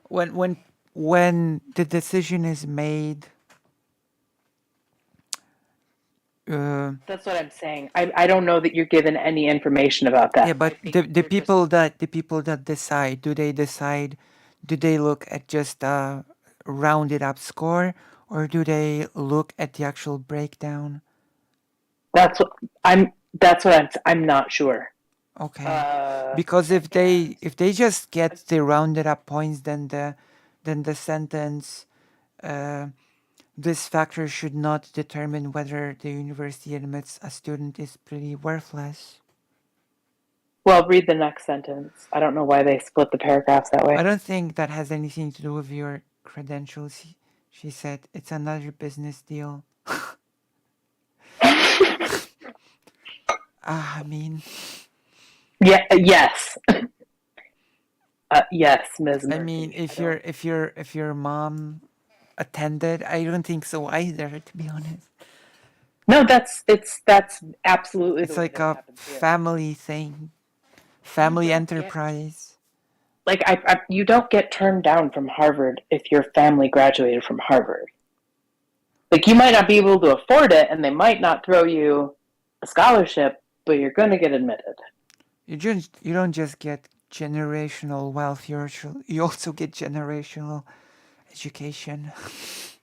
You better believe it. That's why. Why do you think white people are so afraid to give all of this bullshit up? Jesus. Um, a maximum of 3 points can be given for an essay. 3. Why 3 More for an points essay? based on your parents. Yeah, any parent. It's silly. 5 points for personal achievements and 5 points for community service. So, what does personal achievements mean? So if you won an award in something that was, so let's, for example, I won a dance competition that was outside of school. I I could have wanna used I that. want a Tekken tournament. Yes, that you could put that on there because that shows determination, that you followed through, that you have a skill that you're willing to take the time to hone and become the best at. Yep, you better believe it. Interesting. And but it could also just be like I was the I volunteered at the Humane Society and walked dogs. So people, when you hear the term padding your resume or padding your application, that's But how a that lot of people it's make those not points it's up. not 5 points for personal achievement or community service. It's and Right. so you can get 10. Can I get And so people 5 points for winning a burger eating contest? potentially, if you wrote up a good enough story about it, that's why there's 3 points for the essay. Oh my So if god. you won a burger eating contest and it like inspired you to change your life, I bet you would get full credit for that. My goodness. That's that is so convoluted. That's why having a conversation on like a good faith debate on affirmative action is so, like it almost took my breath away when you were like, this is why we're doing this. I was like, oh, and then I found out that NSC is going to be on there. Yeah. Oh god, I'm afraid. After she told a bunch of black pillars to just like go find virgins at church, like I can't imagine what her response will Oh be my in god. this. But the process of admission to a university feels so convoluted. And keep in mind, this is a public university. Okay, this is a Like state school. This is a state I university. will just remind you, like in Poland it basically, oh, I want to go um I want to go study medicine. So I will need to pass the biology exam, chemistry exam and mandatory math. And if the score is high enough, I get in. If it's not, I don't, and that's it. No extra points for having a mom that attended before. Do you see how screwed this country is on every level, just based on this alone? Yeah. This is how we And get into college. plus, it's free. Right. So I'm still paying off my graduate degree. Okay. I Yeah. got my PhD in 2011 and I still owe $50,000. Jesus Christ. That's a And lot I of got it money. paid for. It started off at 75. I've been paying 10 years and I've only down that amount. I've Yeah. worked, I've done all of the things that, according to the government, say that my stuff should be waived after making payments for 10 years, but they keep changing the law and now they keep arguing about it. Jesus. And it's a mess. And what? I want to go back to Europe immediately. I went to school in Germany. I went to college in Germany for a little bit, and I lived in Czech Republic, which is my favorite. And I'm ready to go back. I'm done here. Like I can't. True. This is painful. Yeah, and Also, I was in Texas. we're not even, oh, Texas, the hot take incoming. You mean the land the US stole from Mexico? I would give anything for Mexico to be like, "Hey, we're taking y'all back." I would be like, "Let's go." Well, that won't happen. I I know, but mean, I would like it to. if that happened, it would have to also be California, right? Which I feel like if you, so I feel like all of Texas could get together and decide where the cutoff should be to like let some people just stay with Oklahoma because we don't want them down in Mexico anyway. Same with California. All the people that are not into that, they can just stay in Northern California and like Southern California, Arizona, New But Mexico. the We'll just go way to Mexico. the way how Mexico was screwed over by the US is just another whole big topic, but It sure well, and the fact that everyone talks about how great the Alamo was, and it's just like we kind of lost there. It's kind of San Jacinto that was like the big deal for Texas, but No one knows history, so it's fine. It's fine, Well, right? I'm maybe another hot take incoming, but the US basically did in the past what Russia is attempting to do now. Oh, not basically. Not basically. Yeah. Exactly. You do not need to mince words with me. Okay. So yeah, they Uh, did. They did a Russia in the past. And apparently the only reason why they didn't just annex the entirety of Mexico was because of racism and manifest destiny or something. oh, manifest us. Well, also, so as much as I hate the politics here, I actually love this state because it's beautiful and it's amazing. And even the people in Wait, which general state? are not Sorry? Texas. Texas. I I have actually I relatives love it. in Austin, That's where I live. That's where I right? know. I have I love it I here. have Love it. relatives from my mom's side living here, where you are.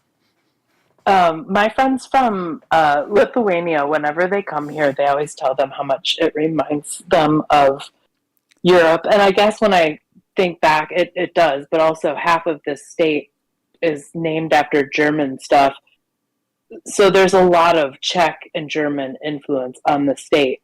But the geography and the majority of the people here are great. The problem is gerrymandering and Dixiecrats have Right. made it so that land has more voting rights than people. So we're not actually all assholes. And really, none of us want Greg Abbott. But here we are. Yeah. We're And not don't even get me even. started on little Rick Perry. Do you want Oh, some tea on Rick Perry? Do you want some exclusive tea on Rick Perry? yeah. This is for real tea. So Okay. okay. So when I worked at the University of Texas, my boss came to me Okay. and she said, "We need to prepare a laptop and a desk for this person, but they're not really going to be here very often." And I was like, "What?" And she said, it's an appointee from Rick Perry's office, and basically we just paid this person who was Rick Perry's boyfriend. Marinate on that for a second. Boyfriend, I see. in the full meaning of the word, to have a job at the University of Texas for double what I was making, and I was actually doing a job. This person did nothing and got a nicer laptop.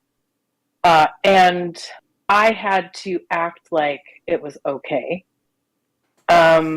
because there had to be enough of us in on it to like make it work so that it was, and that was in exchange for some funding from the legislature that was promised to us if we did this. And you have to understand too that the Yeah. geography wise in Austin, it's less than a mile from the capital to the tower. Okay, at UT. So there's a lot of direct influence. All right, Yeah. so Caracas we says in are. the chat. Pearl, What's I that? am the same relationship with Hungary. I love the land, Oh, Budapest, the people, but the politics is yes. really bad. You don't see anything getting better. Well, I'm on the fence. I'll get to whether or not I think it's better. But let me tell this Rick Perry tea Well, because it's great. I've Hungary never is told this basically before. like a dictatorship, but I know it is. I know. but yeah, let's hear the Rick Perry that might possibly become a short in post.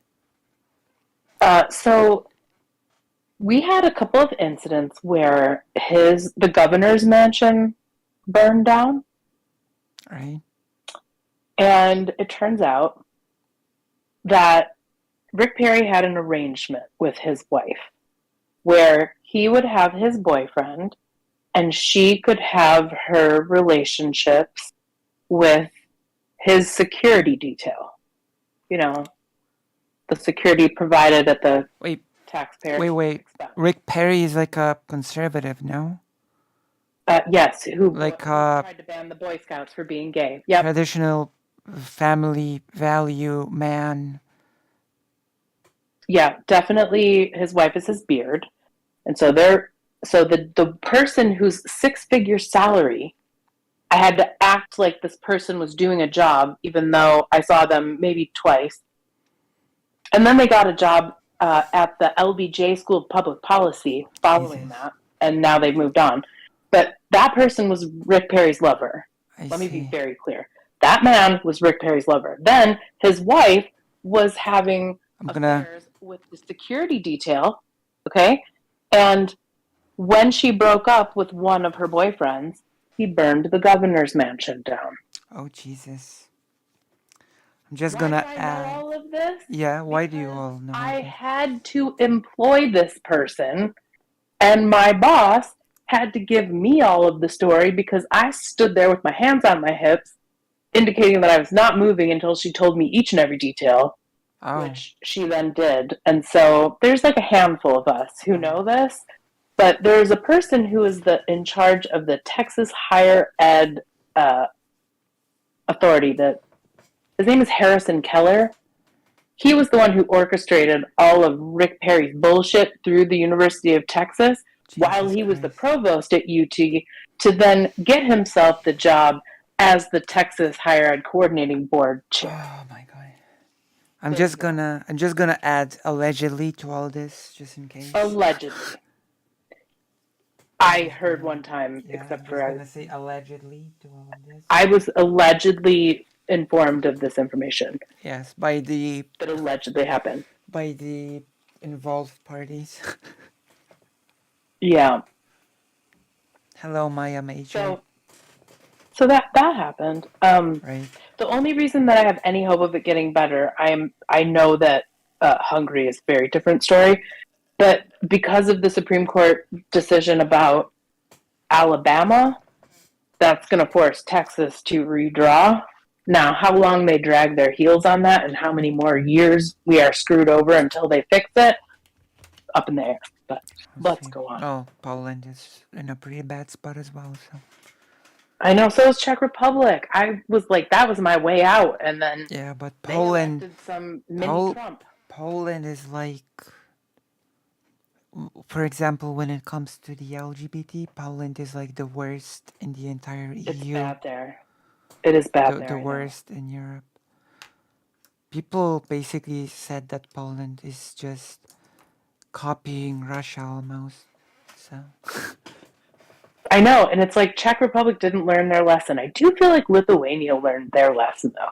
They've come out and done some awesome stuff. So I'm really proud of all of my Lithuanian friends out there. The only thing I can be proud of Lithuania is with Poland. I'm sorry, with Poland is the Ukraine stuff. That I can be proud of. I agree, but yes, Russia is. Well, Russia and the United States are like twinsies, and they just like to pretend that that's not true. But enough of us know about that little tiny era of perestroika where Russia was like, oh my God, capitalism. And then Russia was like, just kidding, we're not going to let you look at that anymore. And that's kind of where we're at now. Yeah. Well, Lithuanian and Polish people and Ukrainian, Belarus are all sort of, in a special bond because we used to form a single country together. I know. In the past. And with respect to the last chat there about, it was, so when I was living there the last time, it was in 2014. Which last chat, sorry? The Czech Republic does bad on Roma segregation. Along with Hungary and Slovakia. So when I was living there, I asked about racism to one of the people that was hosting me, and they were very forthcoming, and they were just like, look, we don't really hate anybody except for Roma. And I was like, why though? And he really couldn't. He was like, nah, it's just the way it's always been. And I was like, I don't find that satisfactory. But also, I have to live in your house for the next couple months. I'm not going to push real hard, but also because I'm a Jew and I really don't want to push too hard. It's the normalization of the thing. It's gross. And the second he said it, I noticed it. But I hadn't noticed it until then. Admittedly, huge blind spot. And then the second he said it, I was like, oh. That is really grotesque behavior. Why can't we Yeah, just be nice to humans for just being no, humans? like the Roma people being discriminated against is just normalized all across Europe, sadly. Tragic.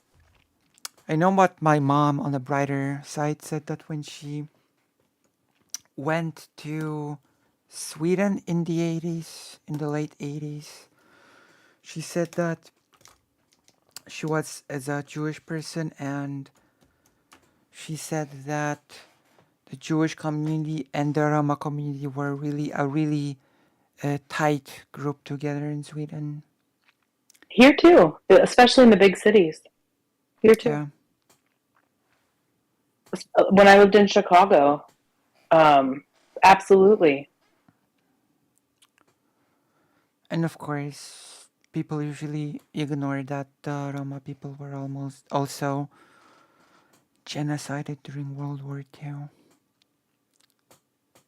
And still, Well, yeah. we're like cousins, you know? I mean, the histories I are feel. have a lot of similarities if you think about it. Hmm. Well, there's an argument here that happens in the United States about how people that were brought over, forced here from chattel slavery, are not able to trace their roots, and they were not able to until things like 23andMe and Ancestry.com. And so now they're able to trace the country of origin. So I was like, I would like to do that too, because my dad says that we are Lithuanian. And I'm like, Dad, if you look at us, we look very Polish. So I don't believe you. I think we're Polish. And so I did 23andMe, Right. and it just came back as Ashkenazi Jew.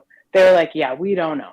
Uh, y'all have been kind of pushed around and shoved into places and like kind of not been allowed to do your own thing. So you just have a lot of DNA that's similar. And it turns out that when I look at my relatives in Europe, they're all, it's evenly split 50-50, Poland and Lithuania.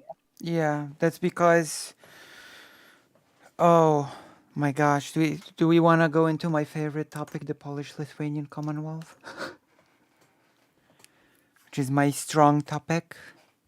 I mean, I'm fascinated, but I don't want to derail us from the topic. If you want Oh, information I'll about it, I'll then be I'm I'll be far I'll more be interested. I'll be very quick.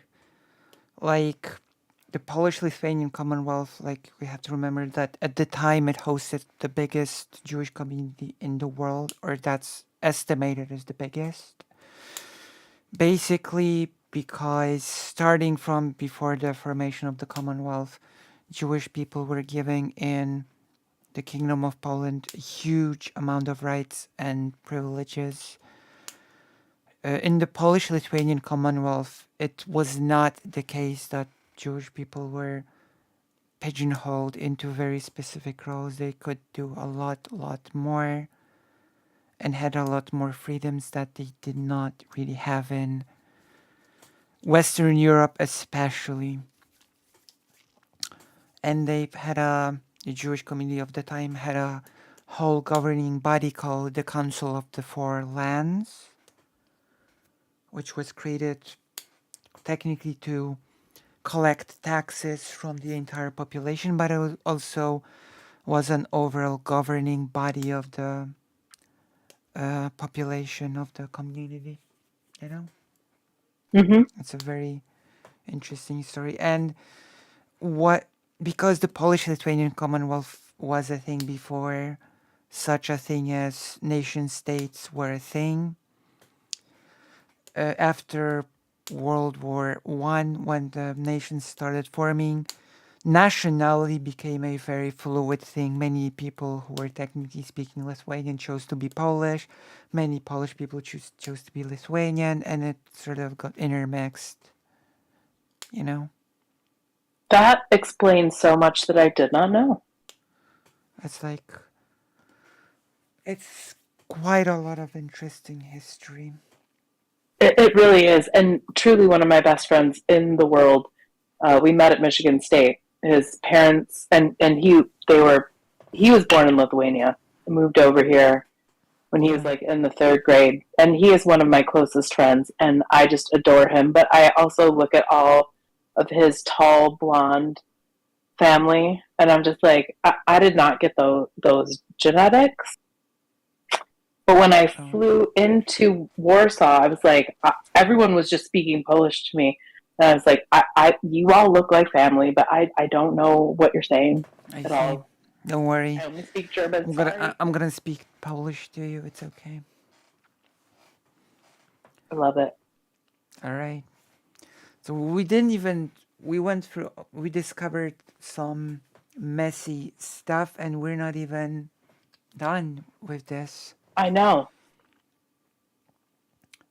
Oh, the most debated part of the system is the 20 point received for coming from a social and economically disadvantaged area.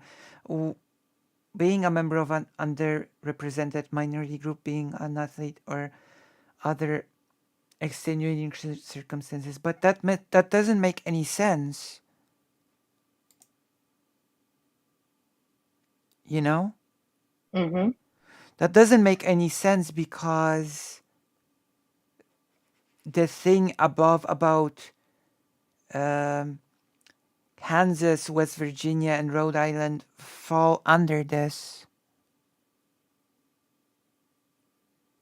Well, that's the interesting part about Kansas, West Virginia, and Rhode Island. They weren't saying anything about the demographics of the people in that state. They were just saying percentage wise, we would like more people. Yeah, but they are they are socioeconomically disadvantaged areas. So West Virginia, yes. Kansas, uh, the big cities are doing well, and some of those farmers are doing great. So Kansas is a mixed bag, and Rhode Island has a shit ton of wealth. It's just a lot of mafia, both Italian and Irish. So there, West Virginia is the only one that I would consider Also, disadvantaged. how is the how are the points received from coming from a socioeconomically disadvantaged area more debated than points from your mom attending So in the past? it's because it's the weight of those points, right? So 20.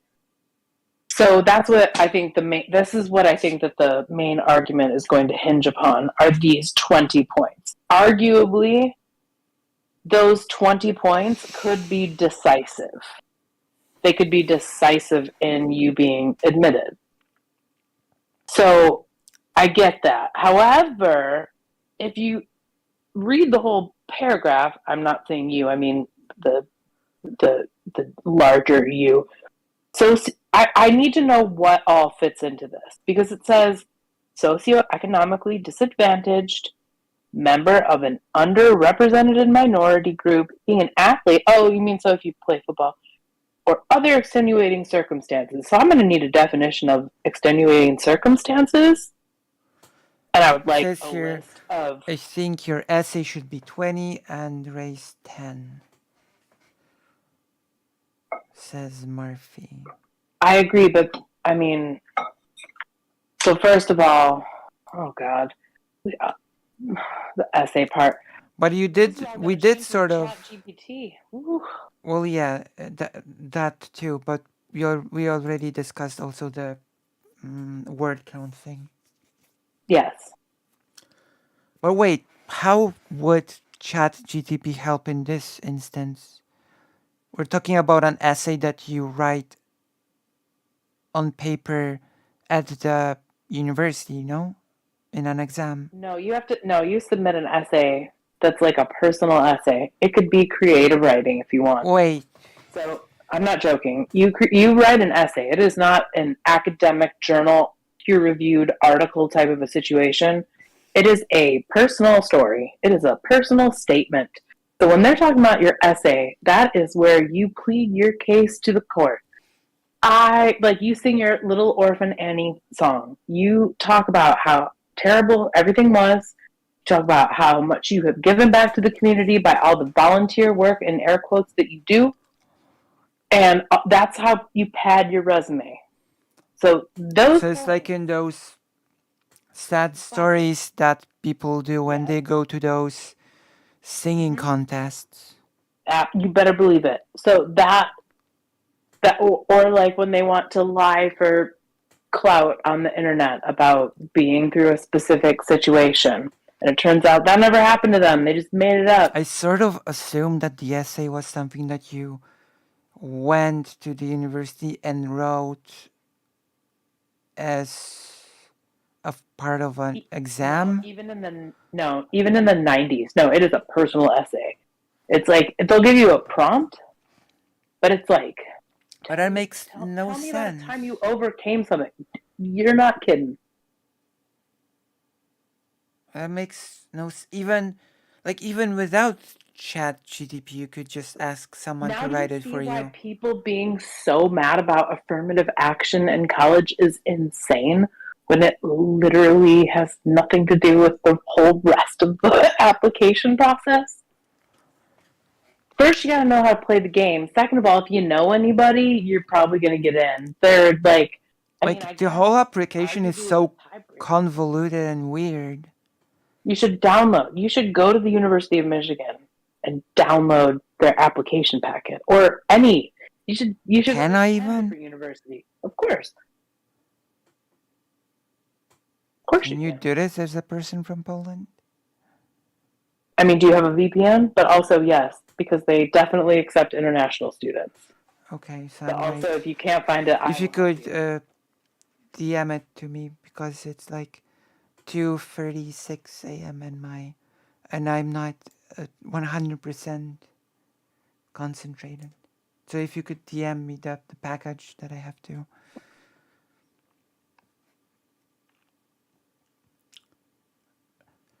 There are kids who fit these categories, but they don't do as well as they still get in. Nam said nothing that a Nam said, noting that a student only needs 60 points from the academic factors if they get the full 40 points on soft factors.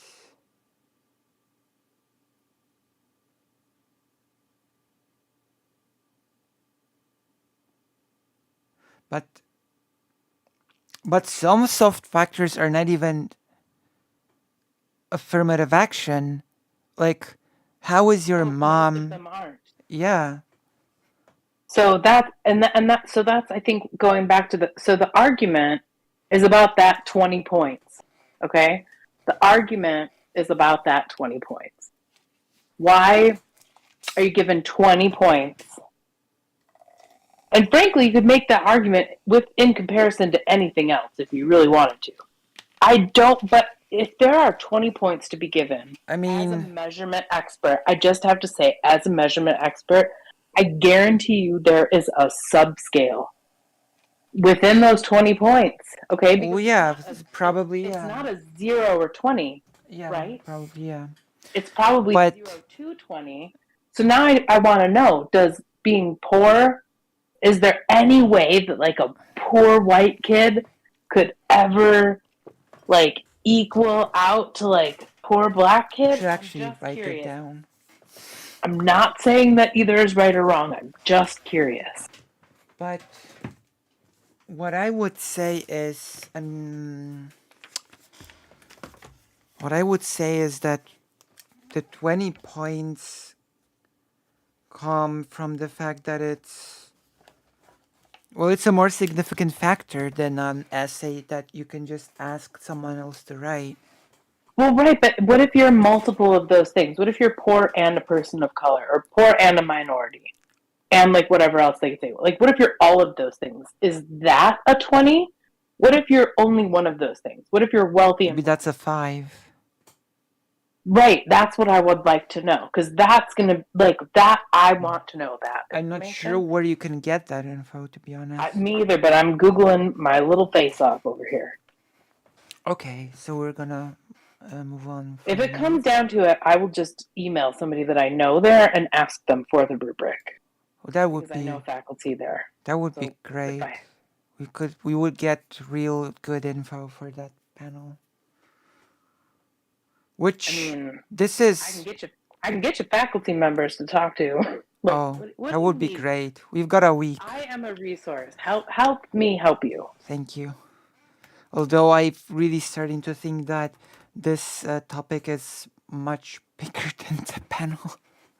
It is, and that's why I think I'm going to be frustrated. For example, like I could not listen to President Sunday's replay of H3 versus that fake Pearl person that just pearly things. Right? Like her, she is so obviously not. She does not believe what she's saying. She's doing it to rage farm and get clout off of that rage farming, and I feel like that's what at least MSC is going to do in this, and that is what triggers me. That triggers yeah. me, I'm gonna and I can't. read you the chat. Vilnius had been a Polish majority city, which is true. Which is why it was part of Poland after World War One. Mm-hmm. By the way, Austro-Hungarian Jewish population has grown after the Galicia region has been divided up. Pearl, I had been triggered by a fake Pearl, literally. Me too. Me too. I'm right there with you. I was coming out of my own face listening the first time, and then I had to stop listening because I had to go to class, and then I watched part of the restream of it today, and I don't believe I do not believe that somebody who identifies as a woman could believe the shit coming out of her mouth. Like, and if she does, then like, this is why Wait, I was can't that debate the on the internet. person? Was that the person who Ethan Klein asked, are you saying I shouldn't treat you seriously because you're a woman? And then she said, yeah. And he said, should I just get a man? And she's like, yeah. Was that the... I did not hear that part, but I would not be surprised. This was the person who thinks that divorce should only be allowed if like your spouse or partner is like assaulting you. So we're getting back to the 19th century rules, I see. I know. It's so gross. It's actually... and I'm not going there. I'm not going. You cannot make me go there with you. I'm not. Like, I've actually I'm just recently finished reading this book because apparently I've got a book on everything. It's called To Walk and Smile is the Right of Everybody. It's really interesting since there's the thing about man telling man keep telling women to smile more, right? Yes. Oh. So this is a book about the Russian partition of the majority Polish lands, right? And it's about sex work in the 19th century. And the title is To Walk and Smile is the Right of Everybody, because women were basically, especially those who were like sex workers or accused of being sex workers, which potentially was any woman who was on the street, that they should never smile, never draw their attention to anyone, and never do anything like that. Like, don't smile, don't do anything beyond a neutral face. And one author of the time said, but to walk and smile is the right of everyone. I love that. So the book is a really big lesson on how oppression of women worked back then. It does actually discuss the whole divorce topic. It discusses how there was a whole police/doctor force with the stress on the police part that basically could arrest any woman at any time and send them to an STD test or to prison for vagrancy. You can still do that in some places in the United States. And there are states, Texas, right, that are trying to discontinue no-fault divorce beyond the rest of the rights they've taken from women and trans people. There are states when any woman can be arrested and forcefully sent to an STD test? Yes. That's still on the books. That's nice. And of course, We are trash over here a lot of the and time. of course We have some it's really great ideas, and there's a lot of people over here that are really great. We just don't know what to do about all the people that are doing messed up stuff. well, now You you know? know that now you know that those laws stem from the 19th century or earlier. Um, Well, of course they did. and you had those places that were basically re-education camps for women to become well again, which meant pure again. Of And course. some of them would stay there for life because they would be deemed irreparable. Same basically I with hospitals. They I were would have been also, yeah, I would have been irreparable. So, I know that this is on a live and there are people here, but I'm just going to be somewhat vulnerable to prove a point. So, about 20 years ago, I had to have a hysterectomy because I had endometriosis. There is no cure for that because men want to cure breast cancer because they can play with boobs and not a uterus. I digress. So, 20 years ago, my doctor, who was like, hey, if we don't do this, she's going to die, had to defend her own degree and place in the hospital because they were going to remove the possibility of a woman having a baby yeah, at 25. Okay, so this was in the late 90s, early 2000s.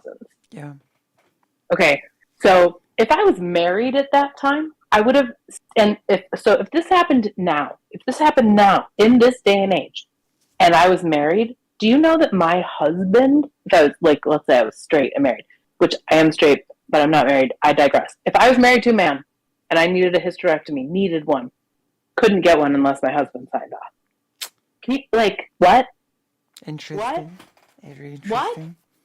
So like that shit was trying to kill me. That was trying to kill me. It was literally eating the rest of my organs. Yeah, And they were like, I mean, so I had to fly all over the country and see specialists, pay tens of thousands of dollars to have it verified by a bunch of people, men, who God, did not believe that endometriosis was a thing. Why? Because a man can't play with the uterus. yeah, yeah, Anyway, that's why we're HRT besties too. it's true. Took my dose for today. I only have 4 pills left. It's actually a fresh HRT here. My like third-ish month. Yeah. So I'm a fresh HRTer. Well, I'm in like my 19th year of it. Well, you're my senior in that case. I can just say that it's amazing, and they can pry it from my cold, dead hands. True. Um. So yeah, it would be. I actually did a review of the book. Like that's. It talks a lot about the whole systems of how basically all women that wanted to work also had to undergo an STD test for some reason to work in a factory. Well, And probably because we're all hussies and can't be trusted. yeah, and there were activists who would protest against it, but not because it was something that was intrusive or horrible to the women that were tested. No, that's because they were accused of being impure sex workers.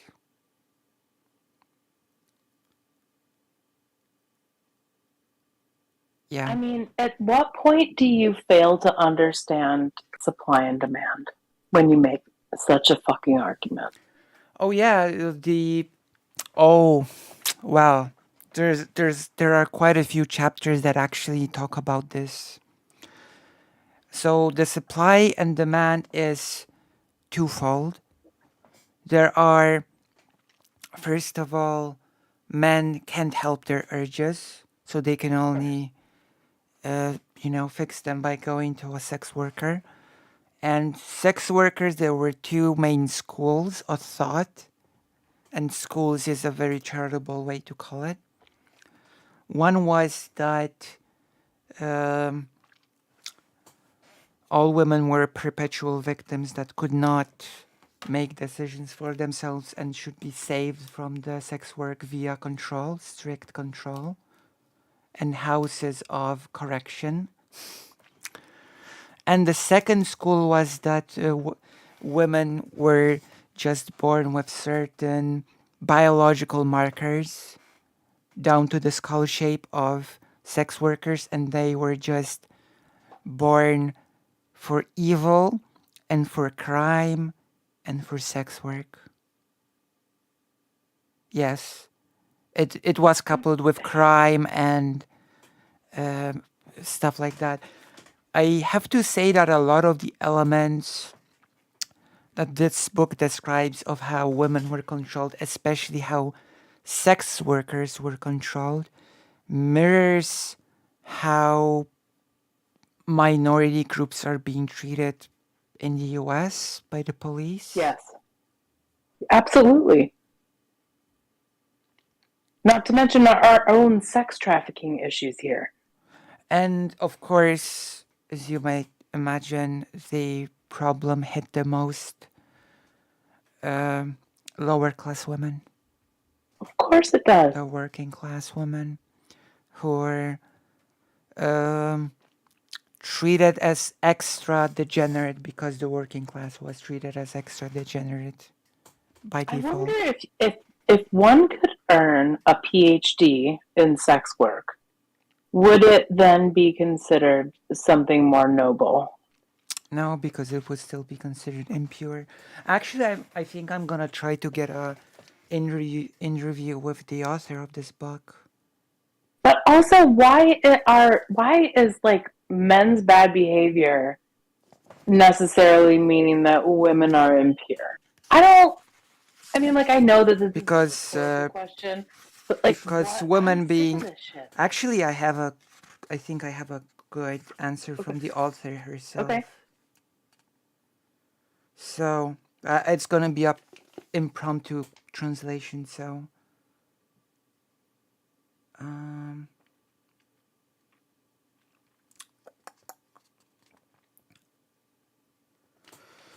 crystallization. This is basically the last sentences of the whole book. The crystallization of the opposition against women's sexual freedom created mechanisms that are here to this day and work in many movements that are against the liberalization of um, well of behavior, right? Mm-hmm. The fight for traditional values was in large part just a fight to shackle women with a very concrete model of womanhood and how a woman should culturally act. Uh, Personal wants and ambition became irrelevant, and even what class they belong to became sort of irrelevant.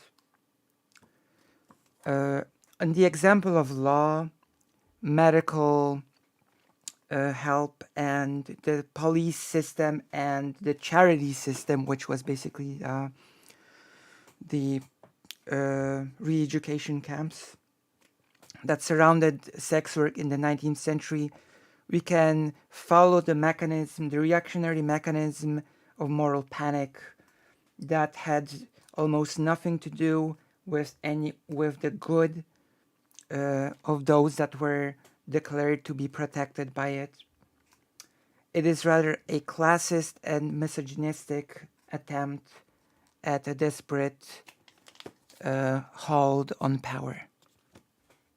And that's the last sentence of the book. I could not agree more. It's a really good book. It's a really good read. Unfortunately, I don't know if it's available in English. But I can do English or German. But if I could get a hold on of the author, I know for a fact she does speak English. So if I could get an interview, then that would really be a big boon. That would be Big amazing. boon. So I might call her in the near future. But okay, let us go back to the thing. All right, ready? Mm-hmm. All right. Yeah.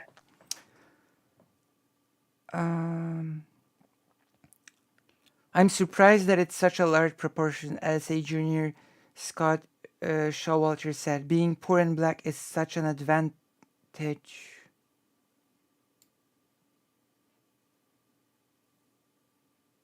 What an interesting thing to say. I know. I'm like, where did they find Scott Showalter, and does this human actually exist?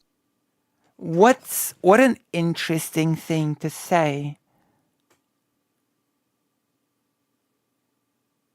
Being black and poor. Tell you about how white people in the United States, like, if that doesn't tell you their perspective right there, then you're missing the point. That is the American white person perspective right there. Jesus. Right there.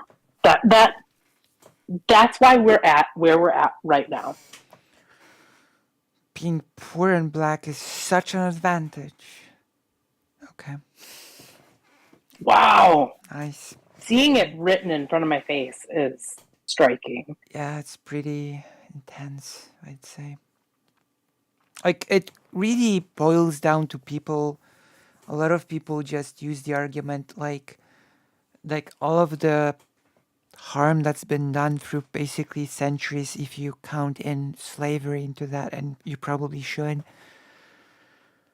that all of that could be just undone in a few decades. It's a weird stance to hold, in my opinion.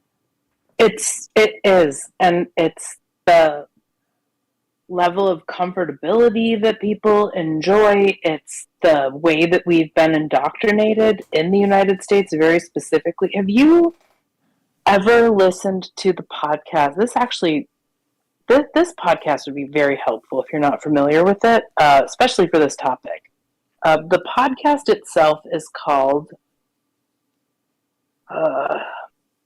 If you could write it in the chat, I'd be very. I know. I gotta think of it. Something on scene, but the specific. Oh, let me look it up. Because I do keep hearing arguments about stuff like that basically boil down to, well, aren't people all caught up by now? Aren't all the bad things over now? Oh my God, absolutely not. And if you think that, then I mean, people like say, bless your little heart. Well, okay. I'm not sure if bless would be the. I like. This is really weird. When somebody says bless your heart in Texas, what we mean is, oh, for fuck's sake, you need assistance. Okay, so I'm dropping this link in our personal chat. Okay. And I'm just like, let me give you a little bit of background here. Please feel free to drop it in the YouTube chat.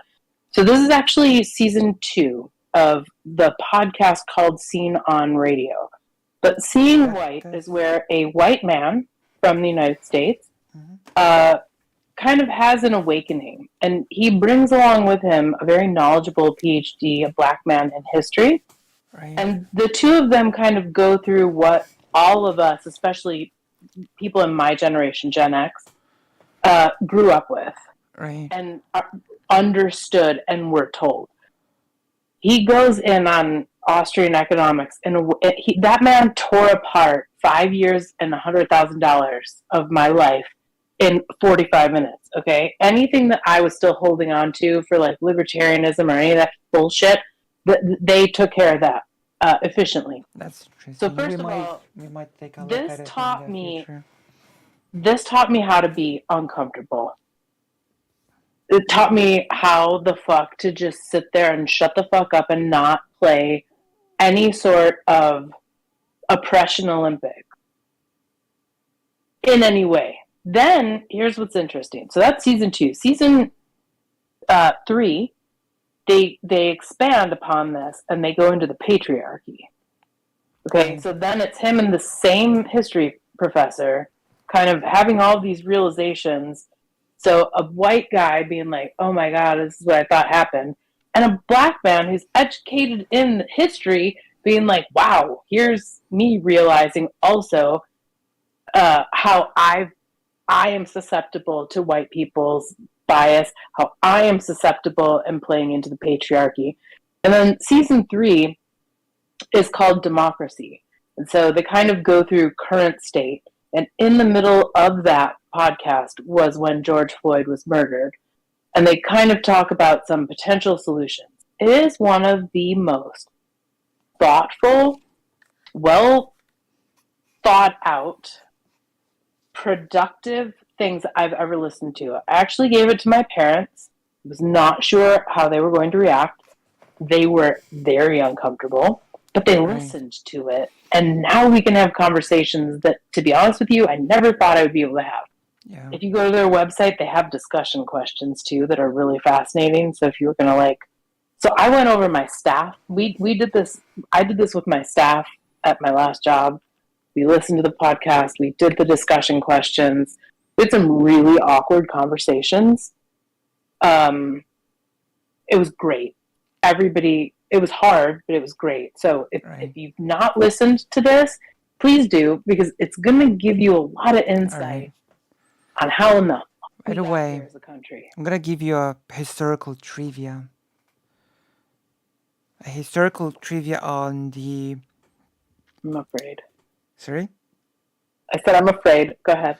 Well, it's actually a positive one. Okay.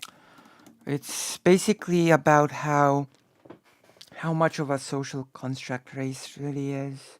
You know how whiteness is a social construct, right? Yes. So in the same way, blackness also is a social construct. Yes. So during the Napoleon Wars, there was the uprising of Haiti, you know? Have you heard? Mm-hmm. Yes. And Polish soldiers were basically sent there to, to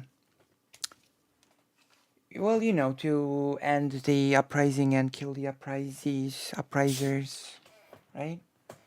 Mm-hmm. And on the way, when they fought, because there was the whole, there were the whole partitions of the Polish-Lithuanian Commonwealth, so Polish people awakened to their national identity, etc., and wanted a country of their own, right? And they hoped that Napoleon would be the vehicle for them to get their own country, right? Mm-hmm. So far, so good. And yes. As they fought against the Haiti uprisers, the Polish soldiers sort of first started admiring them, and then they sort of had a realization that they are basically in the same position as them. So they turned on Napoleon's forces and started fighting with the Haiti people against them.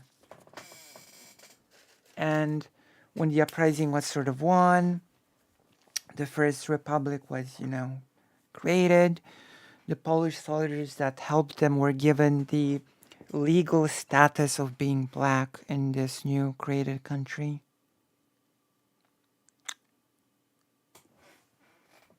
Wow. Yeah, it's a pretty interesting story, in my opinion. It is. Because it's one of not many instances of actually blackness being sort of given to someone. I don't really know a lot of other instances where it is. I know instances where the U.S. government saw it getting too close, and they were like, "We're going to go ahead and make sure these people hate one another." Yeah, but it's a. I think it's a really. I wish it was.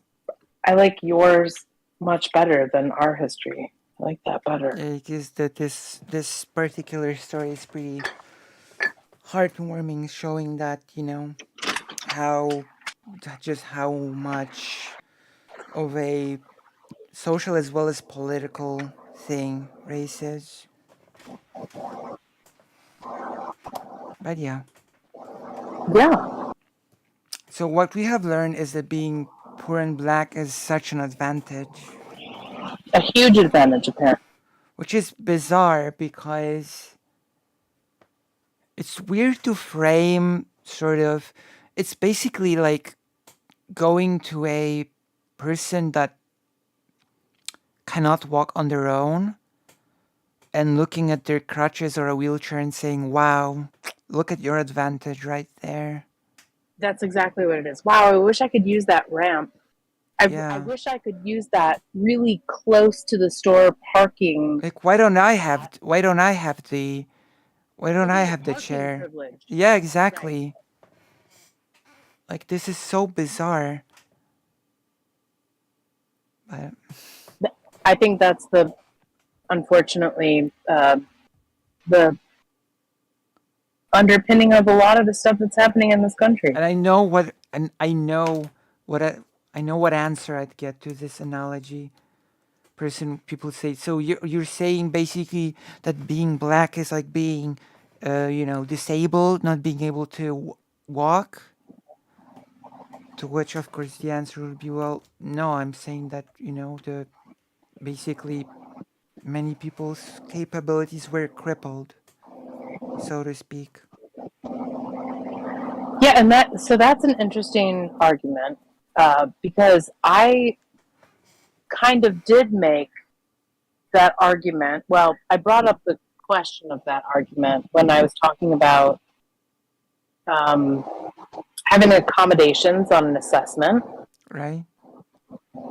to make it so that everyone is interacting with the same instrument on an equitable playing field. Right. Um, Equitable, and not so, equal. correct. Okay. Because the point of assessment is that, first of all, I'm able to assess everybody regardless of where they're coming from with the same amount of accuracy. So if I have to provide accommodations for you to interact with my instrument to allow you to have that experience, then I need to work on doing that. So we have done that for people that have traditional things that we would consider to be like necessitating an, uh, an accessibility accommodation, right? ASL, Braille, uh, Yeah. text to speech, all of that stuff, right? Mm-hmm. Why shouldn't we then consider someone's background? Not to say that it is a disability, but it is to say that if you are going to interact with this instrument, by instrument I mean test, the same way, and for me to be able to get the measurement at the same level of accuracy that I can get it for the base case, which is a white man, Yeah. then what do I need to do to get there? I tried to ask that question. I will continue to ask that question until my body is donated to a science farm. Right. Like I'm, when I'm gonna I'm, I'm gonna die asking that question.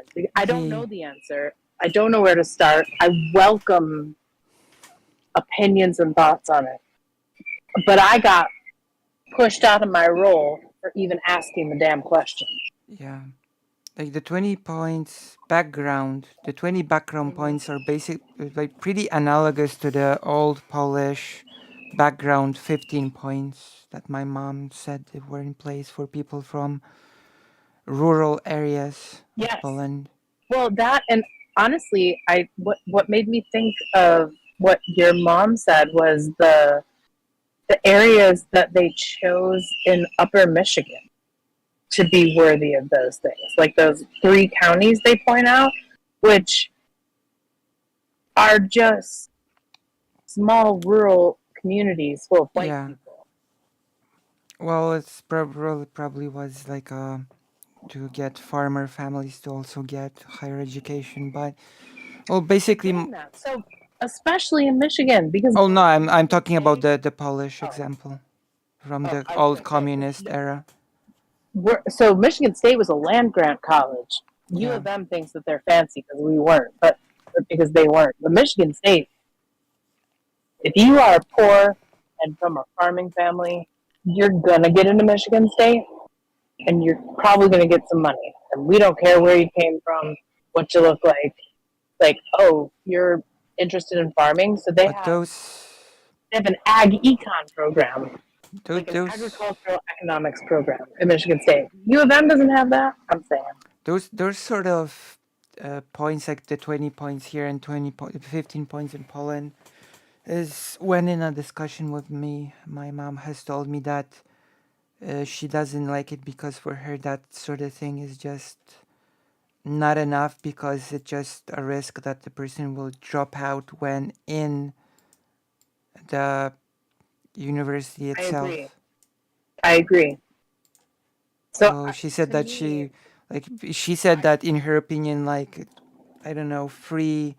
So she gave some period of additional uh, s- additional courses for the person that got in this way,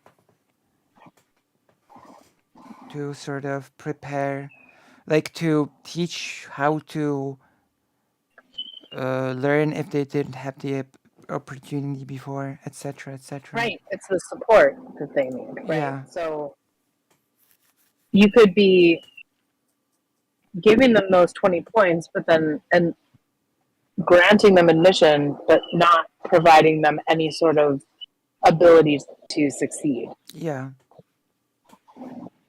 which is like, which does end up being just a waste. It's yeah, of time and money. Yeah, and of the students' capability as Yeah, of well. course. So where are we? Where's the infamous sentence? Oh yeah, there we go. But University Assistant General Counsel Jonathan Alger said race is not a huge factor, especially considering the fact that an applicant's academic credentials comprise 110 points. Yeah, I think he was wrong in his next sentence. There's no way that that 20 out of 150 is an overwhelming factor. I mean, I'm gonna disagree to some point, just based on what I see here. Like, I could see why people would have a problem with it, but Oh, I it want also to depends note if you have that breakdown of the 20. that's exactly what my point. What is the breakdown of that 20? The Supreme Court is unlikely to fix in on a particular number. Some students think a socioeconomic disadvantage is more justifiable to gain the upper hand in admission than being a member of an underrepresented minority group. Murthy noted areas of the Upper Peninsula, which is a very poor area but largely white. And so those three counties that they noted in the specific counties in Michigan that would get additional points are from northern Michigan. I don't think all of them are in the UP though. I think one of them is in the lower peninsula and two are in the upper peninsula, but either way, it is very poor, very rural, and there is a need to offer those opportunities. However, I would like, what about the rest of the counties up there? They may still have the same And potential as people from suburban schools, she said. Yes? yeah, the same potential, but just like any sort of energy, you can have potential energy, but what's it going to take to make it kinetic? Yeah. I think the problem is, and this is also probably going to be an argument, that this is sort of treated as a weird poor white people versus people of color thing that that you can sort of only have affirmative action that targets people of color or help poor white people, almost like a contest of who wins out. Right. And I can't specifically say that it is because I don't know how that scale breaks down, but that would be exactly my point is that both, like all of those groups are underrepresented and are targets of people in power to take advantage of. Yeah, But I think that I need more information about how that breakdown is. And again, this is just for one school. So you can see in this example that this public university, this is a public state school, yeah, meaning that operates a lot on state money. It has an elected board of trustees. Okay, we elect our board of trustees for our state yeah. universities in the United States, which is also really weird. Um, so that is an elected board of trustees there using taxpayer money. And I feel like if this one school is doing this, then there's clearly not a set of rules because I know Michigan State's is probably similar, that it has a point system. Texas did, UT does, but it's different because of their 10% rule. Right. And then the different schools that were like engineering was like, no, we're only accepting the top three. So you can still come to UT in the general ed and then qualify into engineering, but we're not just going to outright you accept you into the School of Engineering. So there are certain schools that have a higher threshold in the and that developed after the release of the initial rule or the initial law, right? So those things can change. And so it's not to say that it needs to be eradicated, but it might need to be looked at. And I feel like 20 points is up for debate when you don't know But the the breakdown of weight of yeah, socioeconomic status versus race. yeah.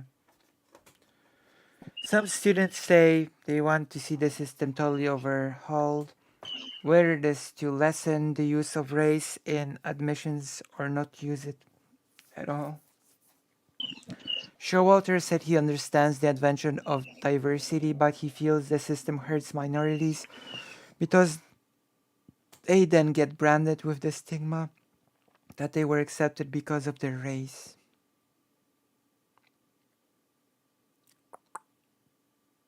I think that that is a valid concern, but I don't think that it's a reason to that's a problem of society, right? Not of the Yeah, legislature. yeah. It's basically the argument of you shouldn't let your kid do this or that because they will be bullied at school. Right. There seems to be a sense of inequity in the point system, Showalter said. The system needs to be molded. Inequality, sorry, not inequity. I misread it. There seems to be a sense of inequality in the point system, Showalter said.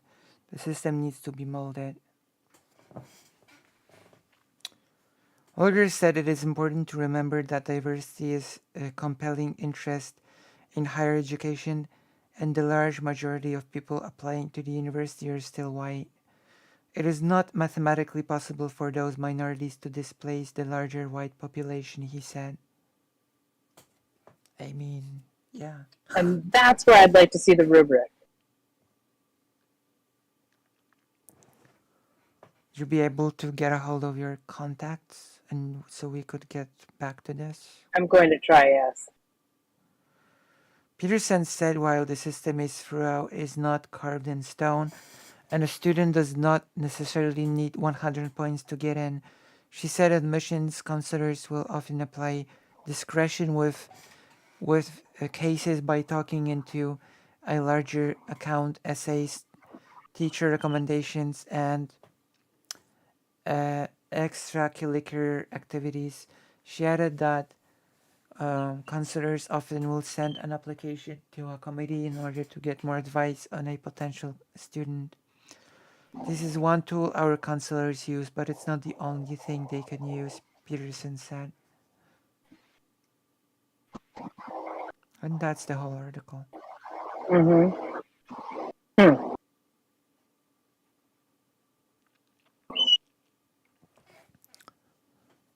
It's strange.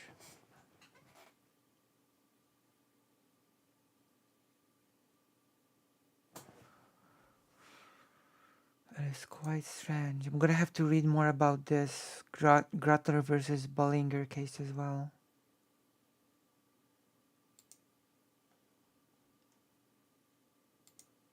Hmm. Yes. So what do you think? What are your thoughts? Well, I would like to read some of the more current critiques and what people like. Why is this being what? So, what prompted this, Right. and what are the current critiques? Because the critiques we're seeing are from 2003, Oh, that's so old. 20 years. I'm curious to see why it's being brought. I mean, I can imagine why it's being brought back, just because all the white people are afraid. Scared white Yeah, people are because terrifying. if you let it continue, then just um, the scales will reverse and no white person will get into university ever again.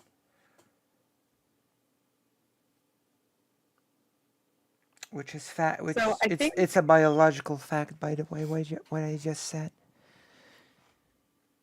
it makes sense, and I think that there are people that are looking at um, a lot of the publications that are saying that by like a certain year, white people will no longer be the minority or the majority in this country, and so people True. are acting out of fear, and that's what a lot of this legislation is coming out of, and it's really And terrifying then we're because getting any into like decisions based on that. the famous we actually touched upon this argument a bit when someone like Steven says, well, affirmative action is affirmative action, but it's actually just, you know, racist because um, because the whole women are now doing better, so we should to give affirmative action to man. I would like to see a definition of doing better. Well, getting more degrees and achieving more academically than Okay, men. I have a lot of degrees. I'm still not being paid as much as my male counterparts. Well, that's why that was my thoughts. Does it actually translate into real life results of women actually outdoing man when it comes to real life like jobs, etc., right? I mean, I've had my work stolen by men 3 times, like 3 significant incidents Wow. of plagiarism in my work where I can show you the chapter in the book and I can show you my Word Right. document. And why have Is I said nothing? Because I would be completely ousted? blacklisted. Right. I'm already halfway on the outs because I blew the whistle on some really important people. Right. And I would do it again. And I will continue to do that bullshit. Yeah. However, there's a line that like was not worth it for me. There is a faculty member at the University of Texas right now who got the faculty position over me by presenting work that I did. He was not even in the program the time that I did the research. Yeah. He stole the word basically.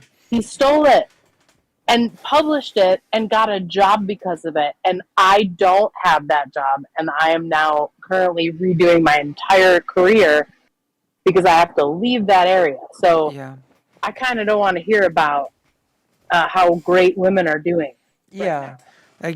Like that's sort of my point that you sort of cannot look at these things in a vacuum. They're not isolated sort of beings in a vacuum. They're all parts of a system, right?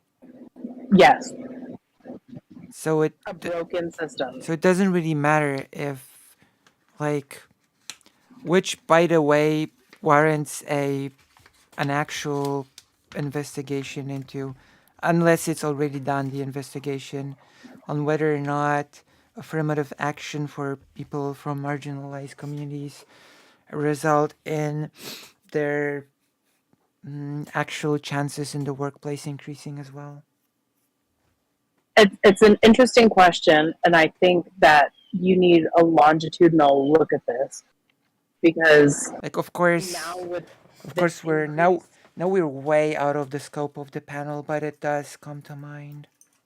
it does because you've got a very different set of rules when it comes to hiring and diversity in hiring and what Yeah, but what I mean companies are is, doing. let's So, say a person gets into college or university through affirmative action, right?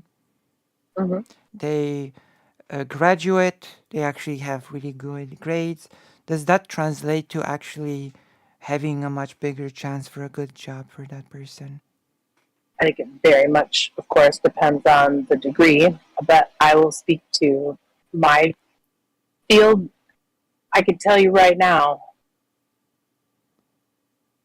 that if I was to apply for a job Yeah, and an equally qualified black woman were to apply for that same job as being like a chief psychometrician of like a large assessment dealing with a lot of students, yeah, not only would that woman of color get that job, but in my opinion, she should get it over me. This is my opinion because very specifically, I see the impact of not having people of color, specifically women of color, specifically black women, in this field in this country making decisions. We don't have those people, and when we do, they're so few and far between that they are tokenized. yeah, And imagine working so hard for this only to be chosen as the token. And I have been tokenized as the only as oh, we finally got a psychometrician. You don't need a psychometrician and you don't want to hear what I have to say.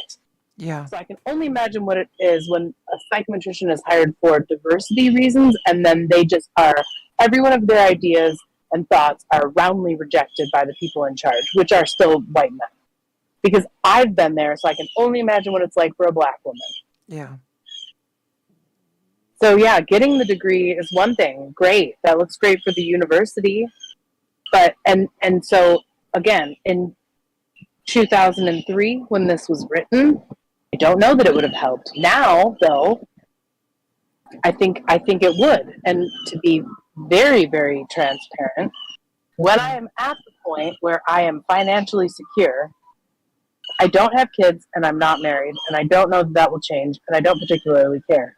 But yeah, if I am ever in a possession of money to be given to something, I will start, without question, a scholarship at Michigan State University in a PhD in what I got it in for people who are very specifically not just some cis white ladies or some cis white men. I'm going right, to focus on promoting women of color and anybody who is on the gender spectrum right, because I don't want it to be a 1-0 situation.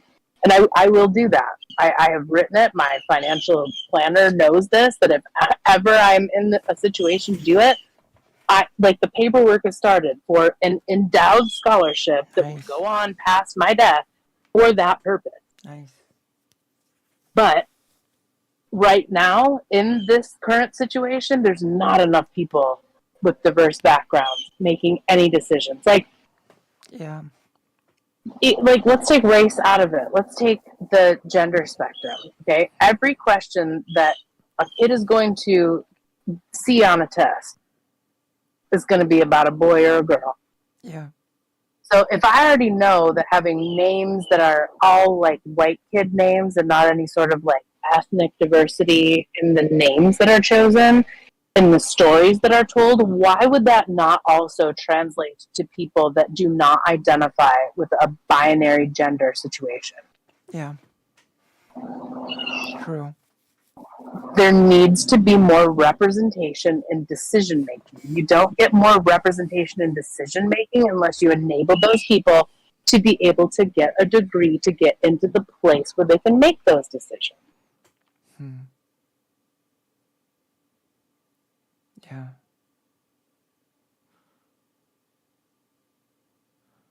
People said that psychometrics sound interesting. It's probably because people were poisoned by not so erudite when it comes to the Well, psychometrician name. But also think about, so the first time that psychometrics was really brought into the news was around what? Cambridge Analytics and the Facebook bullshit. Those were psychometricians. Those were my people that took all of the data from the people using Facebook to influence the election in 2016. Do you read manga per chance? No. Oh, that is sad. Maybe I should. Because then I could tell you that there's also the. I'm gonna make sure if it's the.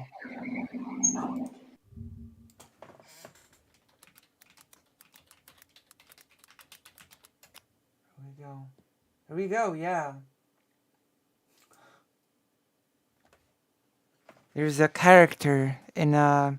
Have you heard of the movie Alita Battle Angel from some years ago? Yes, I have.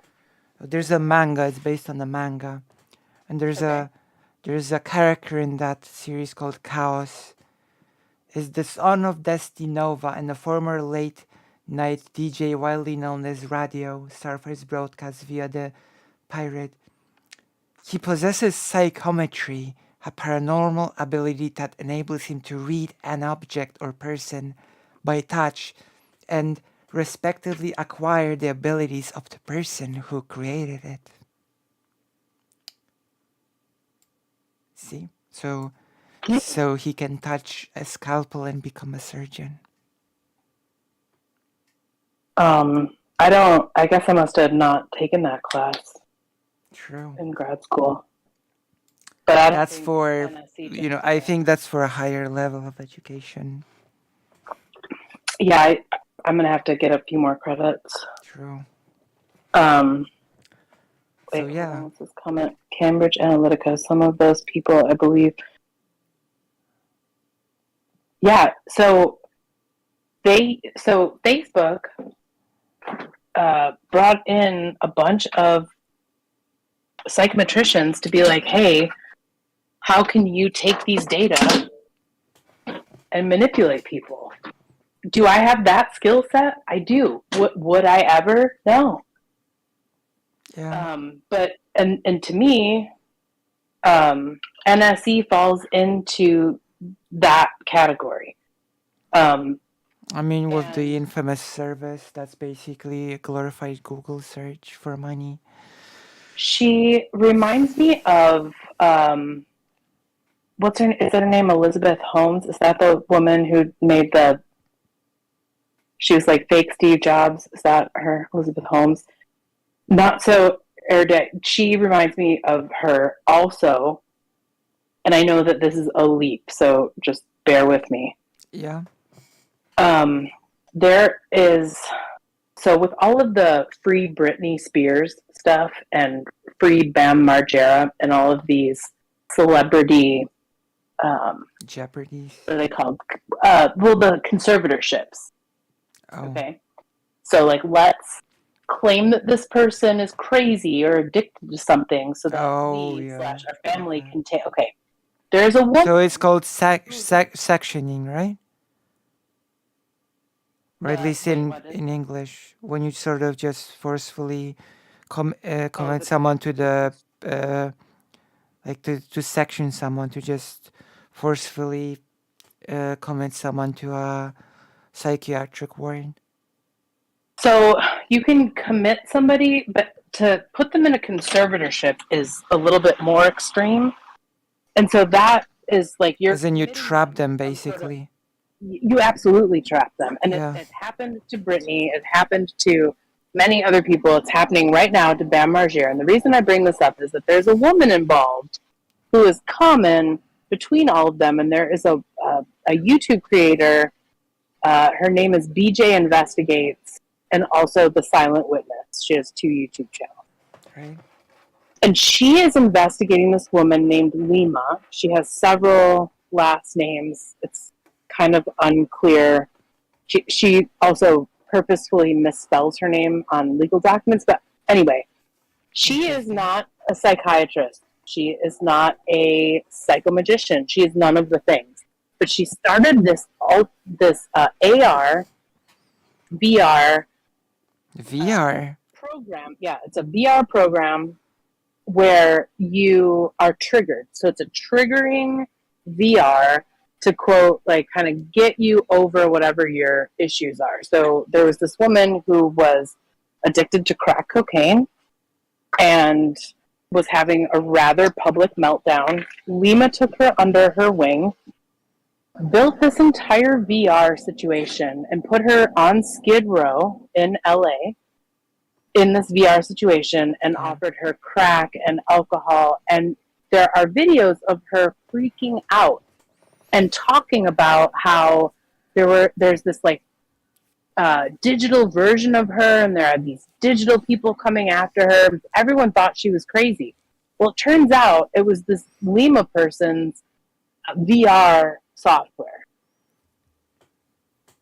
She was just really convincing about what she could do. She hurt a lot of people. That woman is dead. The woman, Amanda, that she was helped, that woman is dead. She lied about how that woman died and is now deleting everything as fast as she can in real time right now to cover up her project. Yeah. And what she has been doing to people. She did it to her twin sisters. It's kind of unclear where they are now, but that is exactly what NSC's bullshit could scale to if left unchecked. Yeah. And so when I see people being like, those people were just bashing her, you can call it what you want. I don't see her as any different from any other type of scammer. I only jumped in because she was scamming very specifically on what I know about. But she's the same as anybody else. She's a confidence person. Just trying to spin up a con, okay? I don't think she's special. I don't think she warrants any special attention, but I jumped in because this is actually what I do. But when left unchecked, you get to people like Elizabeth Holmes who are like, yeah, just prick your finger. We can totally diagnose your entire blood profile with a drop of blood. That was not true. Everyone wanted it to be true, but it wasn't. Same with Lima. Everyone was like, hey, maybe if we can trigger these people that are in active addiction in a controlled environment, and you know what? That might still be true as well. But because she didn't know what she was doing, she just ended up breaking people and signing them into contracts to the point that, like, she has finagled hundreds of thousands, if not millions, out of people and their families to support her problematic bullshit. Tell me how this Lima person is different from NSE. NSE makes less money for now, but for now, that's difference for now. Yeah. Well, and forever, as far as I'm concerned. True. She did not scrape the internet well. I didn't need anybody to tell me. You can search her screen name and find out who she is. Yeah. I mean, whatever. But back to this situation. But yeah, so we're... Oh, Carasu says, we had been aware of her mostly due. She's operating in this sphere and interacting with people. Yeah, Destiny and other people like that. And I'm new to this. So I was following the Illuminati thing, and I saw Demon Mama's live about that then went into That was a whole mess. And I'd never heard of her. or of him, and I'd never heard of NSC before that moment. So I didn't have any particular allegiance to anyone Yeah. when I went into the comments and I was just like, hi. I actually have expertise in this and have a lot to say. Yeah. Not thinking that anyone would react, but President Sunday did, and I was like, yes, let's talk. Yeah. President Sun is pretty principled. A pretty I principled completely agree. person. Also, like the whole server is just delightful. I just want to say that I've been in some really toxic internet spaces since the pandemic, Yeah. and this server is so delightful in Nice. general. Just thoughtful, interesting topics, smart people, and Yeah. not the BS I got involved with on TikTok and in some moments of Yeah. weakness. Oh, have you seen? Have you been watching Demon Mama for long? Not that long, but I have definitely gone back and watched a lot of their content. Okay. So I'm not sure if you're aware of the nice thing President Sunday and Demon Mama have done for me. I'm not. Because at the end of last year, my mom has had an accident. She was driven into by a motor scooter, and she had to like have a whole hip surgery and rehab. And because of how healthcare works in Poland, um, basically, if she were to start rehab, she'd have to. The rehab would start last month, so like 5 6 months after the accident, which would not be very good for rehab after surgery, right? Right. So President Sunday and Demon Mama sort of organized a 12-hour fundraiser stream for my mom. That's amazing. And thanks for the $5 fake Alec Kyle Parker. And she could get the rehab like straight away privately thanks to that. You know? That's amazing. And it makes, I mean, I'm old enough, I've spent enough time on this earth that I'm pretty good at reading people and communities, but like, I had a good feeling, but that just warms my heart. Yeah, it's really nice.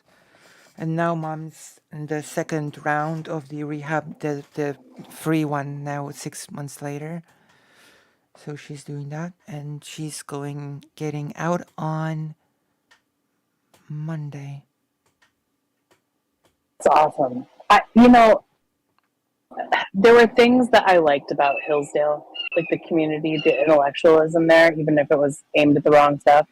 But this server kind of gave me that feeling of like really thoughtful, intellectual considerations on things, but also just like a support network. And I'm glad to know that I read that properly. It's true, I'm a high intellectual genius. It's true. Oh, it's all true. It all comes with And I the appreciate it. territory. It all comes with the territory of being President Sunday's number one or better. I You mean, know? what more do you need? It's true. I just need time to read all of the books that I've got here. I guess time is what I need, I would say. I I have the same problem. And I listen to I listen to a lot of books while I walk the dogs because I have two very active dogs and I like to hike um, a lot. So, Also, I need to read the but some message books you from gotta them. just read with your eyeballs to take notes on. Yeah, yeah, I do like taking notes from books as well. Whoever is speaking has made me reconsider the whole psychometrics thing. Boo, she's making my brain wrinkly. She made me confront things I thought were true and come to more nuanced opinions. Boo. So yeah, that's You're for. welcome. Yeah, I think not so Erida has poisoned the whole psychometrics thing for a lot of people. Well, I think so too. And I've watched, certainly I've looked at the comments, um, and I've seen a few reactions on a couple of different lives, and no one can attack our arguments. They only attack the fact that I have pink hair in my picture, which means that I'm making a good argument, and they have nothing else to Wait, say. sorry, what can they only do? They only talk about the fact that in my picture I had pink hair. Oh, I see. But they assume that I'm jealous of her because she's young and attractive, which, first of all, that's offensive to think that I cannot appreciate somebody um, who is younger than me and a female also. Like, that's weird. Why? Like, of Yeah, course I can that appreciate is that. weird. But also, I've been shat upon from high in this field. So I do know how hard it is to be a woman in this field, which is why I'm extra going to say something about her fraudacity. Oh, yeah, it must be annoying. Just do the work, ma'am. Like, you're clearly smart. You're not dumb. You're not dumb. I would never say that she is dumb. She's manipulative, but she's not dumb. So Yeah. why not just go get the degree in psychometrics or get the degree in counseling and do what you want to do? That to me is Well, what's suspect about it. well, that's the thing, right? What does she want to do? That's the question, isn't it? It is the What question. does she want to do? But since she's roundly ignored the entire live that Beyond Safe Words and myself were involved in, I suspect that I will never get to ask her that question. And I also, when asked if I would debate her, declined because I have no interest in debating somebody who's not going to. Oh, wait, she asked to debate you? No, one of her friends, like one of her fan club. Oh, I see. Uh, Yeah, well, we'll see how the. Yeah? yeah, I don't Sorry. think she would step into a ring with me. And frankly, I would, but I don't argue with condescending people that use condescension as their debate tactic. I'm Right. not doing that. Yeah. So if you're gonna just sit there and gaslight me and try to like trap me into saying something that I'll regret, I'm sorry. I actually know how to debate properly and am educated formally, and I'm not interested in that. Yeah. If she's interested in having a good faith debate, because here's the thing, she's not a terrible person. I don't think. I think she has bad ideas, and I think she uses uh, her platform as a grifter. That's not cool. But do I I think mean, she's inherently evil? I don't know, and I don't care, and that's not my place to judge. But if she wants to talk about psychometrics and what she can and can't do with that degree, I'm here for it because that was my argument. I think I have that, a PhD in what she's claiming, and I would yeah, never. So neither should she. That was it. yeah. I think the scamming thing is pretty damning, though. It's disgusting. It's disgusting. Oh yeah. Now, if that I was talking like 30,000 feet. Now, if we're gonna take a step down, yeah, no, it's gross. She's absolutely taking advantage of people. Yeah. She is also potentially misusing and mishandling very private data. So, Yeah. as a psychometrician and somebody who knows the laws and somebody who is now in cybersecurity, the whole thing just tells me no. But again, how are you going to claim that you have this specialization in assessment and you can't even build the assessment that you're charging $50 for outside of a poorly formatted Word document? Yeah, and this fake Alec Kyle Parker said about the whole being Like, attractive is like beauty is very subjective to begin with. I have a website for my LLC. I Yeah. could build that into a web form and have it auto suggest things and do it for free. Yeah. I would, because that's out of my scope of expertise. Yeah. It's like But when hers too. it's like when I told, because of course I visit my mom almost every day in that rehab center. When we talked about, because I have breached not so erudite topic, and her father, my grandfather, used to be like a pretty respected professor of law and economics. I guess he sort of married the two fields. And he was a dean of the whole thing, big department, and a pretty well-known university. And he would be often asked to do certain things, and he'd basically decline, saying, "Well, that's not really in my expertise, so no, that's Right. not something that I can do." No. Yeah, you have to know your limitations. And I was so glad that there was somebody who had the clinical side um, to be able to stipulate to the things where my point was like, I don't know that stuff. That's not my job. And in that debate, her role was to be like, oh, I do. This is where I pick up from what you do Yeah. and take the information that you've gathered. But number one, I don't have evidence, and I've looked through the what the city or the province is using now. I've looked through it. Nothing cites one publication where she is even a co-author. Okay? Yeah. If somebody's like, hey, what have you worked on? If you ask me right now, you know what, Pearl, I actually am I'm a little bit suspect of your qualifications. Without hesitation, I would send you my entire CV that has my entire list of publications on it. Yeah, that's my biggest gripe of the entire thing, that presenting your qualifications should not be like a whole project. It should just be you should be able to do it within a few minutes. Well, I think Like, that's why President Sunday used the thumbnail that he did when he cut the part of just that conversation out, because it's me pointing at my diploma on that thumbnail. Because yeah. I sent a picture to him in a DM that was kind of like a joke, and I'm pointing to it, and I was like, see, mine's bigger than hers. And he's like, can I use that as a thumbnail? And I was like, yep. Like, yeah, it Because I don't should be want people like, being like, I don't believe her. But if somebody was like, hey, Pearl, I want to see your dissertation, I'd be like, look, there are things about that dissertation that I would have done differently. yeah. And it's not my favorite thing, but here it is. If you Yeah. want it, I'll send you the PDF right now if you care. Like, I'll send you my LinkedIn. I don't care. I don't volunteer my full name only because of some other BS that I got involved with on the internet a couple of years ago.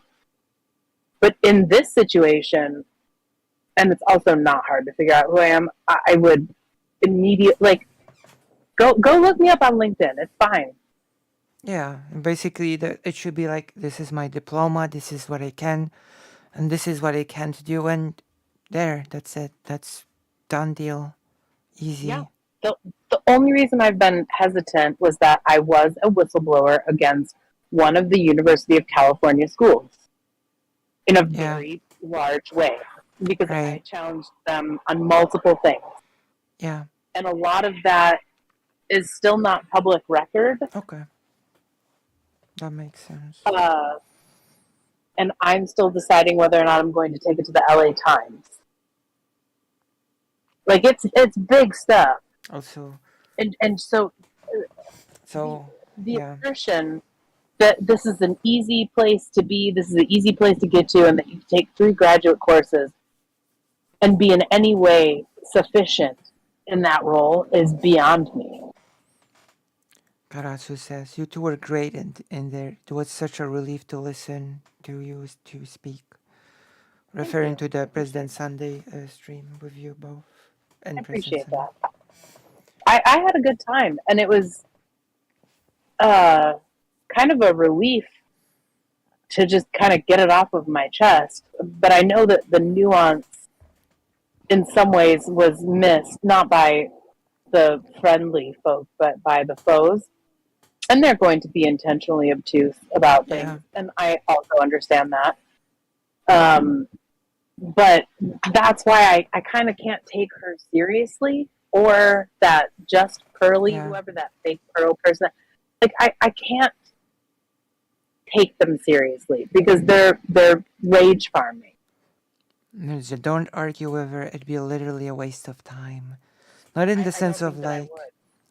Not in the sense like Vosh arguing with Hinkle, but more in the sense of Has blowing his mic out during a debate. Like, we're gonna see what happens during that panel. Know Yeah, I'm that. gonna be in your DMs the whole time. Oh, to support. Yes. Nice, thank Be you. like, don't let her get away with that, or whomever is, or be like, actually, that's a great point. You should ask for clarification or whatever, if I can help. And also, please feel free Right, to thank ignore. you. But We still have a lot of time to sort of prep for the whole thing. It's just the first day of prep. yeah, I'm very, very curious. But also, I don't know what my longevity will be to be able to listen to that, because there is a switch in my brain. My trigger is people feeling entitled Yeah, and people being condescending. It makes me irrationally angry, and it is why I can't really debate a lot, because I can't control my emotions because I care too much about things, and also I just need more practice. yeah. When I was in debate, I was an after dinner speaker. That was my specialization. I'm sure that's not surprising. Um, Same here, although Lucy. We're I here did to debate support you. some Thank you. Maoists when I was Oh in my Hillsdale once. gosh. That was wild. That was wild. Oh my gosh. And they were from the University of Michigan, Oh my ironically. gosh. Fake Alec Kyle Parker says, whoever is speaking shouldn't take them seriously. It'd be a self disrespect to whoever is speaking. She is worth more than she'll ever know. Oh, I agree. And what is more important though, you can redirect people to these videos so audience could educate themselves. Yeah, that's actually a good point. That the panel could be a good sort of opportunity to um, bring attention to certain things. Figured out if that actually works on the internet, though. And that is part of what my dissertation was on. And I've watched my dissertation algorithm come true on social media so many times that I'm interested to see,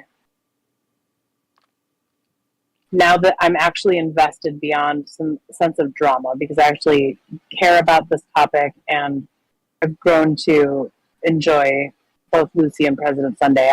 I'm invested Thank on you. a personal level. Sort of realize that the topic is a lot bigger than the panel. So Yeah. it's such I'm a gonna suffer through it, but it's pain. It hurt. It like pains my soul well, to just watch people scream about bullshit just to get attention and likes. It's like, why don't you just put that effort towards being a good human being, being nice to people, showing different ways that we can show all of our strengths by being who we are. Like, why is that the evil? And when I get down to that point and realize that that's what a lot of these people are arguing, it's like, I just want to be me, my hateful me self, yeah, and not let anybody else in. Why would I argue with you? That's gross. yeah. Well, it Sorry, seems I've like gone to on me a rant. a big bonus or plus or the main plus will be exploring this topic in depth. And I also don't know who the other people on this panel will be, so I'm I'm not sure hoping that they're either. I'm not sure either. Apparently, a lot of them will be anti, so I will be getting some helpers, but I don't know who they are yet. curious. And when is this? Next Friday? Yeah.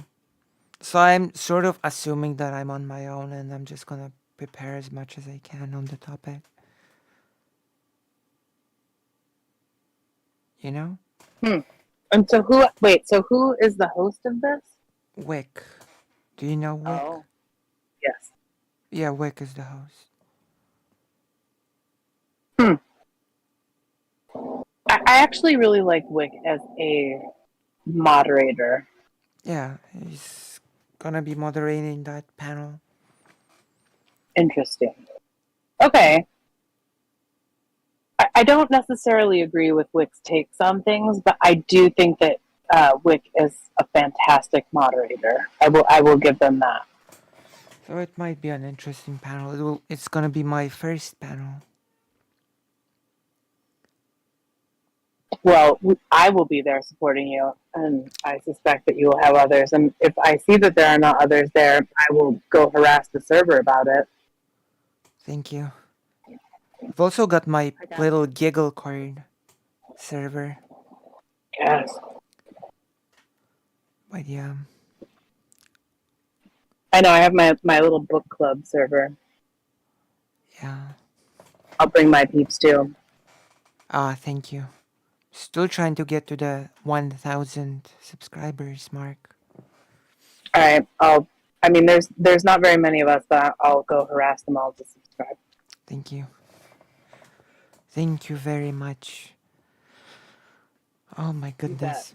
This is a really good first day of exploring the topic, especially since it sort of changes the way I think about it. Since the affirmative action doesn't just start with the looking at the candidates, but it also starts with um, attracting candidates that otherwise would have been sort of apprehensive of coming in, if that makes sense. Yes. So I And didn't. if you and the difference too between when this was written and now. So here's some inside baseball, as it were, about universities and attracting students. So now it's come down to, if you're going to spend the money on a university, you want to be wowed by your experience, Yeah, whatever wowed means to you. Now that could be a kind of a family like atmosphere, which is what I gravitated towards, even though it was like a really super dysfunctional family. That's fine. Or do you want something that is like top notch in technology? You're going to have like 5G wherever you go, every inch of that campus, and the you know the sports center is amazing, and the theater is great. So they are competing on all of those things. hmm, Every university in this country is competing on their IT infrastructure as much as they are competing on the strength of their academics. right. So that's interesting. So when you think about marketing all of what you have built to attract students, did you make that friendly to the people you're trying to attract? Or did you still make it just attractive to white dudes Yeah, who now that's a have pretty. giant TVs to watch sports? And look, I like sports. I'm not going to pretend I don't like sports ball. I'm not a I make huge a fan lot of of money. sports, actually. Look, I can make it statistically, it's fascinating, and I'm very good at betting on it, even if it's just hypothetical Oh, betting. interesting. Um, so there are things that I really appreciate about sports. I do like the whole team aspect, like the good parts of it. What But about to me, with tennis? this, okay, so I love tennis. I love tennis. Okay, Tennis to tennis me is like okay. is That's one. amazing. The strength, the personal, emotional, physical strength that you have to compete in tennis is That's unbelievable. that's the one sport that I can sort of watch because it's been I a love it. family sport. And I watch the tour. So I'm one of those people that watches the Tour de France because I am a cyclist myself. Hmm. So I will watch the tour. I don't care if I have somebody to root for or not. I know the history of that sport. I know the history of those mountains. That, like, if somebody was just like, "Hey, here's a whole bunch of money. What are you going to do with it?" Oh, I'm going to go and attend the tour from day one to the Nice. last day in Paris. That's my bucket list. Nice, And there are nice. certain parts that I would be like, I'm going to drive my RV up here, but I'm going to ride my bike up this mountain. I don't care if these professionals do it in 2 hours and it takes me 10. Don't care. I'm going to do it because I've watched them for years. So, like, there's a lot of different parts about it. And also, I would never bet on the tour just because it's, like, kind of sacred to me, even though I know it's insanely, you know, there's doping allegations and whatever. It's like precious to me. And then I would say tennis, but for money makers for me, football, Oh, like American football. Uh, Karasu I can has. bet on the NFL and win a lot of money. Oh, Karasu has said, look, we'll see also the most important thing is this preparation in a way really is that the subject is taken seriously. Yeah, I think so. Yeah, Mm-hmm. I do think so. It's a pretty complex subject, actually. It's complex, but especially if you're talking about it in the United States, because we have this weird obsession with states' rights, and we like to pretend that that equals freedom when it definitely doesn't. Uh, and so we've left that largely to the states. So if you look at a state like California, who does by and large provide education at no cost to citizens of the state of California. Texas offers low cost solutions based on income for people that are in the state of Texas.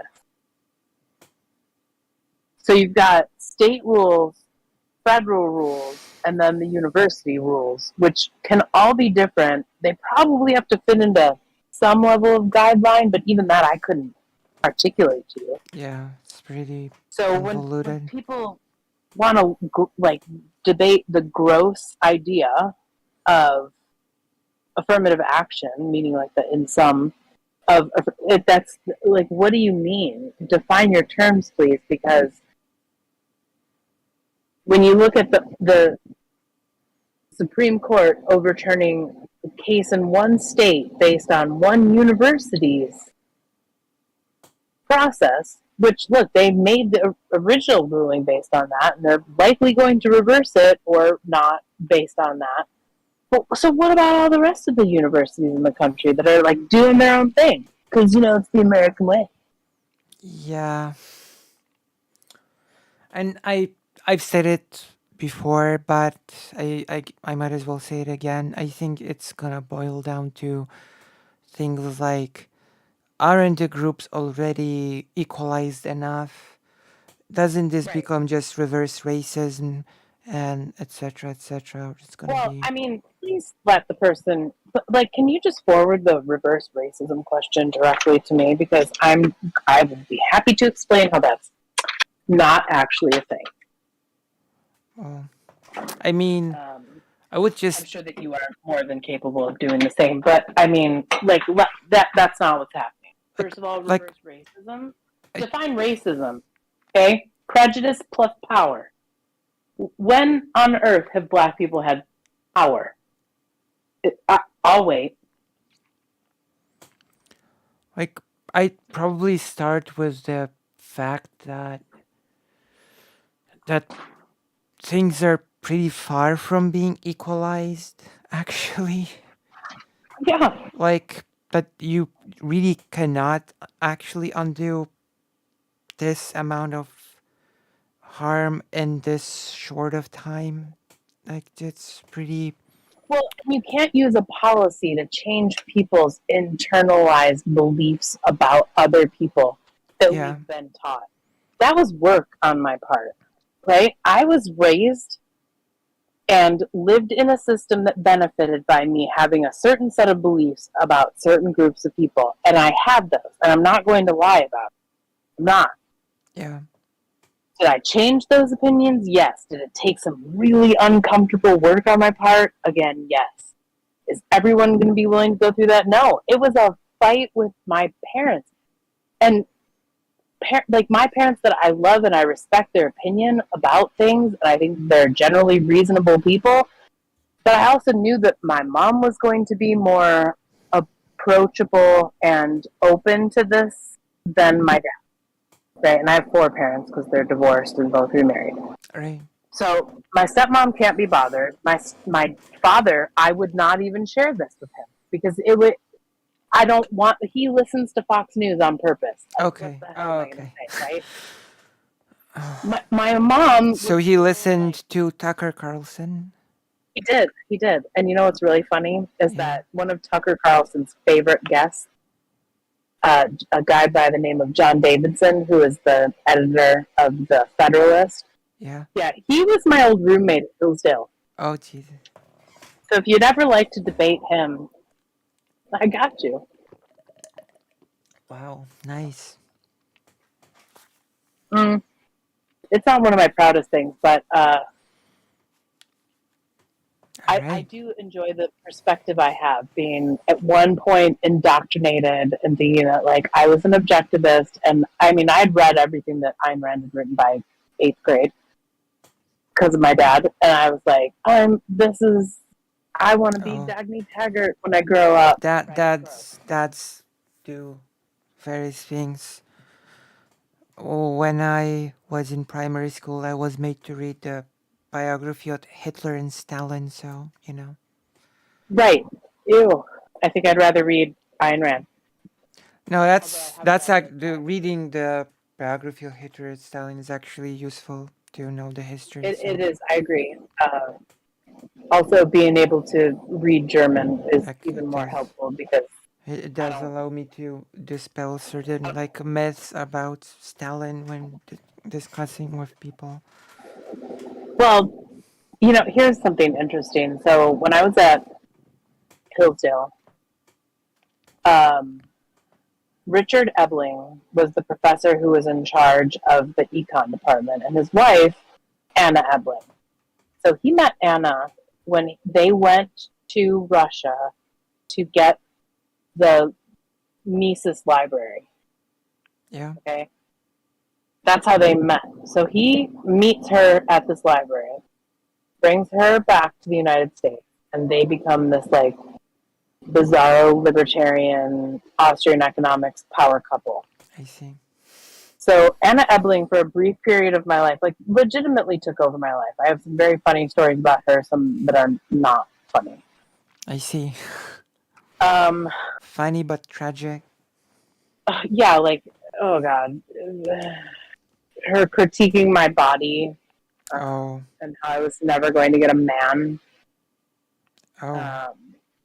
Was she supposed to be your friend in that? Yes, she was being helpful. In her opinion. But I took a class from her, and the title of the class was Russian Business Ethics. Okay? Just think about that for a minute. Russian business ethics. So what does one learn in that class, especially at Hillsdale College? Well, she does like this quote brief history of Russia. And I mean, she takes us through like the beginning through Perestroika, like the difference between Lenin and Stalin, like all that stuff up to current day. We do this like world. Wait, where did the history of Russia begin by that person's recollection?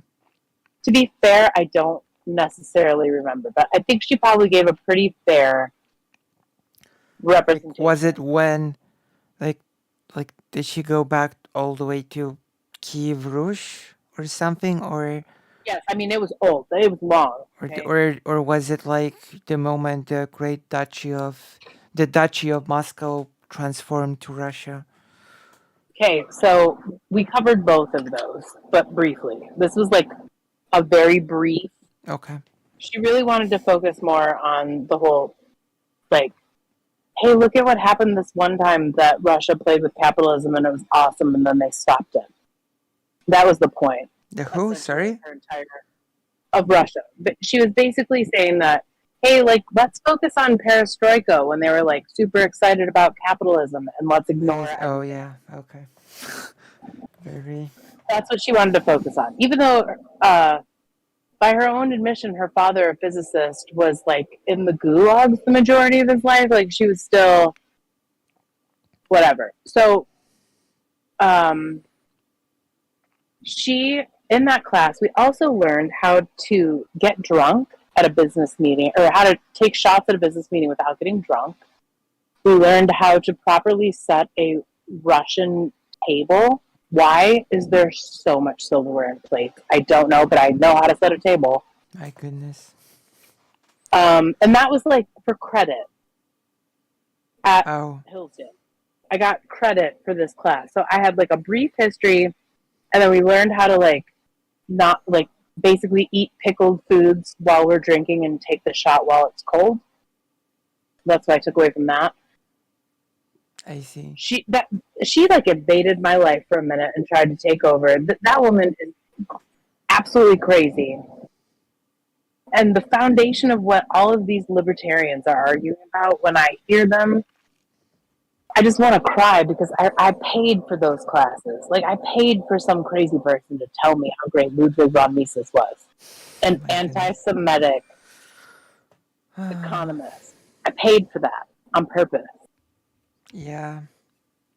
But when we debated the Maoists, that was maybe my favorite Anna Ebling moment, because we were like having this like pretty serious debate about whether or not communism was a utopia, and she had been drinking and just juts into the conversation. She's like, "You think utopia is waiting in line for 8 hours for one half banana and bread? Fuck you!" And I was like, "Oh my god, My goodness. yeah." Anna Ebling versus the Maoists, 2002. Good times. My goodness. Wow. I hope I haven't scared you. Sorry? I said, I hope I haven't scared you. No. It's okay. It's just that it's 4:16 a.m. where I am. Oh, Yeah, we've been streaming please, for, by all means, so we might finish it here. go to bed Unfortunately, if for you need now, to. it's been a great pleasure. Thank you very much for your help, and I'm not gonna lie. I'll probably be depending on you a lot in the upcoming week. Yep, that's okay. I have class this week on Wednesday night and Thursday night, but other than that, I'm between jobs right now, so I have time. Okay, thank you very much. You bet. I This has been hopefully, delightful, but I'm sorry that I've kept you up this late. no. It's basically my regular streaming thing to this hour. I'm a persistent streamer. But yeah, thank you very much, and hopefully I'll be super prepped for my first ever panel ever. I think you'll probably be over prepared and Oh, frustrated. better I over agree. prepared than under prepared, as I always say. Well, this is on my mind now, and I'm thinking in ways that I have not thought about this in a long time slash ever, like the equity versus equality. I would like to give myself a little bit of time to ruminate on that. Right, and then we can discuss it. And yeah, and I want to look up some of the like what is driving this current revisiting and some of the open opinions about it. And so I'm going to be looking into that. And in the meantime, just send me questions as they come to you, and I will address them uh, as I am able. Thank you. Of course. All right, Anytime. so I will bid you good night or good morning, depending on what time it is for you. For me, it's 4 a.m., 4:20 almost a.m. Yes, it is 9:20 here p.m. So I would say good night, I guess, Yes, almost. and Thank I you. will say good rest, and I will talk to you later. Uh, Yes. Widely defined. I will type the regular All right. thing in Good the night. both chats. Good night and good morning. And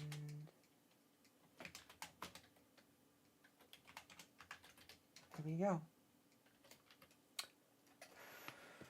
So, see you, gigglers. This has been an intense, intense stream. We're gonna have more of those. We're gonna be learning all that we can about affirmative action. We'll be like so prepared. We'll be experts on affirmative action by next week. So, bye bye. I'm gonna press disconnect now. End stream as in. Hello, Gabrielle. Singji Malik. Hello. So, good morning, good night. I'm really sorry.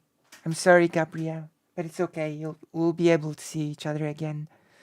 Good night.